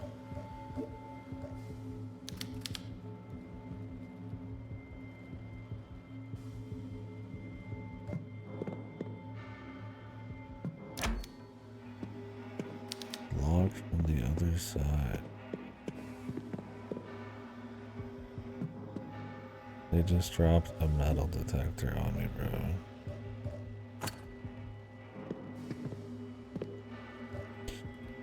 Yeah, that's what I mentioned to Cactus. Like, if you could get a Shinkansen ride just somewhere in that direction, holy moly, dude. Probably the best nature site I've probably seen. Just ride trains. I've heard it's gotten a little pricier to get on the Shinkansen. I don't know. Well, we could, honestly. I mean, they got, like, food and drinks and all that shit on the fucking Shinkansen. I remember they were selling booze in a vending machine right outside of it, right? That's where we tried the Suntory Highballers. Those sucked. But, man. Oh, yeah, I mean, of course.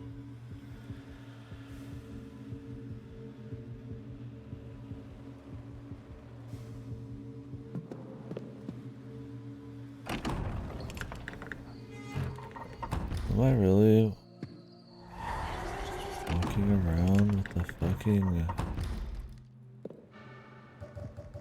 I mean, a fucking metal detector, brother?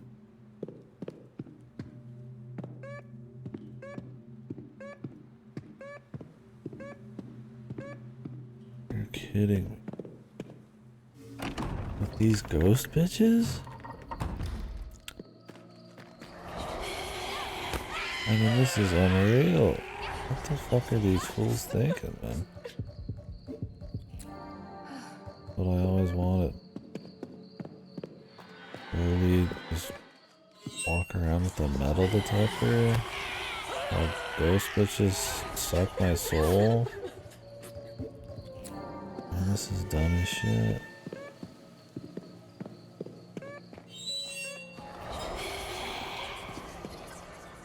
Not only that, it looks really stupid.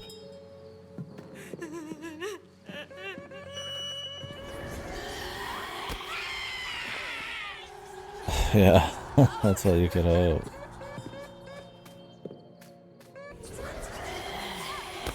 I mean, this sucks, brother.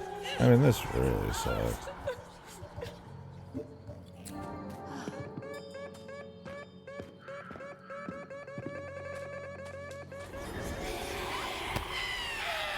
It's like the worst possible thing they could have picked for this.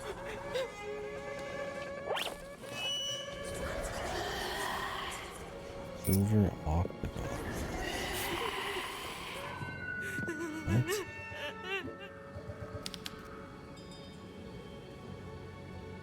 I mean, can I kill these chicks, man? I was hoping for once we could just skip some of these fucking shitty enemies. But no. God, I really have to go through this whole place doing this. Yeah. It's just kind of lame. Like, come on.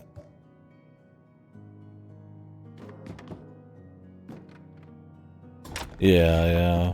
Moondog ain't never seen that today. Like, if we ever went back, it'd be... general, but more. Oh, relaxamundo.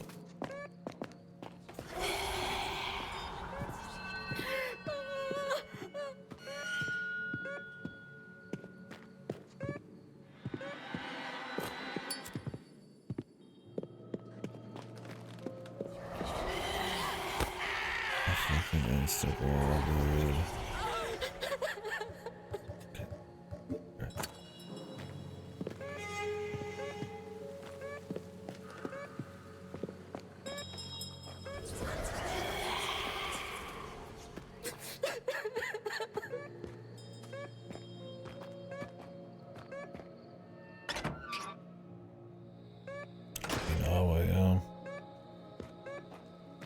Only been there in fucking Yakuza.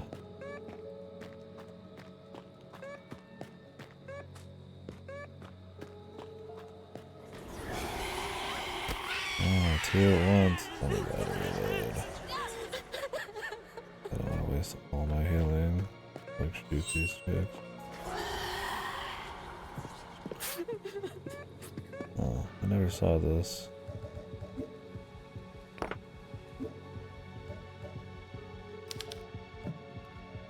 I see. What the hell am I looking at? What, arcades or something? I feel like I've seen that recently.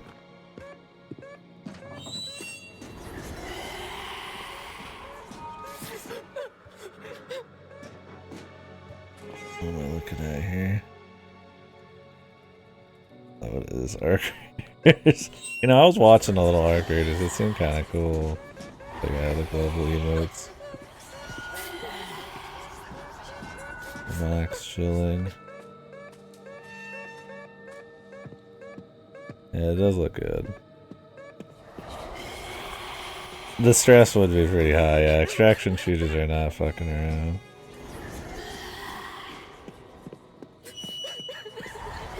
Okay, I'm gonna try to shoot these bitches with you.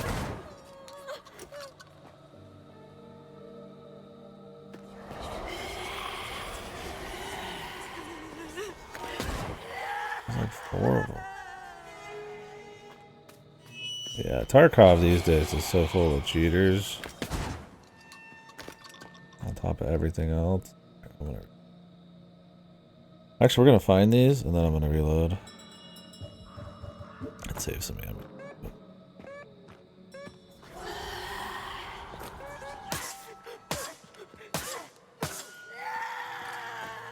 Okay, they can be taken out. Yeah, Arc Raider seems good. How much does it cost?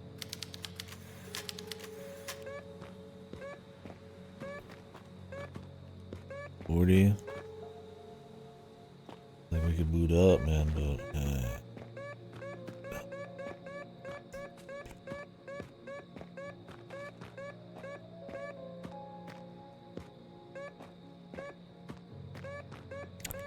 well, the thing is, a game like that, you want to get into it early. Because the sweats and the cheaters are extreme in extraction shooters. I mean, that game seems big enough, you'd probably be okay for a while, but...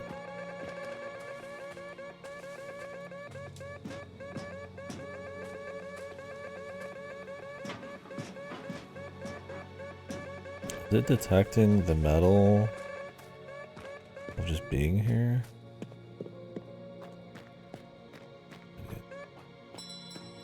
This is such a horrible, boring idea. Fucking running around with a fucking metal detector, bro.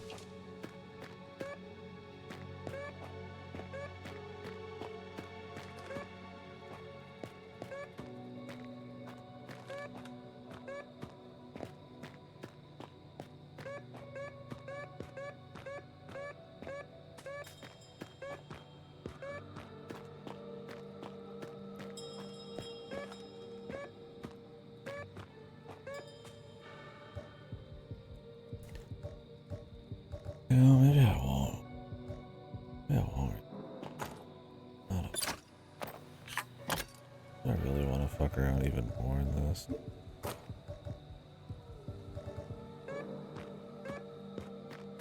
like to save my material.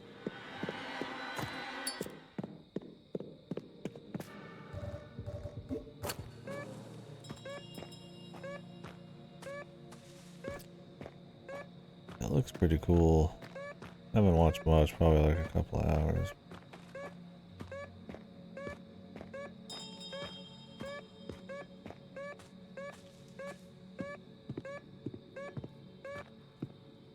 This game's just funny. They just refuse to let you skip an enemy. Even in this area where you're like, oh, this is probably the most skippable enemies in the game. They're like, actually, there's an entire metal detector part. We need to slowly scroll over the fucking area. Like, really, man? Pixel hunt here.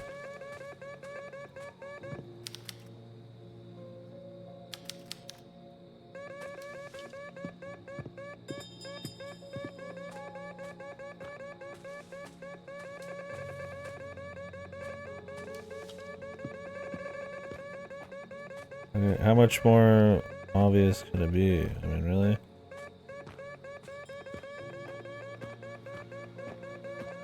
This game is fucking me crazy, man. A first aid kit. Okay. Are you making a joke? A yoke?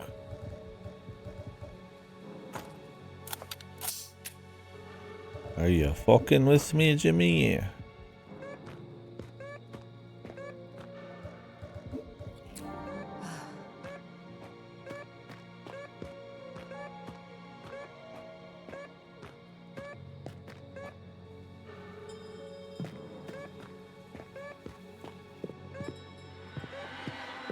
Really, that's too dark. Jesus, she's been in darker shit like minutes ago.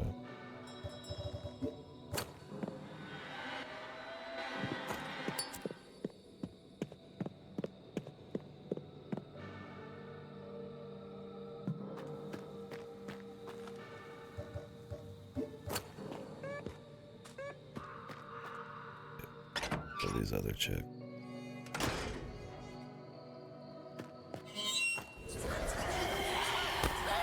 And the grab, the insta grab from hell.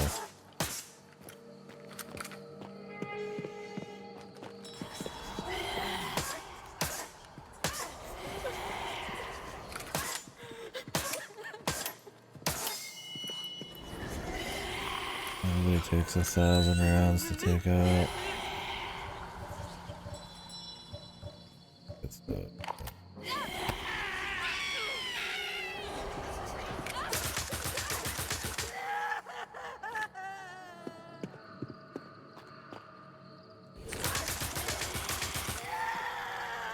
You cannot skip a single enemy in this fucking game. It is full kills all the time. But then you also are like tight on fucking resources. Even the ghost with easily dodgeable attacks, man. It's like, nope. Now you gotta do a metal detector section. Get your hours out of that fucking dev time.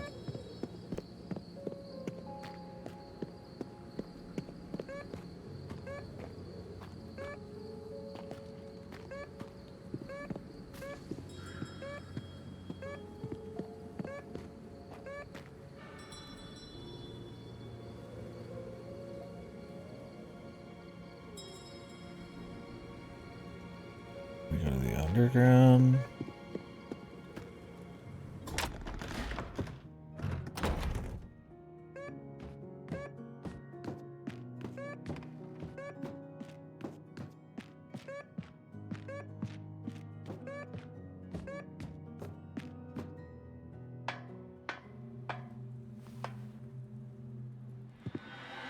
Is this like a mood I'm in or what? This game kind of annoying. It's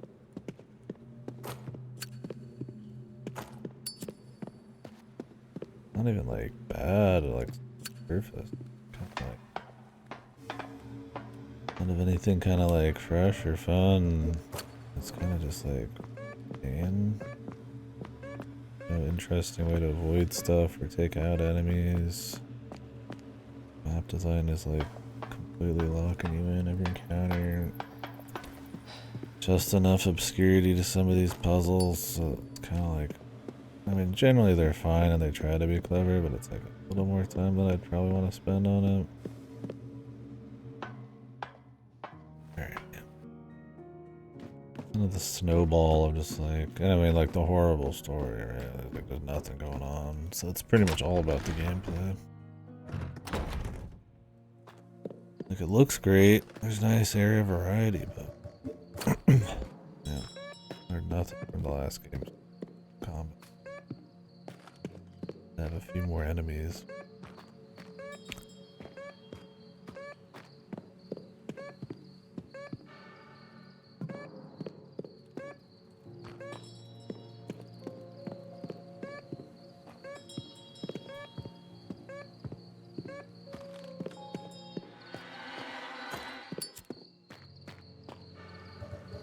I even have that be a dark area, because this isn't.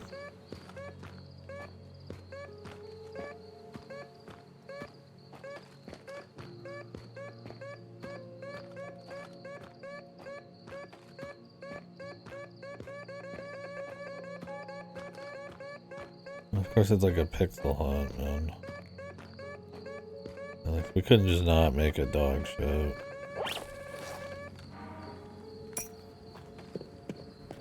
Yeah. The top metal detecting stream. I don't even hate the idea of using the metal detector. It's just like, we've already ran through this area a few times. It was like the first time I was gonna like finally maybe save some ammo by avoiding an enemy, and then it's like, no, you have to fucking sit here and do this metal detector bit. Kinda wasted a bunch of heals earlier, but it's whatever. I've got a lot of heals.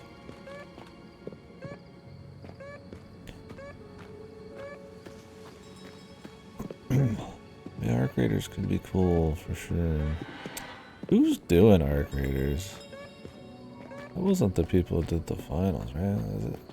It's some dev, like they used to do something. I can't remember what it was.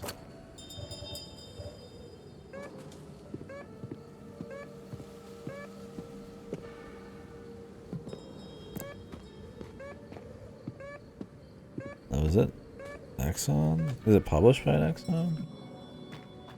Oh, the finals is Nexon. Might be right, I'm not sure. Nexon does so much like publishing, I'm not sure how much they're attached to it. I don't remember who's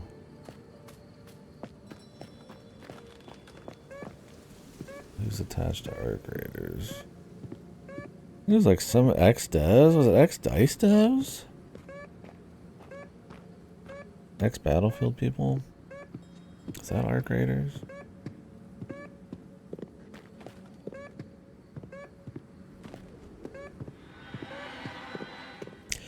Well, I mean, arc raiders only came out officially within the last week or so, right?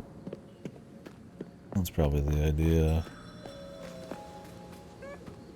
They had a lot of beta tests, server slams and stuff, but the marketing spin is right now, and all the Twitch people playing it and stuff. Oh, it is the finals people? Finals went pretty well, I thought, too.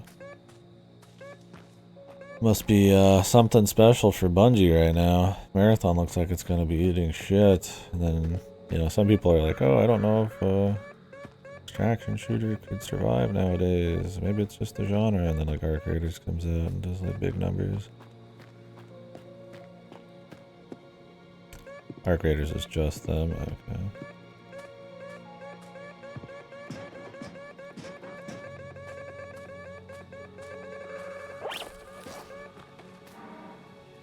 Powder and shot.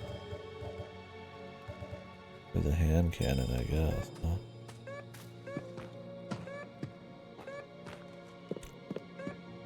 Fine. At least I got some ammo.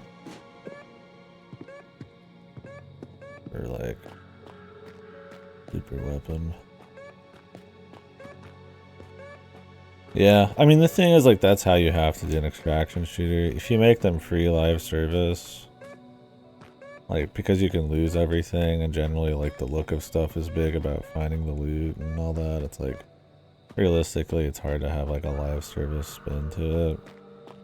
You could probably do it a bit, but probably gotta be a bit more gentle. It's like, I get the $40 thing. I just don't want to spend $40 right now. I've got so much to play. But I mean, if there was a time to ever play it, I mean, it'd probably be now. While everybody's new to shit.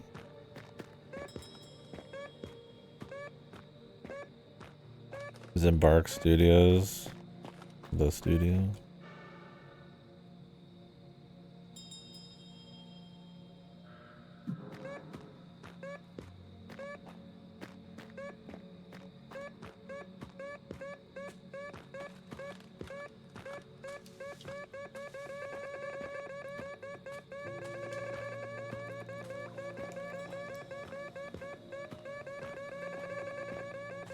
Gotcha.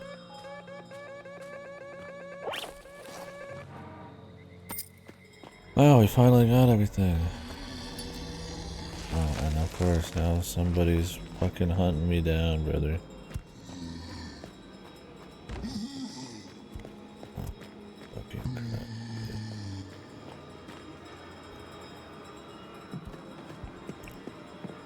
It's good and fucking hell. And zombies, man. That's cool though.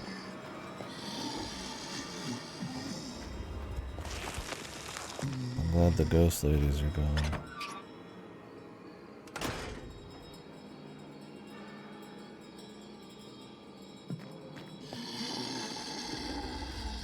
I should have snuck past that other guy. I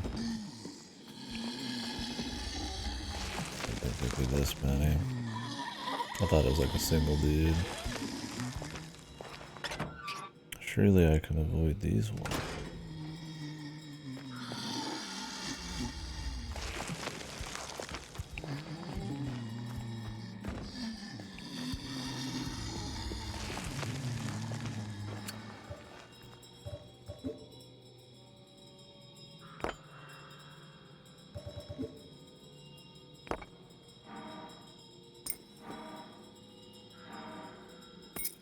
Am I supposed to know the order here? I have no fucking idea. Have I seen something with like the morbid illustrations maybe?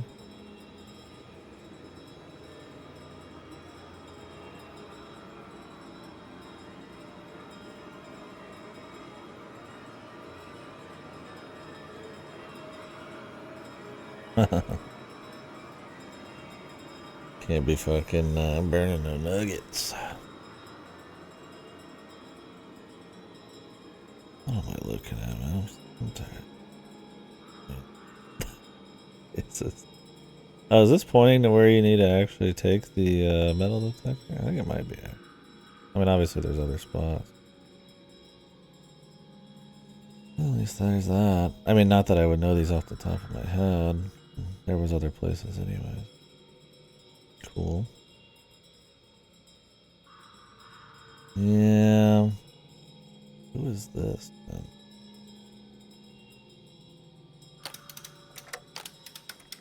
I don't know what order I'm supposed to put these.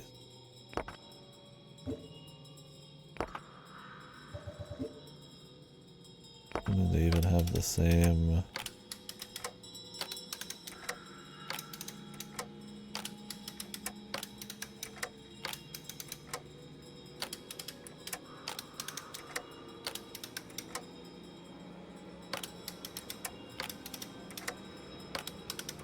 I could spell their god's name, but I don't think so.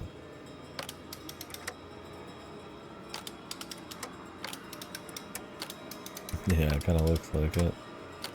Their god's name is like not. Oh wait, Pedro. This is this Pedro's tomb? It might be Pedro, the founder of their town. That's like a total guess.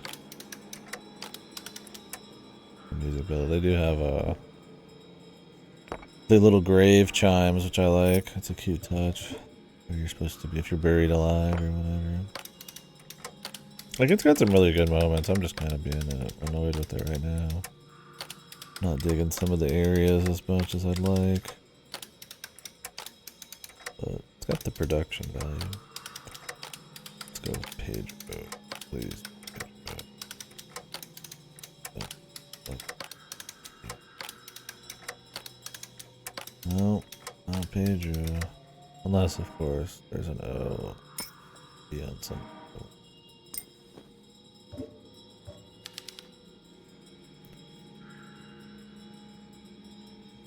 There's a D here. There is a P.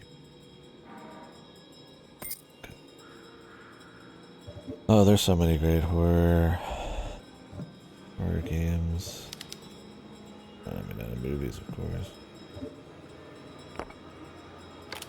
Yeah, this one doesn't have much of a story. The first one didn't either, but it's got nice atmosphere, spooky atmosphere at times.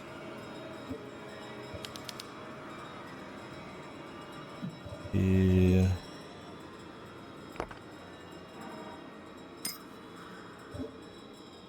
This one, since it's got a bit more budget, has a bit more areas too. We had like the Eldritch Shadows over Innsmouth type of thing earlier, which was kind of cool.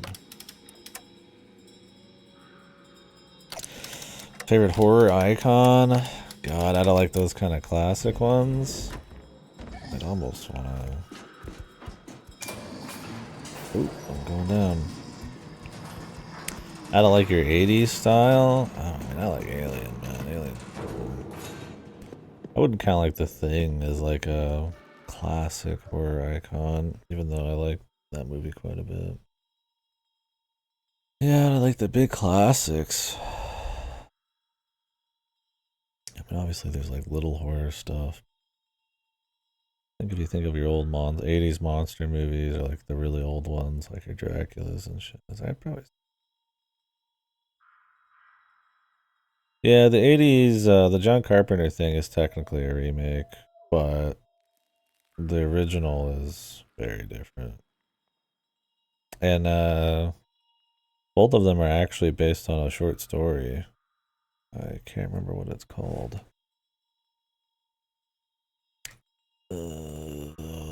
Thing, short story.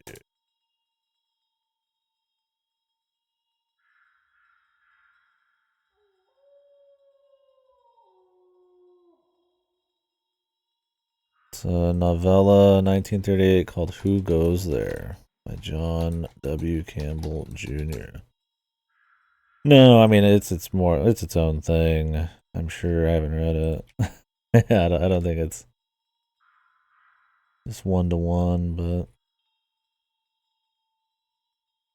the 50s movie was more of a direct adaptation, maybe, of it.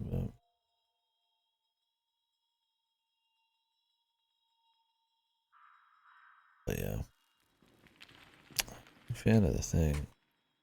You know, it's got the movie making that, even if it was based on something, right? The tension and the pacing and all that's awesome. Well, I didn't save, so if there's a boss coming, so be it. Oh,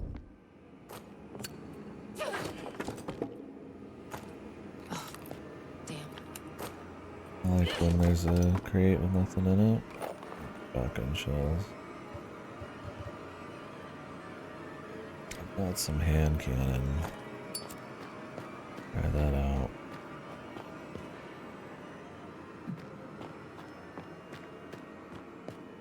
We still need to get the arm for that, like, statue. Photo. The 4 horsemen.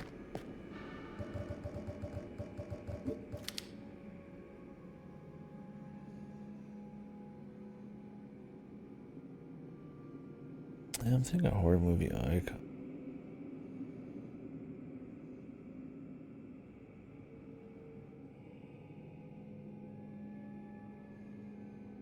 There's some Michael Myers people in the Discord.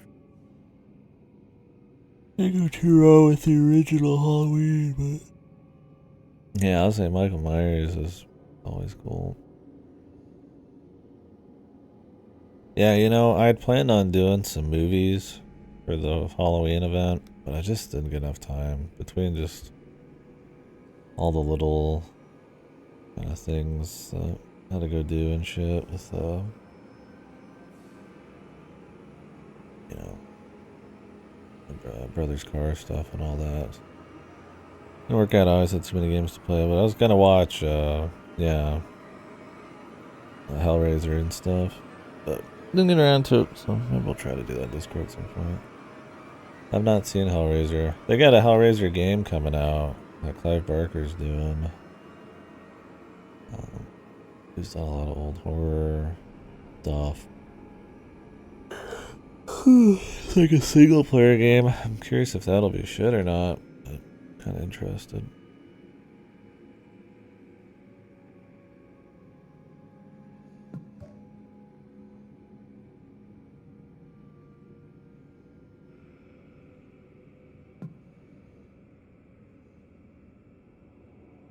Yeah, I don't know. It's been a while. I know some people think they're rough, but they seem interesting. Yeah, I mean, they've definitely got lasting appeal. People still talk about them. Still getting games and all that. Or unlock. Okay, I might go save now, because I'll lose my fucking after we do it. I mean, if I was gonna kill those chicks anyways, I would have lost this ammo. Like, everything in this game takes fucking gods.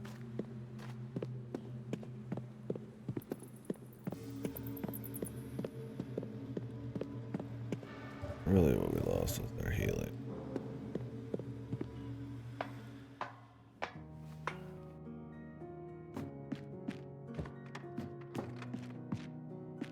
Thing is, I feel like we're about to fight a boss. And it hasn't been that long since the last boss. Like, even less. We'll see. I mean, as long as they can keep it tight. I mean, having tight inventory with low ammo, you're careful with kind of the name of the game. I mean, cool survival horror for me is when you have that limited inventory and to save more of it, you use some brains instead, like avoiding shit or traps or stuff. But I mean, this one's just like, you just kill them. I mean, you can hit them a few times with melee, but kind of like auto. Like, yeah, you could tank some hits, I guess, to save some ammo and some room.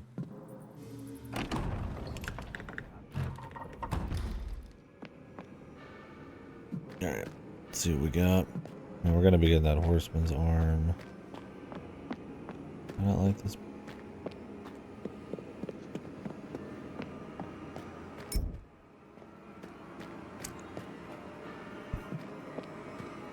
Shit. Dude. Okay, Wrangle. Painkillers. Good sign. Nails. I don't think we're killing any bosses with 8 nails, but you know, cue to them to pretend that's gonna help. What I'd call a big gat.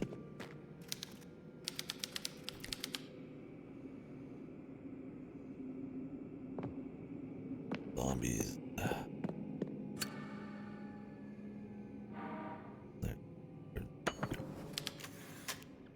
Guy SS? I kinda had, I couldn't look at him again. Oh, here we go.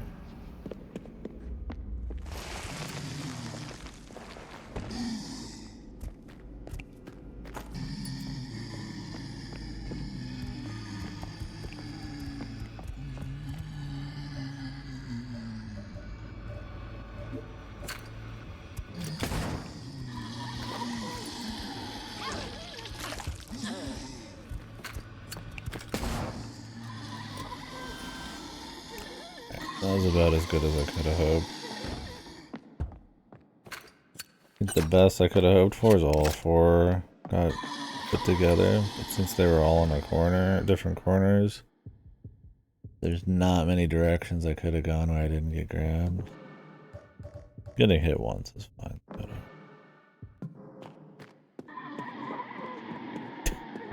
the fucking jank. Every time we screen transition, they re-die.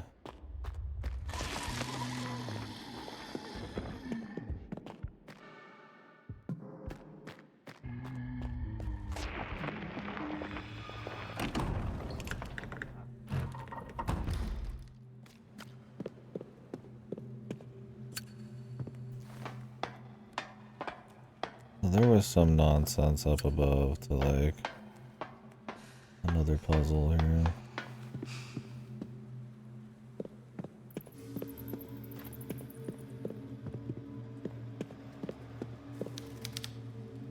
The Horse of Lamentation has come. The crowned horse. I gotta write shit. Crowned horse. Famine.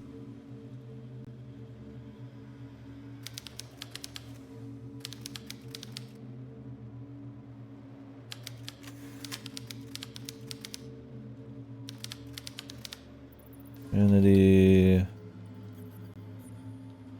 Famine.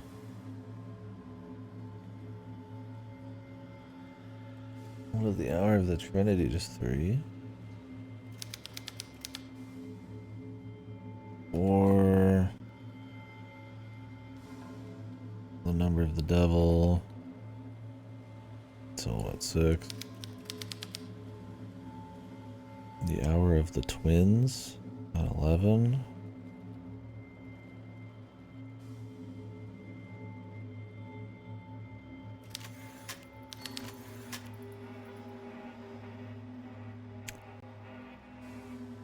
Cloud parted and the sun at its zenith. The sun at its zenith. What the fuck? Is it like 4, 5? Dawn? We'll have to just guesstimate that one.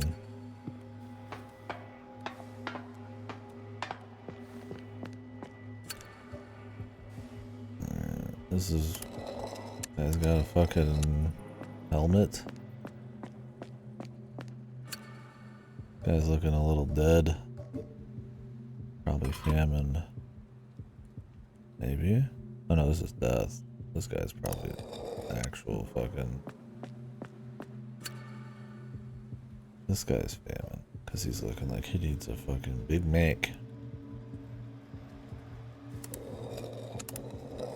Yeah, this guy's looking a little... Trinity. Crowned.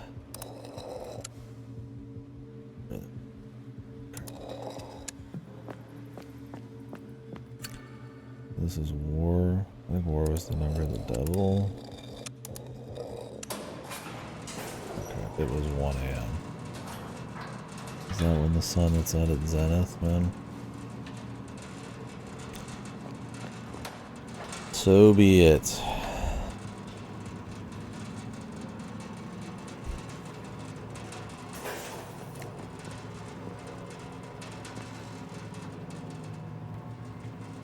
What the fuck is this? Oh. Going down. This is the boss. Hopefully he's not too crazy because I didn't want to save again, but I guess I should have. I mean, there's a trick to it. I mean, every boss so far has had something you have to do on the side. Greetings, my child. Come. Won't you join your sister? No thanks, Lucia. The body's missing again. Come on, Anna. It's time to go. She doesn't hear you. She is lost in her devotion. Anna, it's me. Come on. What the fuck? Snap out of Going it. on with this? See, Anna. Be joyful. Your prodigal sister has returned. The evil nun. Eldritch God. Anna, what did she do to you? Do not be downhearted. Look at you both. I have erased the years between you. The Wildberger twins are identical once more, and nothing can stand in the way of your destiny. We should rejoice. Hail Nautilus! Hail, Nautilus. Why is she acting that way? What did you do to her, you psycho? Why does the body I disappear? simply gave her something to tame that unruly Wildberger spirit. Submit to me, and you can share in the blessing of divine grace. You old witch. Listen to me carefully. If you harm her, Do not threaten me, foolish child. Anna is infected with the puppet virus. She is under Wildberger. my will. See? Yeah, the name's kind of Caroline? funny. is that you? I don't know what's happening to me. Help me, please. Enough. Step back, Caroline. Neither of us wants to see Anna's blood spilled, not in this sacred place. Don't worry, Anna. I'm gonna fix this, okay? Just hold on a little longer. What a goofy way to like exit scene, dude. Ooh, ooh.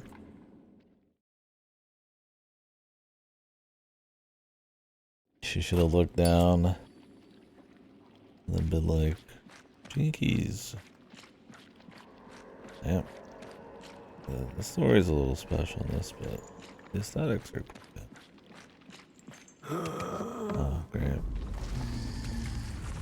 Guy.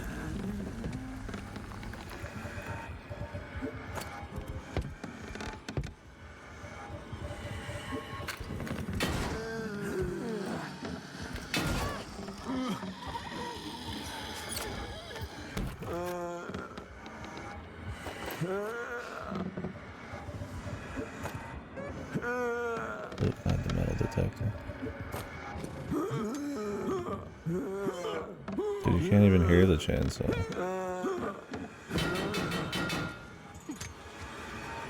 No.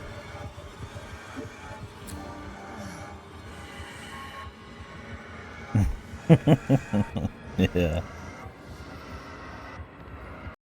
It's like the audio is decent. I don't know if it's my HDMI cord or what.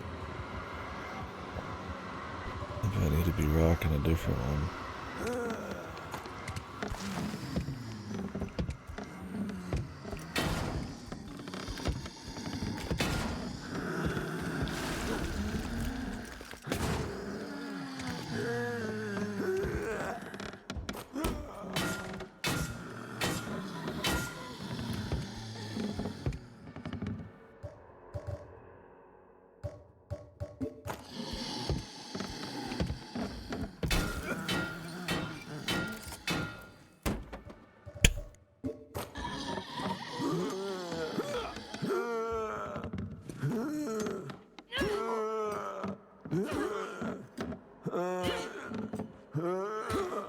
There's no trick to this guy.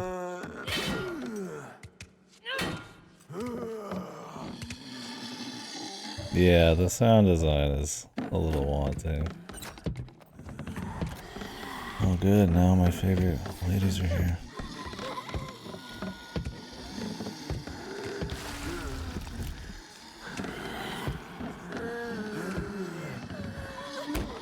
Yeah, the jank in this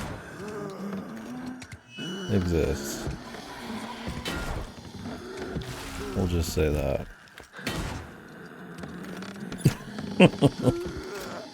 And it exists. Very...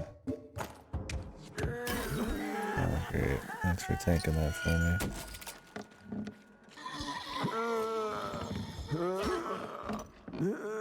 Very apparently. Finger bones.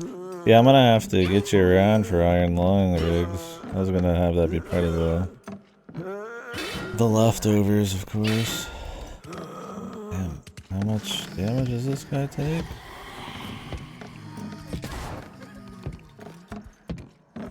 Just a few thousand fucking rounds.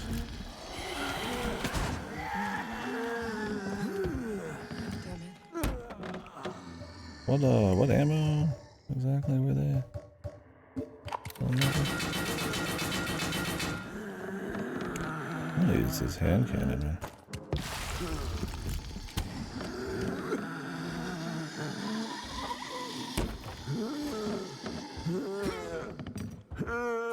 This weekend? Yeah, I was thinking right after this game, so maybe like tomorrow. But I mean, we could just do it before that, honestly.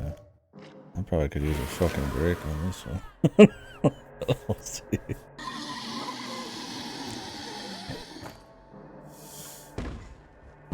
Well, yeah, that was a boss.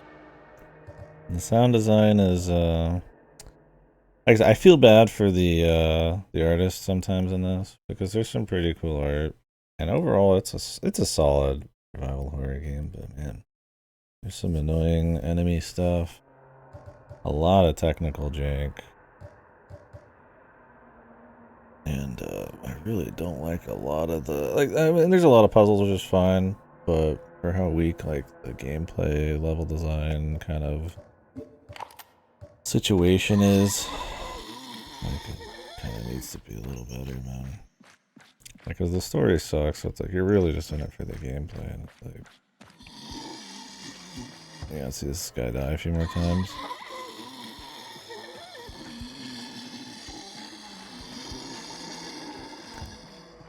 It's like every time you go in a cutscene, half of her body's missing, you know, shit like that.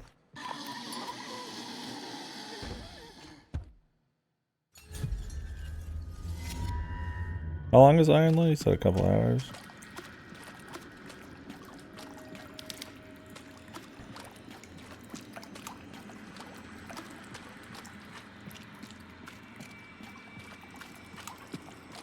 I mean, I think this game's solid. I don't think it's a bad game, but there's definitely some parts. Gotcha. Yeah, maybe we could do that. Take a break here.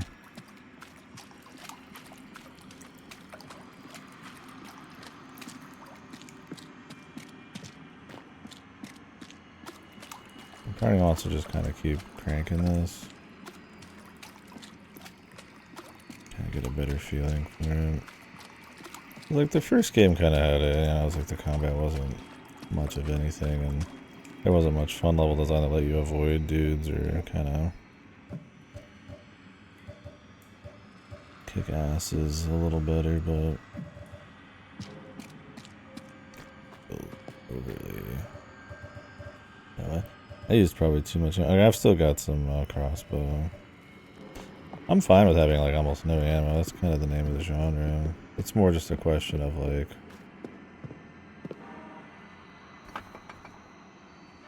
detachable flash. What button was it to turn it on and off? They don't tell me. I have to look it up. L1.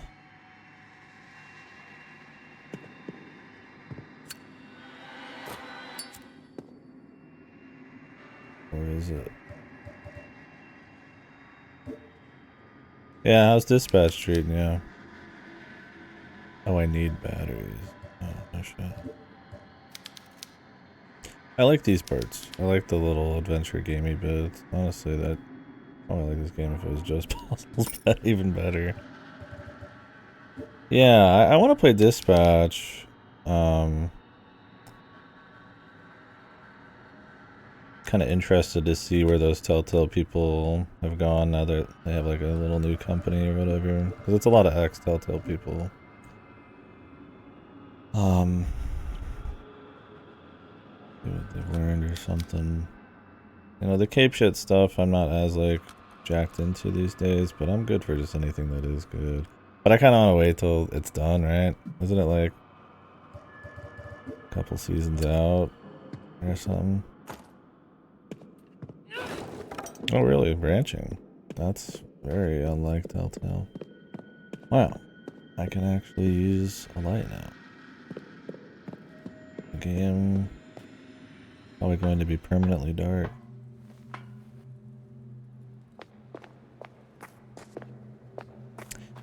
Yeah, I mean the thing about Dispatch is it's like a cute idea on the superhero thing. You play as like the person who's like dispatching superheroes. It's like its own unique thing. So I mean, you can get removed from the Marvel side of it all. Unless you just have like superhero fatigue, but I don't know, I've heard it's cool. I've got a friend request on Steam. Is it another bot? Somebody with a fresh account. Cute lady is the Discord profile. Sorry, you gonna talk to me in here so I know I'm about to get a friend request.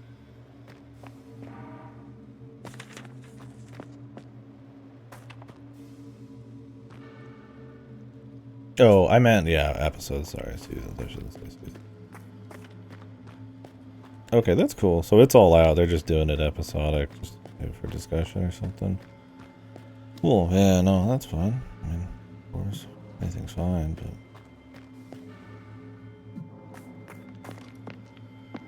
to give it a peek. KDkill. Better than Telltale Batman. Something tells me it's better than most Telltale games.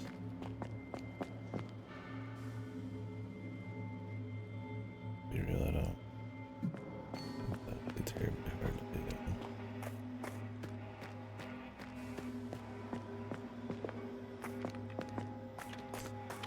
I mean, I didn't. What Telltale games did I play? The Jurassic Park one, the 2 Batman ones, The Wolf Among Us, 2 seasons of The Walking Dead.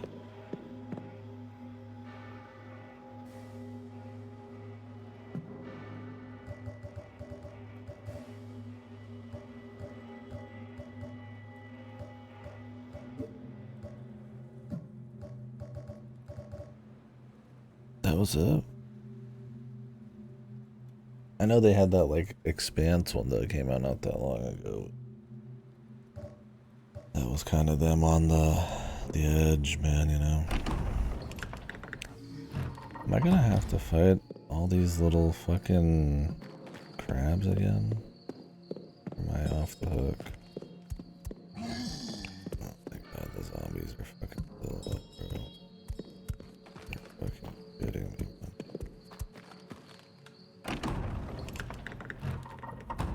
Hell yeah, you just finished a boss fight? That's cool. Yeah, I mean, late game Telltale was pretty much just fucking doing like absolutely like nothing.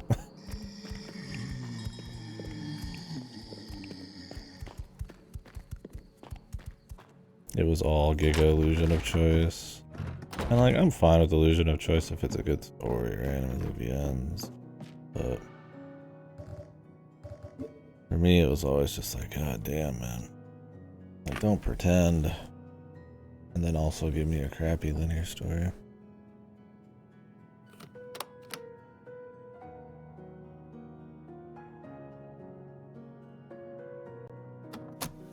I knew it. I knew Lucia was behind all of this. Wow, I She's just got done the something to achievement my for sister. saving the game on my like 15th save. Okay, this game, I don't know. Maybe they wanted to make sure to get it there for the holiday season, you know, the horror, Halloween. This needs probably a good few more months in the cooker. There's a lot of little glitches and soft locks and stuff and jank. It's not horrid, but it's like, it's enough. And I've seen people bitch about it online. Yeah. Kill an enemy using a trap. That ain't easy, man. Kill all enemies in Villa has almost. It's funny. 19% of people do this, dude. It's that easy to like kill. Like you have to kill so many guys, man. It's insane. That like just naturally people are like 19% of people fucking get that shit. I won't get it because I was able to skip a few guys.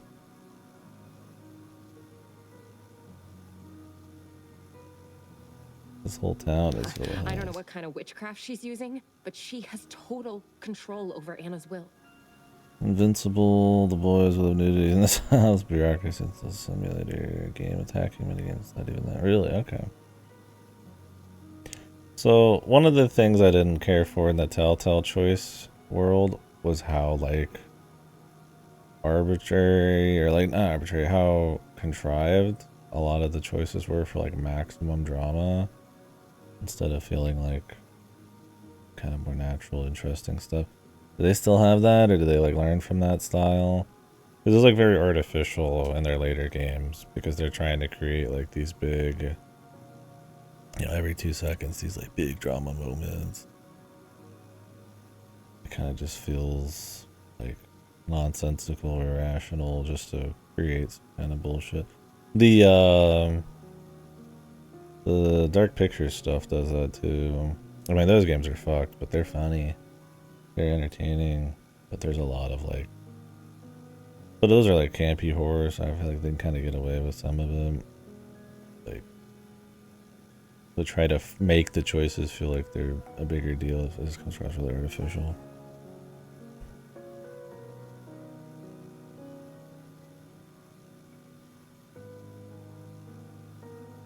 That's interesting though. I thought it would be a little bit more kind of goofy-ish. Aren't the Invincible and the boys are pretty serious, This aren't they? place is sinking deeper and deeper into evil. Even the dead won't stay in their graves. I found another of Anna's drawings. This one shows somewhere I think is in the school. I'm gonna try and find it.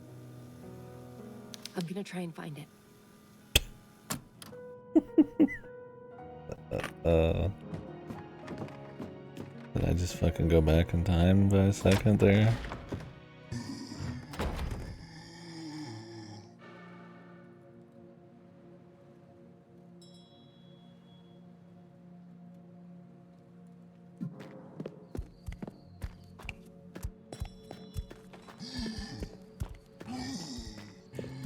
I'm gonna do a little bit more and then maybe we'll jump into Iron Lung as a fucking break. I just don't want to come back to this fucking cemetery situation. Oh, they don't instantly grab you. Almost like this enemy's not fucked.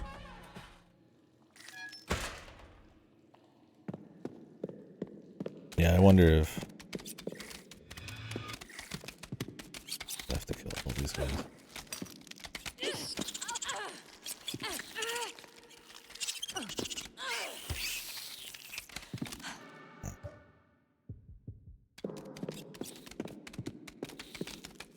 Really hard to like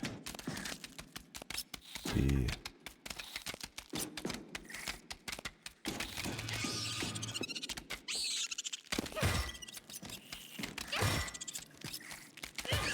Only 3 crowbar hits for 1 fucking crab. There's like 100 in this thing. No ammo.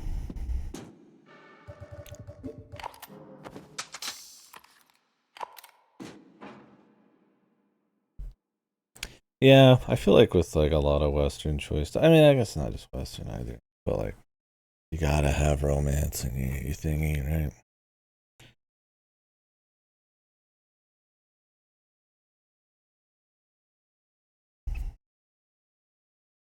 Don't care much for it. Yeah.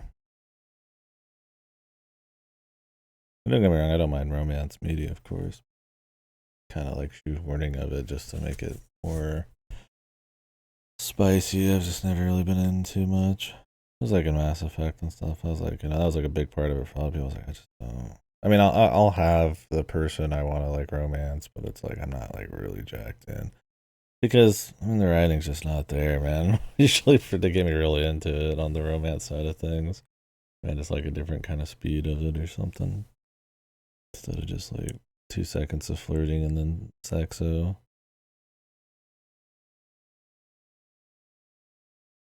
Oh, really? Damn, I didn't think it was like that. I mean, it looks like a goofy game, but it's full dick swinging, huh? You know, I've seen a lot of streamers just leave that kind of thing on. It'd probably be safer to take it off, but if you can, man. Like people were doing baby steps, which is just like horse dudes with horse heads with like dicks just swinging. I'm like, I mean, everybody's just streaming it like without the toggle. I'm just like, okay, like I guess can we just do that now? I mean, I'm down, but it's like, am I gonna get bopped and they won't? You know.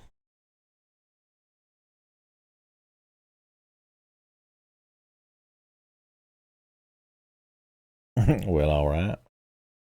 Yeah, like I'm fine with it. I mean, sex is a natural thing, you know, and all that. I mean, we should be less prudish about it, but it's like, yeah, I don't want to get like.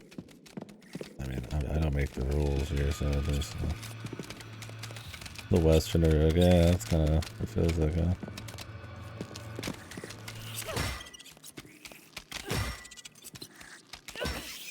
Thank God I can melee these. Man.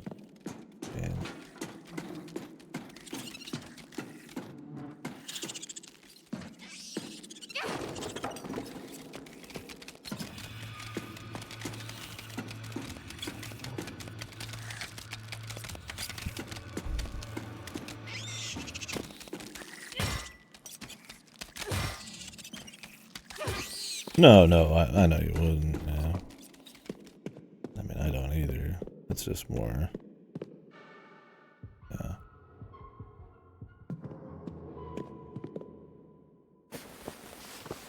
Cave.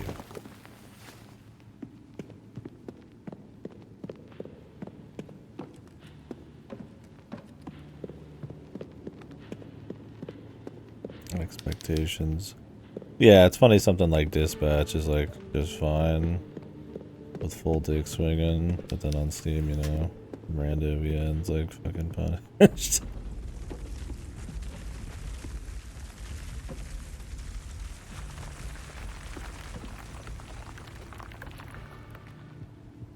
Where am I going? I want to go explore the outside again. But I don't have a way to go underneath and like there's a bunch of boxes I want to hit, but I don't have a way to break through those brick walls. I could go get the box. Unless this is just loot down here. What is that? Is that what I need to break through the walls?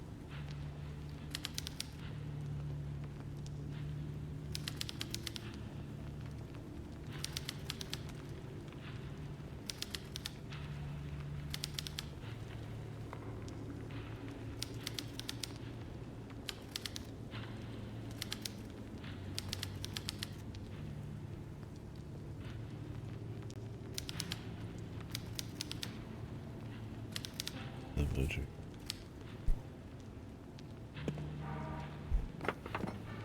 Sledgehammer.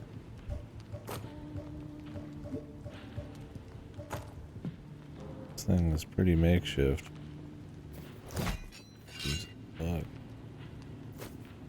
It looks unusable as a fucking like actual melee weapon, man.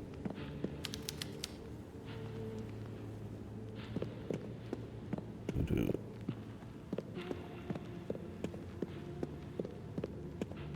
Oh really?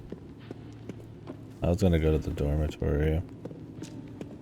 And maybe also back to the crypt, the cemetery, sadly, to get this. Much as I don't want to, I need to.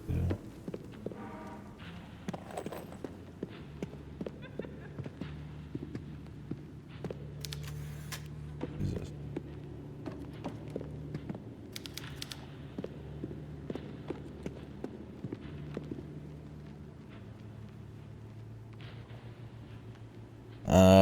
Yeah, I heard a little something about that. It's like I'm remembering this now because I watched just a podcast where a couple people were just sort of loosely talking about somebody else playing it, and it was like, you know, your tolerance for like kind of quippy that kind of quippy, goofy, smart ass kind of dialogue. I gotta say, I'm like,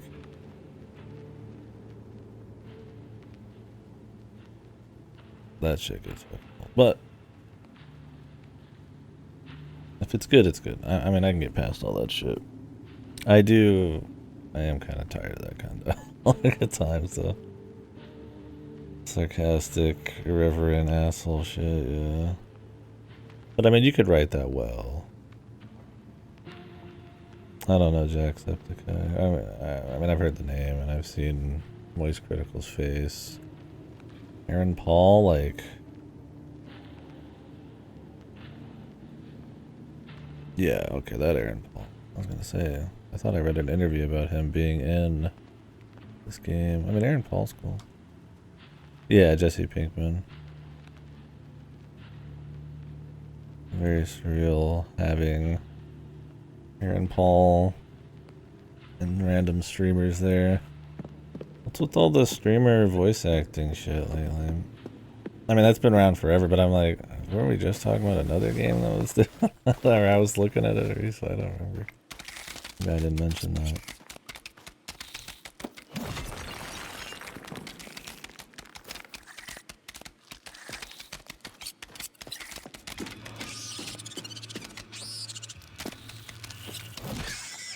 Insta-kill? Yeah, I mean, it seems interesting, don't get me wrong. Without a doubt.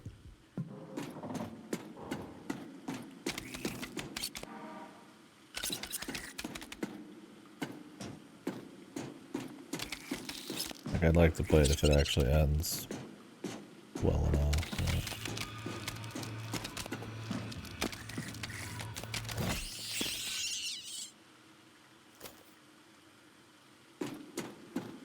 Alright. How many of these fucks spawn?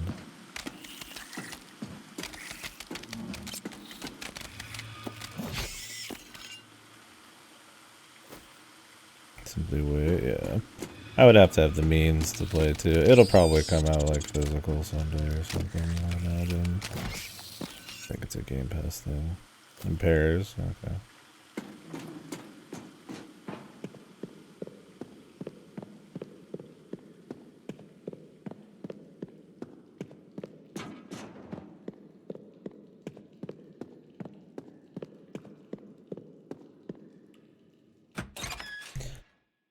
We do a little sledgehammering.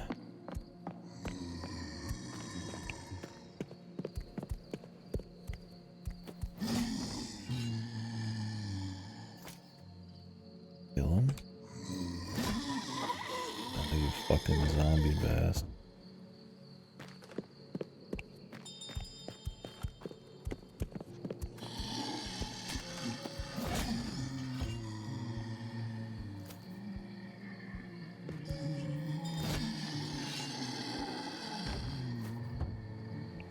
I would like to try it out.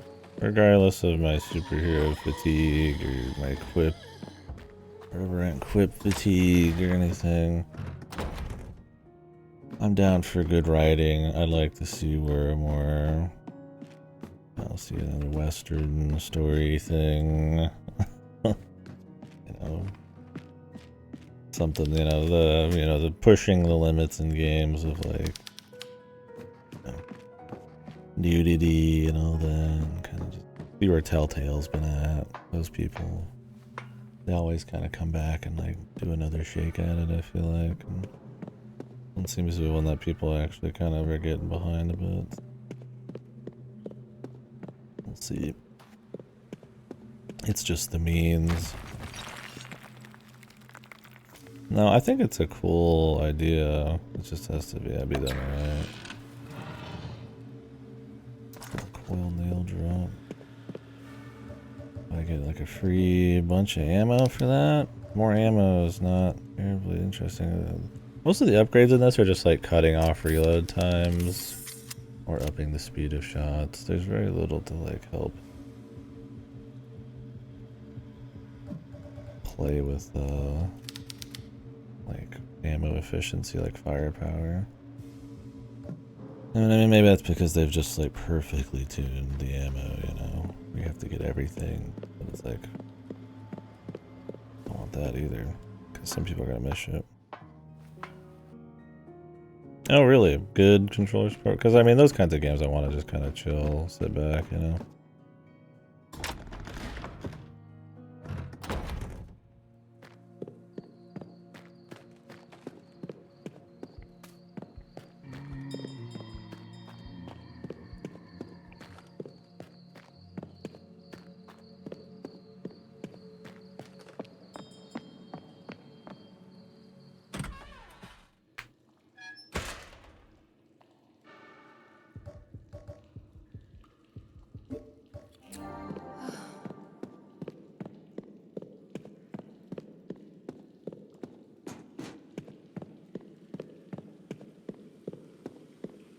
Because really, there's not many. I mean, there's a lot of like story, story games that come out, you know, or minimalist or otherwise in the indie world. But that like specific style of kind of VN adjacent, choose your own adventure kind of thing, you know. Like sometimes it's more like a straight adventure game or like kind of minimalist journey type of stuff. But that Telltale or style, you know, really went out of vogue a bit.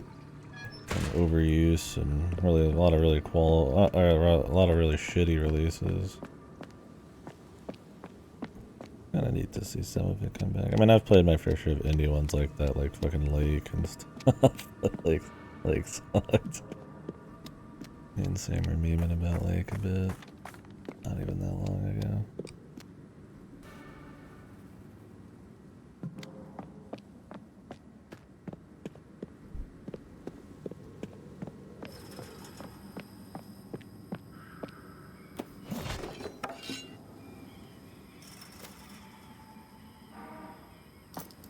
You know, actually, there's a game coming out that's...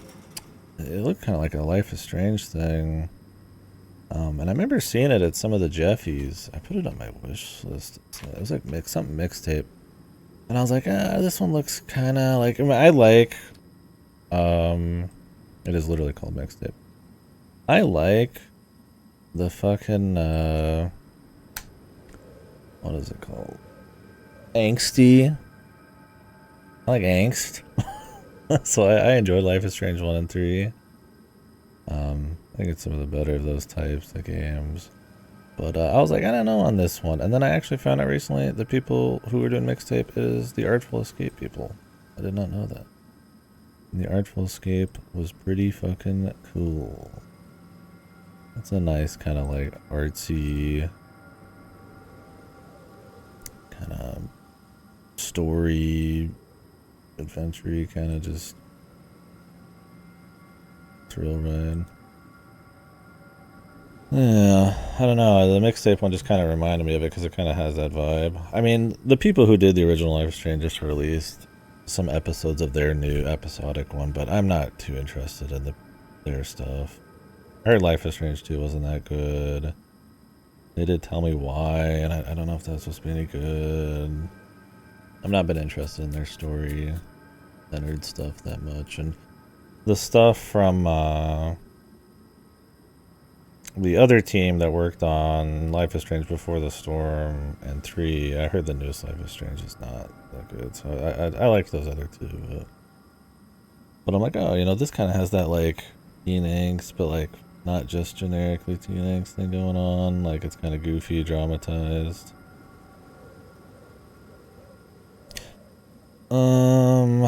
Yeah, I mean, Jusant was fine from Don't Nod. What else have they done? Like, it's a nice little just kind of... It's a journey-like game. It's a, you know, climbing the central thing to get to the big supernatural whatever the fuck, and there's probably some symbolism about, you know, some bullshit, right? But, yeah, they're alright. I don't know. I never played Remember Me. Life is Strange, I liked. I didn't play most of these. Harmony. Jusant was cool. It wasn't great, but it was cool. Banishers, like Ghost of Eden. I heard it had like an alright story, but the gameplay's kind of shit. Yeah, Lost Records was their new one. They've got a Phelion coming out, and they publish a few things. I don't think you're missing out, yeah. But, I'm just thinking of, like, the very limited amount of those kinds of, like, Telltale style things. I don't even know if Mixtape is going to be like that. That probably just reminds me of Life is Strange. I mean, The Artful Escape is, like, linear. Yeah, Artful Escape's good. We enjoyed that playthrough. Would recommend.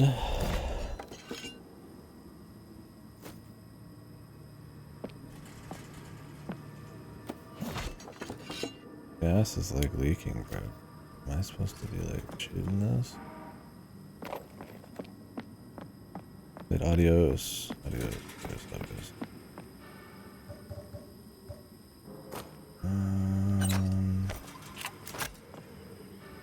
feel like I should know. Yeah. It might be on my Excel. Yeah, I think throwing my giant, huge fucking steampunk sledgehammer at this fucking gas leak's probably not good. Pig Farmer just says, he wants to dispose of bodies for the mob. What follows a discussion between him and his would-be killer. Oh, I've heard of this one. I own it. Huh. When did I get that? Really? I own this game. Okay. How was it? Yeah, it's done on the Excel list, I guess, because that's maybe because I own it. I sometimes I don't put the Steam stuff on there because I'm lazy. I will just to remind myself, because sometimes you end up getting Steam games just naturally, through like bundles and stuff. I assume I should put it on there if you're talking about it.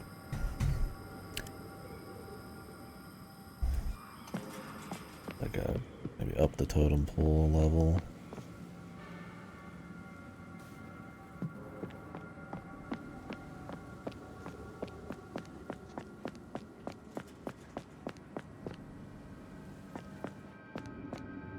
Yeah, I mean, sometimes there's just media like that, right? You have to be in the zone, if you will.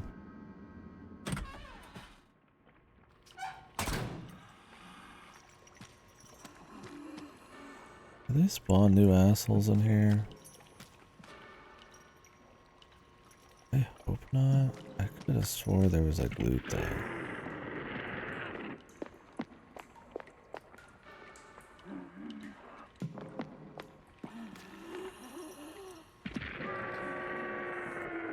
Sounds like things are different. I don't remember where the boxes are.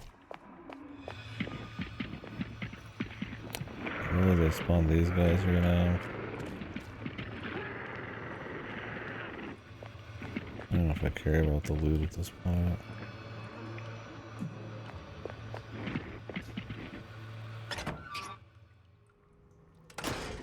Although this game's so tight on resources.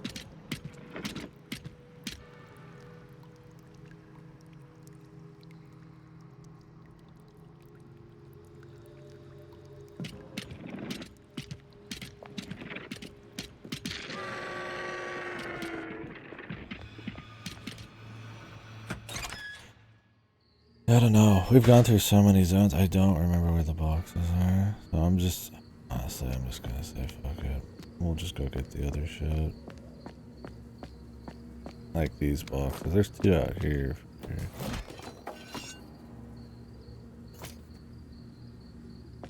I mean, you don't even get anything from some of these. Also, disjointed anecdotes from his life and ways that all tie in his regrets. Some of that makes it hard for me to just outright say that. No, I mean, that sounds like something I'd like.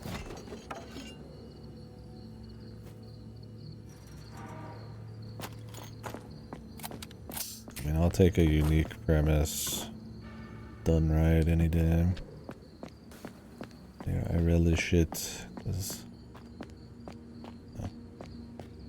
sometimes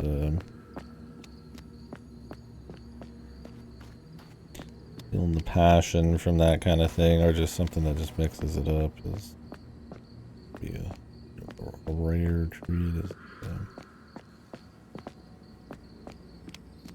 I'm down.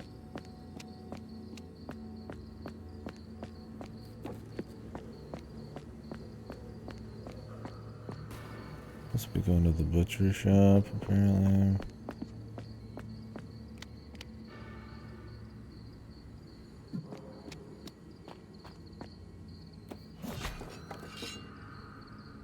Not going to. We're gonna go to the dormitory.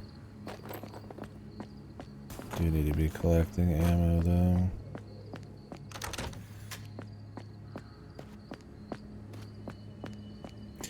Yeah, I mean, I like fixed camera angles and horror at times. You do them right, you don't make it the combat too geared towards, like, you know, quick action. This one, that's kind of shit sometimes. Sometimes you're trying to fight a guy and then, like, you can only fight within a small range because you're not allowed to fight in the dark, and then it's like camera changes and you're like, fuck.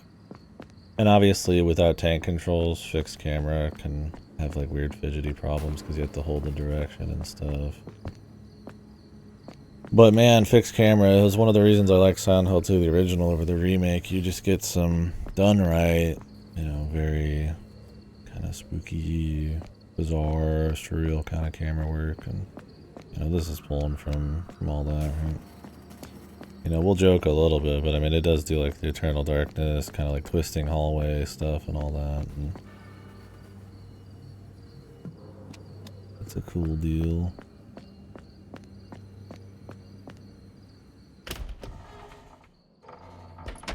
Yeah, I mean, the visuals, other than the jank of it, are real solid in this. I enjoy those parts of it. And it's solid overall. I give it a bit of a hard time, but I mean,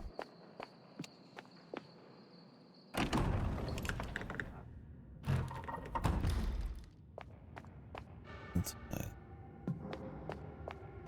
It's got its issues, and it's not terribly reaching far places besides the visuals and visual variety, but yeah, I mean, I do the fucking remake ran a lot, but I gotta agree. I mean,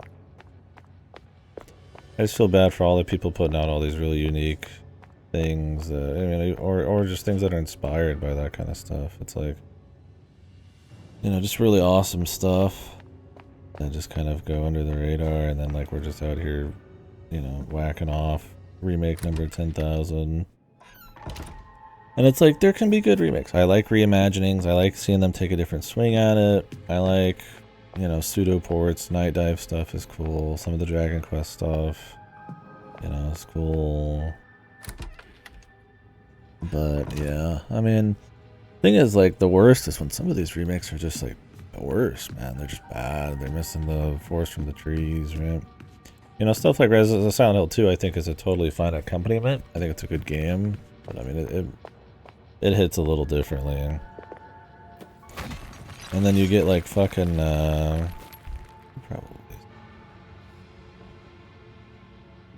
but it's such a small area. What's the worst that could happen? But then you get stuff like Thousand Year Door remake, and it's like, in my opinion, just outright worse. But it's a replacement type of remake, and that's how they treat it and market it. And you know, people for the first time are gonna be like, yeah, this is Thousand Year Door. Finally, I gotta play it. And like, you know, maybe it hits like P3 Reload. Maybe it's still got enough of the stuff to feel good, but it's just scuffed enough in just the right ways where it's just a less, you know, some of these games are like really good, but like you scuff them just enough and you're just getting a slightly, you know, more whelming experience. And the thing is, like with remakes, it's like they're not made because usually people have an artistic vision and wanting to remake them. They're remade for money, easy money. And what's going to be the most interesting thing to people? It's like stuff they know that's a safe bet, right? It's going to be games that don't need remakes too, you know? It's like, that's why I'm kind of that's why I like reimaginings, like RE2 remake, RE4 remake, you know. You can play them both. You should play them. The originals, right? And the new ones. Like, and now they're getting into RE0 and Code Veronica, and those need some remaking. There's some fucking weird shit going on in those that they can improve, and it'd be neat to see a shake at it. I don't know. Like there's remakes that I think are just like direct upgrades that I like Live Alive and stuff. I don't know. How excited for Campaign Evolved are we, Mr. Katie? I talked about that, and I'm not at all. I don't need another jank Unreal Engine 5 stuttered nonsense. I mean, I know people meme it a bit, but like there is a particular feeling to like Halo's kind of like sterile. I mean, it is the Halo itself is like artificial, right? But this kind of like pseudo sterile kind of world. And from what I've seen of the screenshots of the new one, it just looks kind of like more generically kind of like some of the architecture is different and some of the production value just kind of looks like it's missing. So I mean, it's 343. It's like I'm not excited for that. I like the idea of them maybe adding some missions just or something just to see. And then obviously they're changing like the Warthogs to have like 4 people that can fit in it. You know, that's cool. That's a good upgrade, right? Well, that's my thing is people will just write off so much of that shit is just like, it was just the tech at the time. I'm like, brother, do you think these people back in the day were like stupid? It's like with Silent Hill 2, it's like, do you think they're just dumb?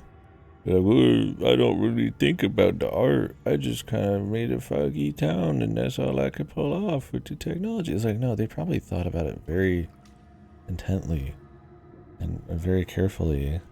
And you know, it's like these people spend like large chunks of their lives doing this shit, man. It's like, yeah, there's probably technical limitations and there's probably certain looks they weren't able to pull off quite how they want, but to say like all of like, you know, like Halo's style, like some of the like sterileness of it, like that first mission in the Warthog in the big open world area in Halo 1, it's like there's like a certain like sterile artificial like feel to a lot of it, and it's like, yeah, you could add more greenery and stuff, but it's like how easy it is to like point yourself to the next like objective, how it kind of feels like sort of artificial because it's like a Halo. Yeah, I saw a comparison of the new Forerunner architecture with the old ones, and it's like the old ones are like rounded and the new ones are like sharp and like more cornery and stuff. I'm like, what are you doing? Like, it's so fucking weird, man. Like, why even fuck with it? I don't know. I mean, when you could still get the originals and they're like clearly like still really good, it's one thing. It's the ones that sneak in like the Batman remasters or like the Assassin's Creed ones or like FF10 or something where like they're just worse, but like you could kind of hide it, but like they are worse. And like you wouldn't know if you weren't like, you know, like a fan kind of thing. And it's like that sucks because like people are just getting a shittier experience. And these bigger remakes, it's the price is a lot of it. Like they're full price games and it's like, you know, just easy money kind of bullshit. I mean, I'm tired. At the end of the day, regardless of all the conversation, right, I'm tired of remakes. I would like to have no more remakes ever, frankly. There's too many good new things. I think people should salivate for like, if they want to have, you know, attachment in the IP, you should salivate for sequels or just new stuff. I get it, nostalgia, but it's like it plagues Hollywood. It plagues like so many things these days. The low risk, you know, high returns of just like remaking, replaying something. And it's like, I want people to enjoy the classics. I want people to look back to old games and, you know, see that they're still really awesome. But it's like, I would rather we push like actually just playing them, making them available at affordable prices, and make it so they can run. Why like Night Dives ports? They just do that, and they put in all sorts of cool stuff, you know. And when you get like sprinting, they got rid of health packs, stuff like that. Apparently, yeah. I mean, I don't expect anything in a 343. I don't care if they rebrand as fucking Halo Studios, man. They've dropped the ball in a way that I honestly, I saw somebody say this and I can't help but agree that you might honestly point to the 343 dropping the ball on Halo so hard.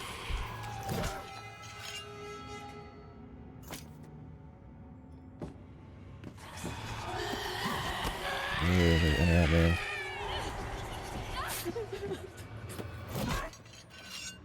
This bitch like got like extra HP or something.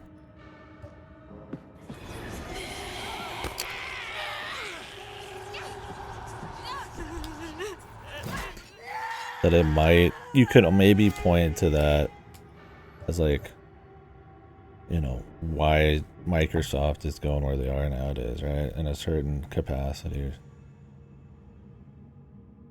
Like, you know, it's a huge hit from a big series that probably would have been a good way to blueprint how they handle large releases and support studios and prop up stuff like Game Pass or live service, and they just fucking fumbled the fuck out of it, man. And you gotta imagine that changes the trajectory a bit of how they handle that kind of thing. I mean, obviously when you just buy like COD, you could probably just let it fucking run how it is, but it's just like, god damn. Hey, 343 really fucking bungled it, man, in my opinion.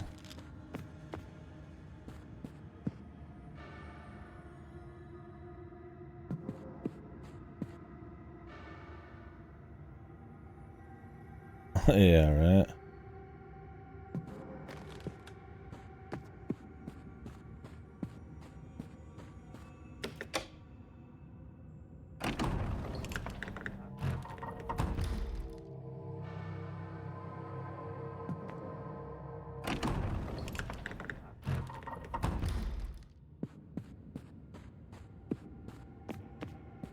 And Halo 4 is probably one of the better ones they did. And Halo 5's multiplayer is like fun, but it's like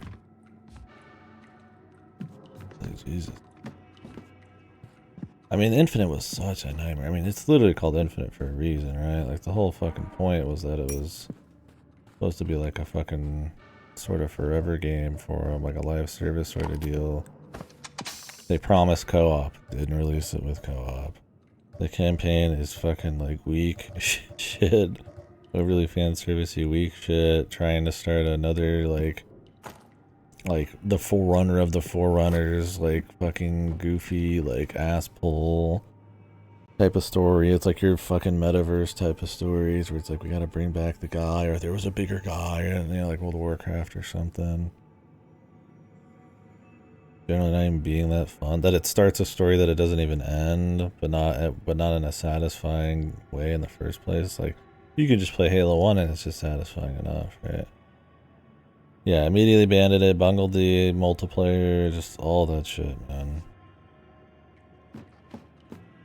Like, no Forge. None of that shit, dude.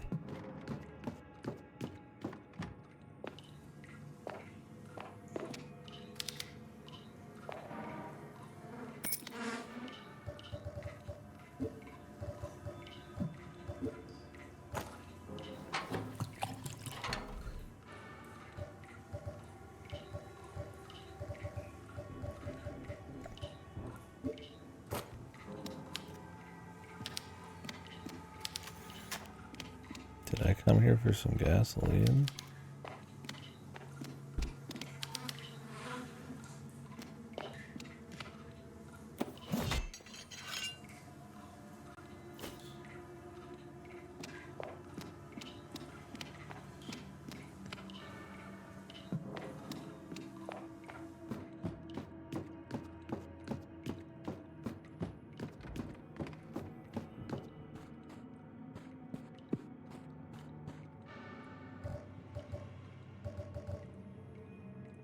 The Tsukihime remake. I mean, that's like another accompaniment thing, right? You play it on the side. And it's not a replacement, but the problem is like companies marketing these remakes as like full replacements when they're 100% not. Like in the case of FF7 remake, holy fuck! If you are like telling people that FF7 remake is a replacement for the original, you are actually doing like fucking harm to these people.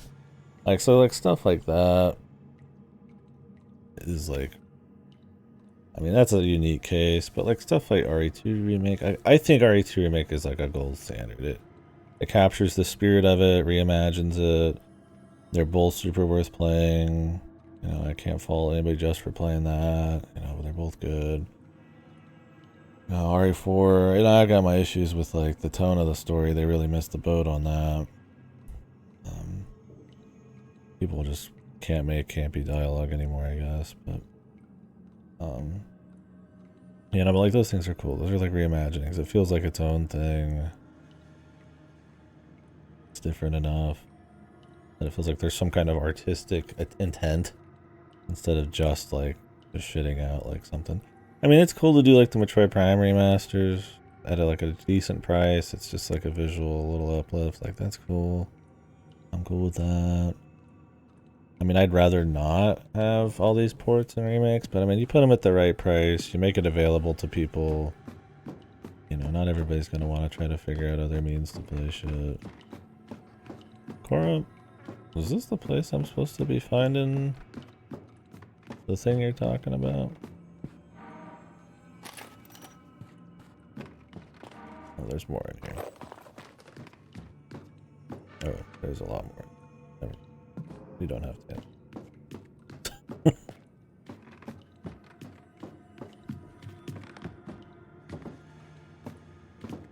Jesus is here.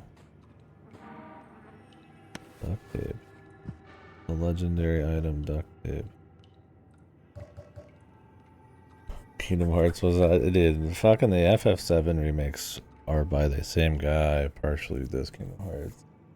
So they have Kingdom Hearts-isms. And I like Kingdom Hearts. It's a guilty pleasure of nonsense, but the FF7 way of doing it's like, I don't like it as much. I mean, they're still cool. I need this duct tape and the sledgehammer. The duct tape and the legendary item. Crazy. Okay, Hamaguchi said he would like people to play FF7 Remake first if they haven't yet played the original FF7, so either way it's fine, you'll enjoy the game. That's such a corpo way of saying it, because it's like, I always hate when they do that. It was like when AI2, like, no, you can just play AI2, or you can just play Rebirth. He said that too, right? You can just play Rebirth first, it's fine, because they want you to fucking buy it and play it, because they need the sales. And it's like, I get that, man. But it's like, god damn, have a little integrity. Do not say that. The only thing you're allowed to skip on, frankly, the FF7 and Rebirth is like, that is actually would help, like, give you a little extra, like, lore, is probably the mobile game. They're still integrated into it. Like, Dirge Cerberus, I guess maybe you could skip. The DLC for fucking, what's her face is gonna hit a little different, but like, and I don't know how they're gonna, like, ever wrap that up.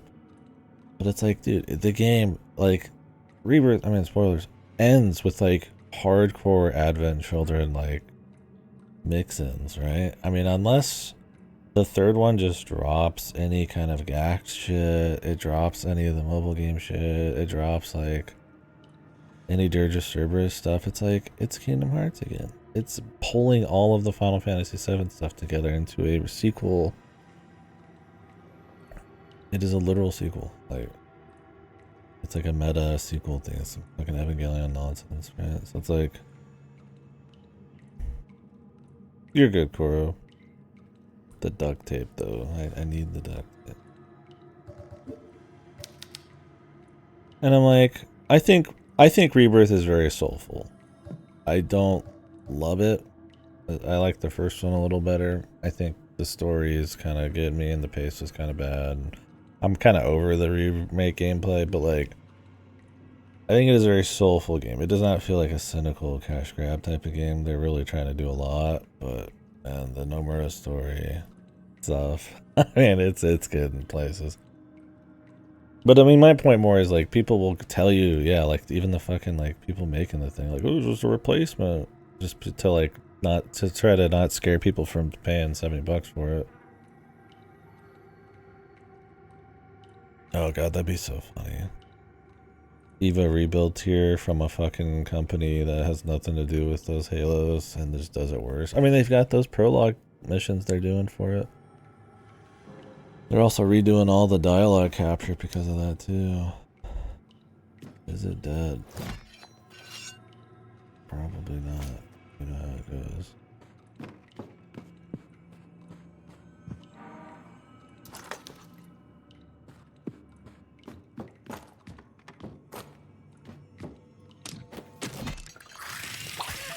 Building on.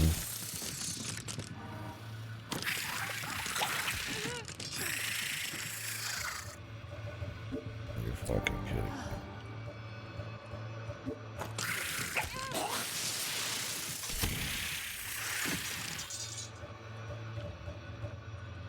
This is some good ass duct tape, man.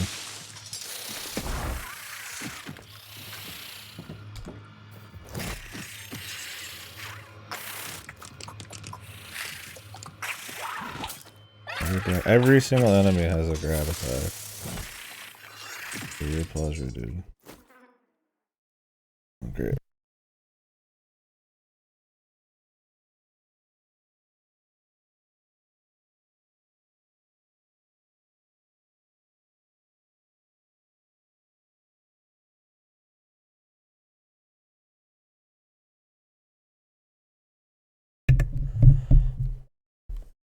Oh man, the Halo Infinite stuff. Oh my god. Oh my god, do you think they would? Do you think they would bring in? Oh my, no way.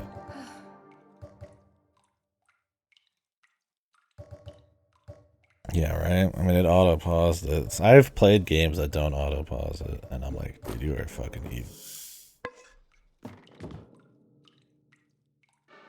But, oh my god, do you think they would bring in the pre-Forerunners thing? Dude, that would be psychotic. God, there was something I played recently. What was it? Where it was like they inserted their own fan fiction bullshit into like somebody else's story. Oh, it's with fucking Chimaru, wasn't it? Number 17. I didn't play it, but like it's like that, man. Like somebody fucking bringing in their own like fucking fan fiction, but like in an actual like big $70 like Microsoft fucking like post release, dude.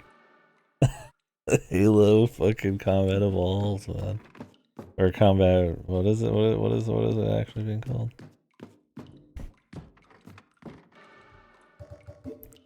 What am I doing with this duck? Seal leak. Bro.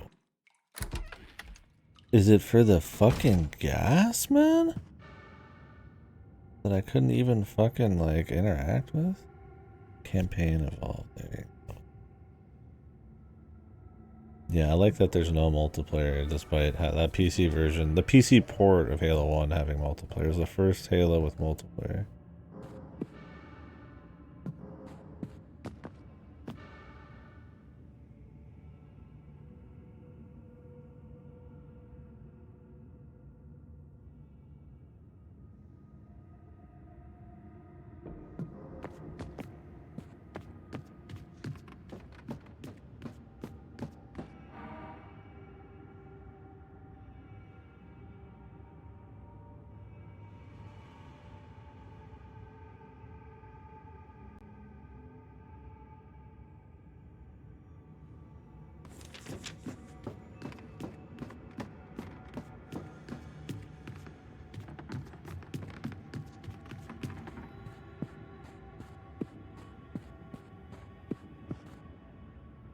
I wonder if there's a bunch of metal detector shit just like around.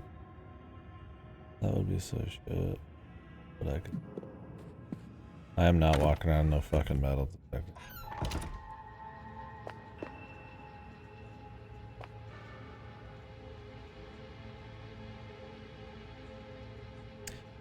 I need to remember how to unrot shit.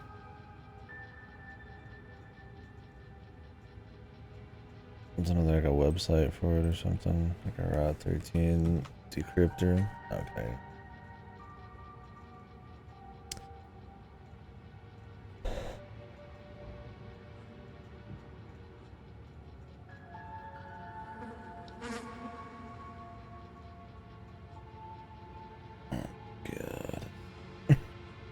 It's such fan fiction-y nonsense, man.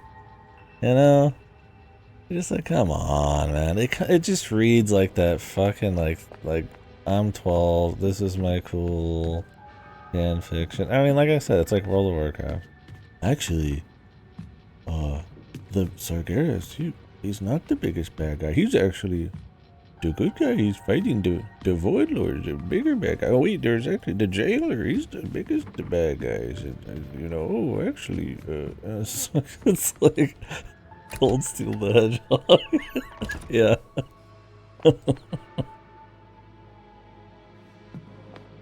And I mean, look, if it's like just some nonsense and it's just like supposed to be fun, like it's just latent here, we're just having fun, being goofy purposely, that's fine.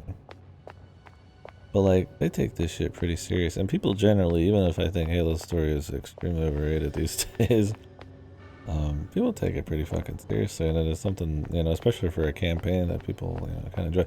So to my thing is to go backwards and then bastardize it with your own bullshit. You know, it's different than adding a few new Doom missions to a port of Doom, the original, right?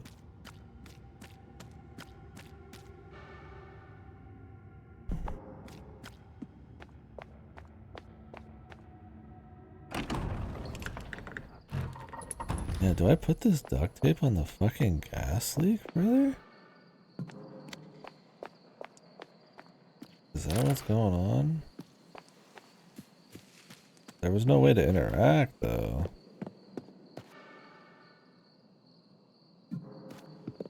But yeah, I mean, I just don't like the idea of somebody fucking with somebody else's old work that, like, put a lot of soul into it and then just miss. I mean, it's one thing if you're, like, intending to try to do something in the spirit and you just are kind of off a little bit. Like, Silent Hill 2 Remake, you know, I think it's still good generally as a game, but it's a little off. But, like, when we're getting into, like, you know, like, I'm adding my own, like, prequel missions that actually undermine the entirety of the trilogy of a fucking, you know, something, like, with fucking, yeah, Cold Steel the Hedgehog. Sure, Cora. If it's, yeah, I mean, I just don't want to miss anything.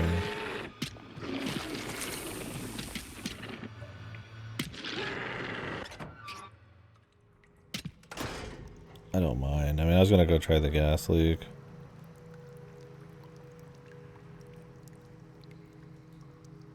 Oh, yeah. Oh, no, I mean, it's one of those things I would love if it was just fucked. Yeah, just absolutely, like... I mean, like, I'm sure there's some really passionate people who want to do good at 343 and stuff, but I mean, at this point, I'm like, just... Maybe go work on something else, that'd be cool. Like, I just want... You almost just that evil party, I just want to see Halo just fucking get nailed down. They have fucked it so hard, so long. And I'm like, I just want to... And then they've really dropped the ball. And maybe you can blame it on Microsoft, I don't know. Oh, I have to take it to the school area? Okay, that's fine.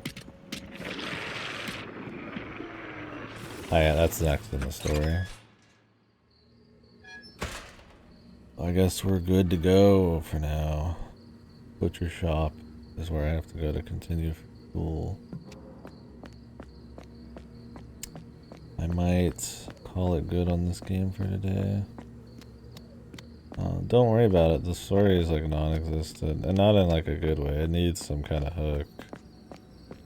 It's a direct sequel to the first one. I couldn't even tell you the story of the first one. There's time travel and other worlds, and I mean, I saw somebody in a fucking review say this was written by like an 8-year-old, and I'm like, man, you know what? Maybe you're right. Maybe we on to something, man. Story brand Alan, yeah, I mean, Alan like takes it up on the story, but I mean, the general idea right now is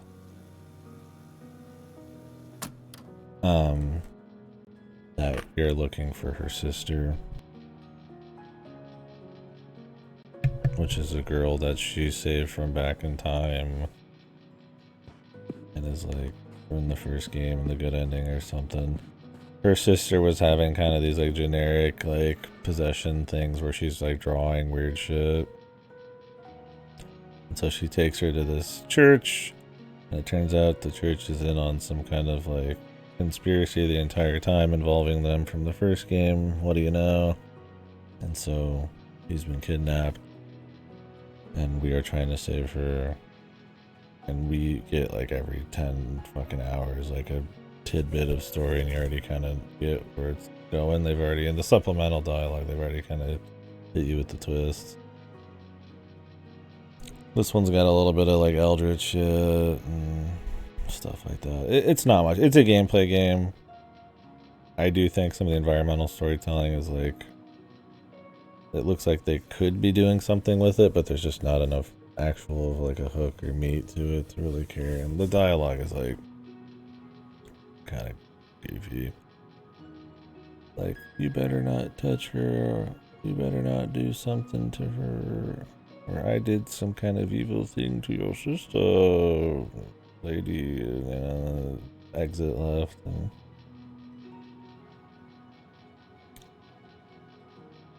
I mean, it's like, I think it's like serviceable, like kind of like combat stuff. I just, there's so many awesome survival horror clones these days. That I really like dreaming a little bigger with some of the weapon stuff. I mean, there's a lot of weapons in this, but I mean, you know, they're all kind of used in similar scenarios. That just firepower a little bit. You know, playing around with like traps would be kind of neat. Avoiding enemies, like learning stuff like that. I mean, not all survival horror games are gonna do that, but at least not having them be kind of annoying would be alright. Not a huge deal, but the thing is that since it is so focused on gameplay and raw visuals, that the gameplay doesn't really reach for anything is kind of whatever. The adventure game elements I probably like the most. Running around, interacting with items, doing little puzzles. Some of the puzzles are a little low info, kind of goofy. Like the star one. It's Chilean, but I don't know. I couldn't say. I don't really, there's not enough dialogue to really get like second language kind of vibes from it or anything, but it could be. Like, I think it's competent. I think there's great production value. I think they've learned some stuff, but I don't know if it's enough in the directions I've like want. It's just more like, it's just like bigger and there's more and there's like a few different enemy types, but the general design philosophy, other than giving you more saves in this one, is pretty much the same, right? It's just a raw sequel in every way. And that's fine. It's cool, but I mean, the first one I kind of forgot about a bit as well. Just like, you know, it's really, I mean, if you like old school survival horror, which I do, it was very serviceable, very solid, worth it. But like, you know, if you're looking for like something that's throwing a spin on it, I think not really, you know. And I would argue even the oldest, like your Resident Evil 1s and stuff, are a bit more ballsy with like routing through the mansions and using weapons or having ways to skip bosses or insta-kill stuff. You know, there's like ways to kind of fuck with shit a little bit through those games, right? Because I mean, that's the beauty of survival horror stuff, is it's supposed to be methodical, where you're being careful, only using ammo when you need to, and you know, using that knowledge sometimes to kind of play with shit. And some of them don't do that, and that's fine, right? They lean on other stuff. Like, I don't remember if there's a whole lot of that, like in Signalis, you're generally just shooting dudes. That's like, that's cool, but Signalis has like a really interesting story and like visual style, and even that game is still avoiding shit. And there's some routing around guys. I don't know. I think I'm being a little hard on it. I mean, absolutely the story sucks. That there is a lot of technical issues. No doubt about that. It is a good looking game. Those are for sure things, but yeah, I don't know. I mean, the pace kind of hurts a bit with the story too. Like, I mean, I've been at this for like 10, 15, and close to 20 hours, right? And we've still probably got another like massive level or two. And it's like, it's pretty much just raw gameplay back to back, and that's fine, but some of the areas, by trying to be unique for every room, kind of drag a bit, probably because some of the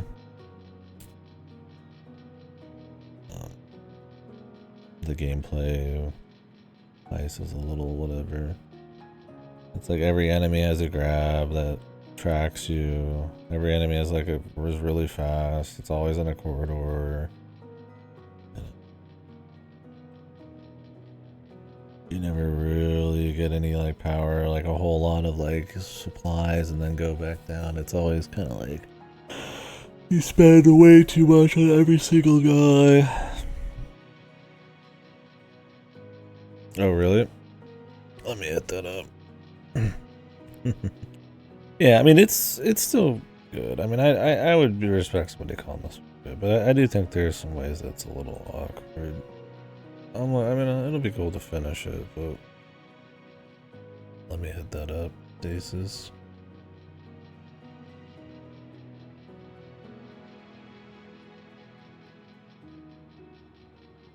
Ghostmaster still $1 on there too, but I wouldn't anytime soon.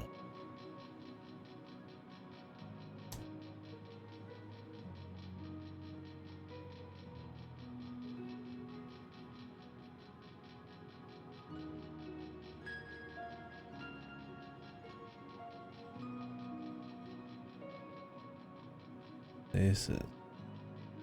Is it free? Oh, do I have to go to like the front end? It's like $2 right now. Is it on the home? Main page only. Oh, I see. That's fine. Yeah, I was gonna play Stasis Bone Totem. I heard that's really good. I did watch a Mandalore video on Stasis, but I don't remember much about it. The Bone Totem seemed cool. Maybe I'd play the original. Yeah, I don't know. This one, like I said, I'm not like giga pumped about it. And I have been playing a lot of these this month, and a lot that, you know, are ambitious in different ways. And not at the cost of a lot of things, but I'm a big classic survival horror guy. So there's elements of that I like there. And I think the artist, the fidelity, all that kind of stuff, they did a great job on that. So anyways, we're gonna move over to Iron Lung, I guess, which is giga spoopy. Apparently short game, like an hour long, something like that. And then I'll probably stop for the night. That'll be our last David Szymanski game until for this month, probably. I think I saved, right? Gifted by Riggs. Yeah. 2. Wait, cemetery. Hold on.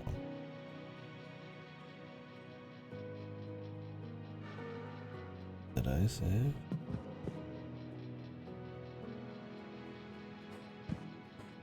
Oh, at 3:30, brother. Probably means something. Did I just save? I don't know if I remember. I'm actually kind of. Oh wait, 11:49. I saved in a weird spot. 12:30. Town. Okay, we're good. I could just do this. All right. Gonna restart the stream. I don't want to cut the VODs to separate them for YouTube or whatever. I'm like, and just to let people know we're gonna be doing it. Shoot that little warning out, and then I'm gonna go get a drink too. So. Hooey! Yeah, this game. Jump scares, maybe inbound. Heard somebody call this game where you fuck around for an hour and then get a jump scare. It's supposed to be really good. I'm excited. All right, let me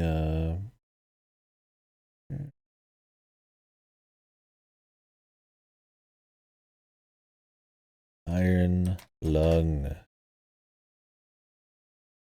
Aren't they? Wasn't Markiplier making a fucking movie on this?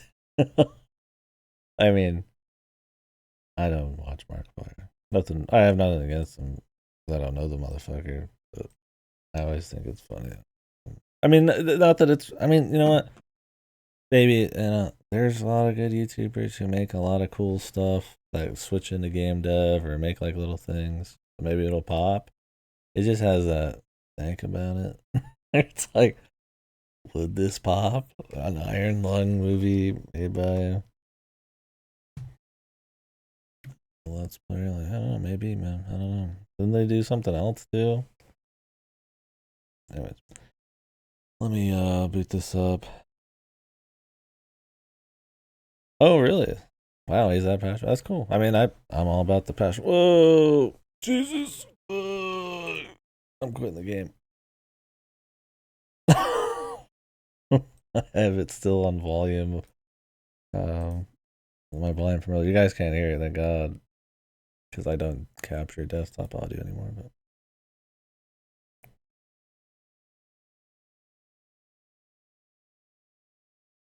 still pretty fucking loud, man.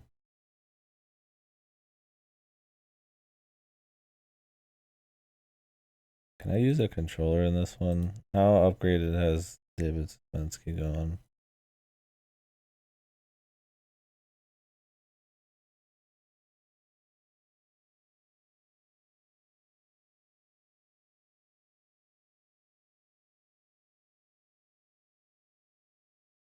So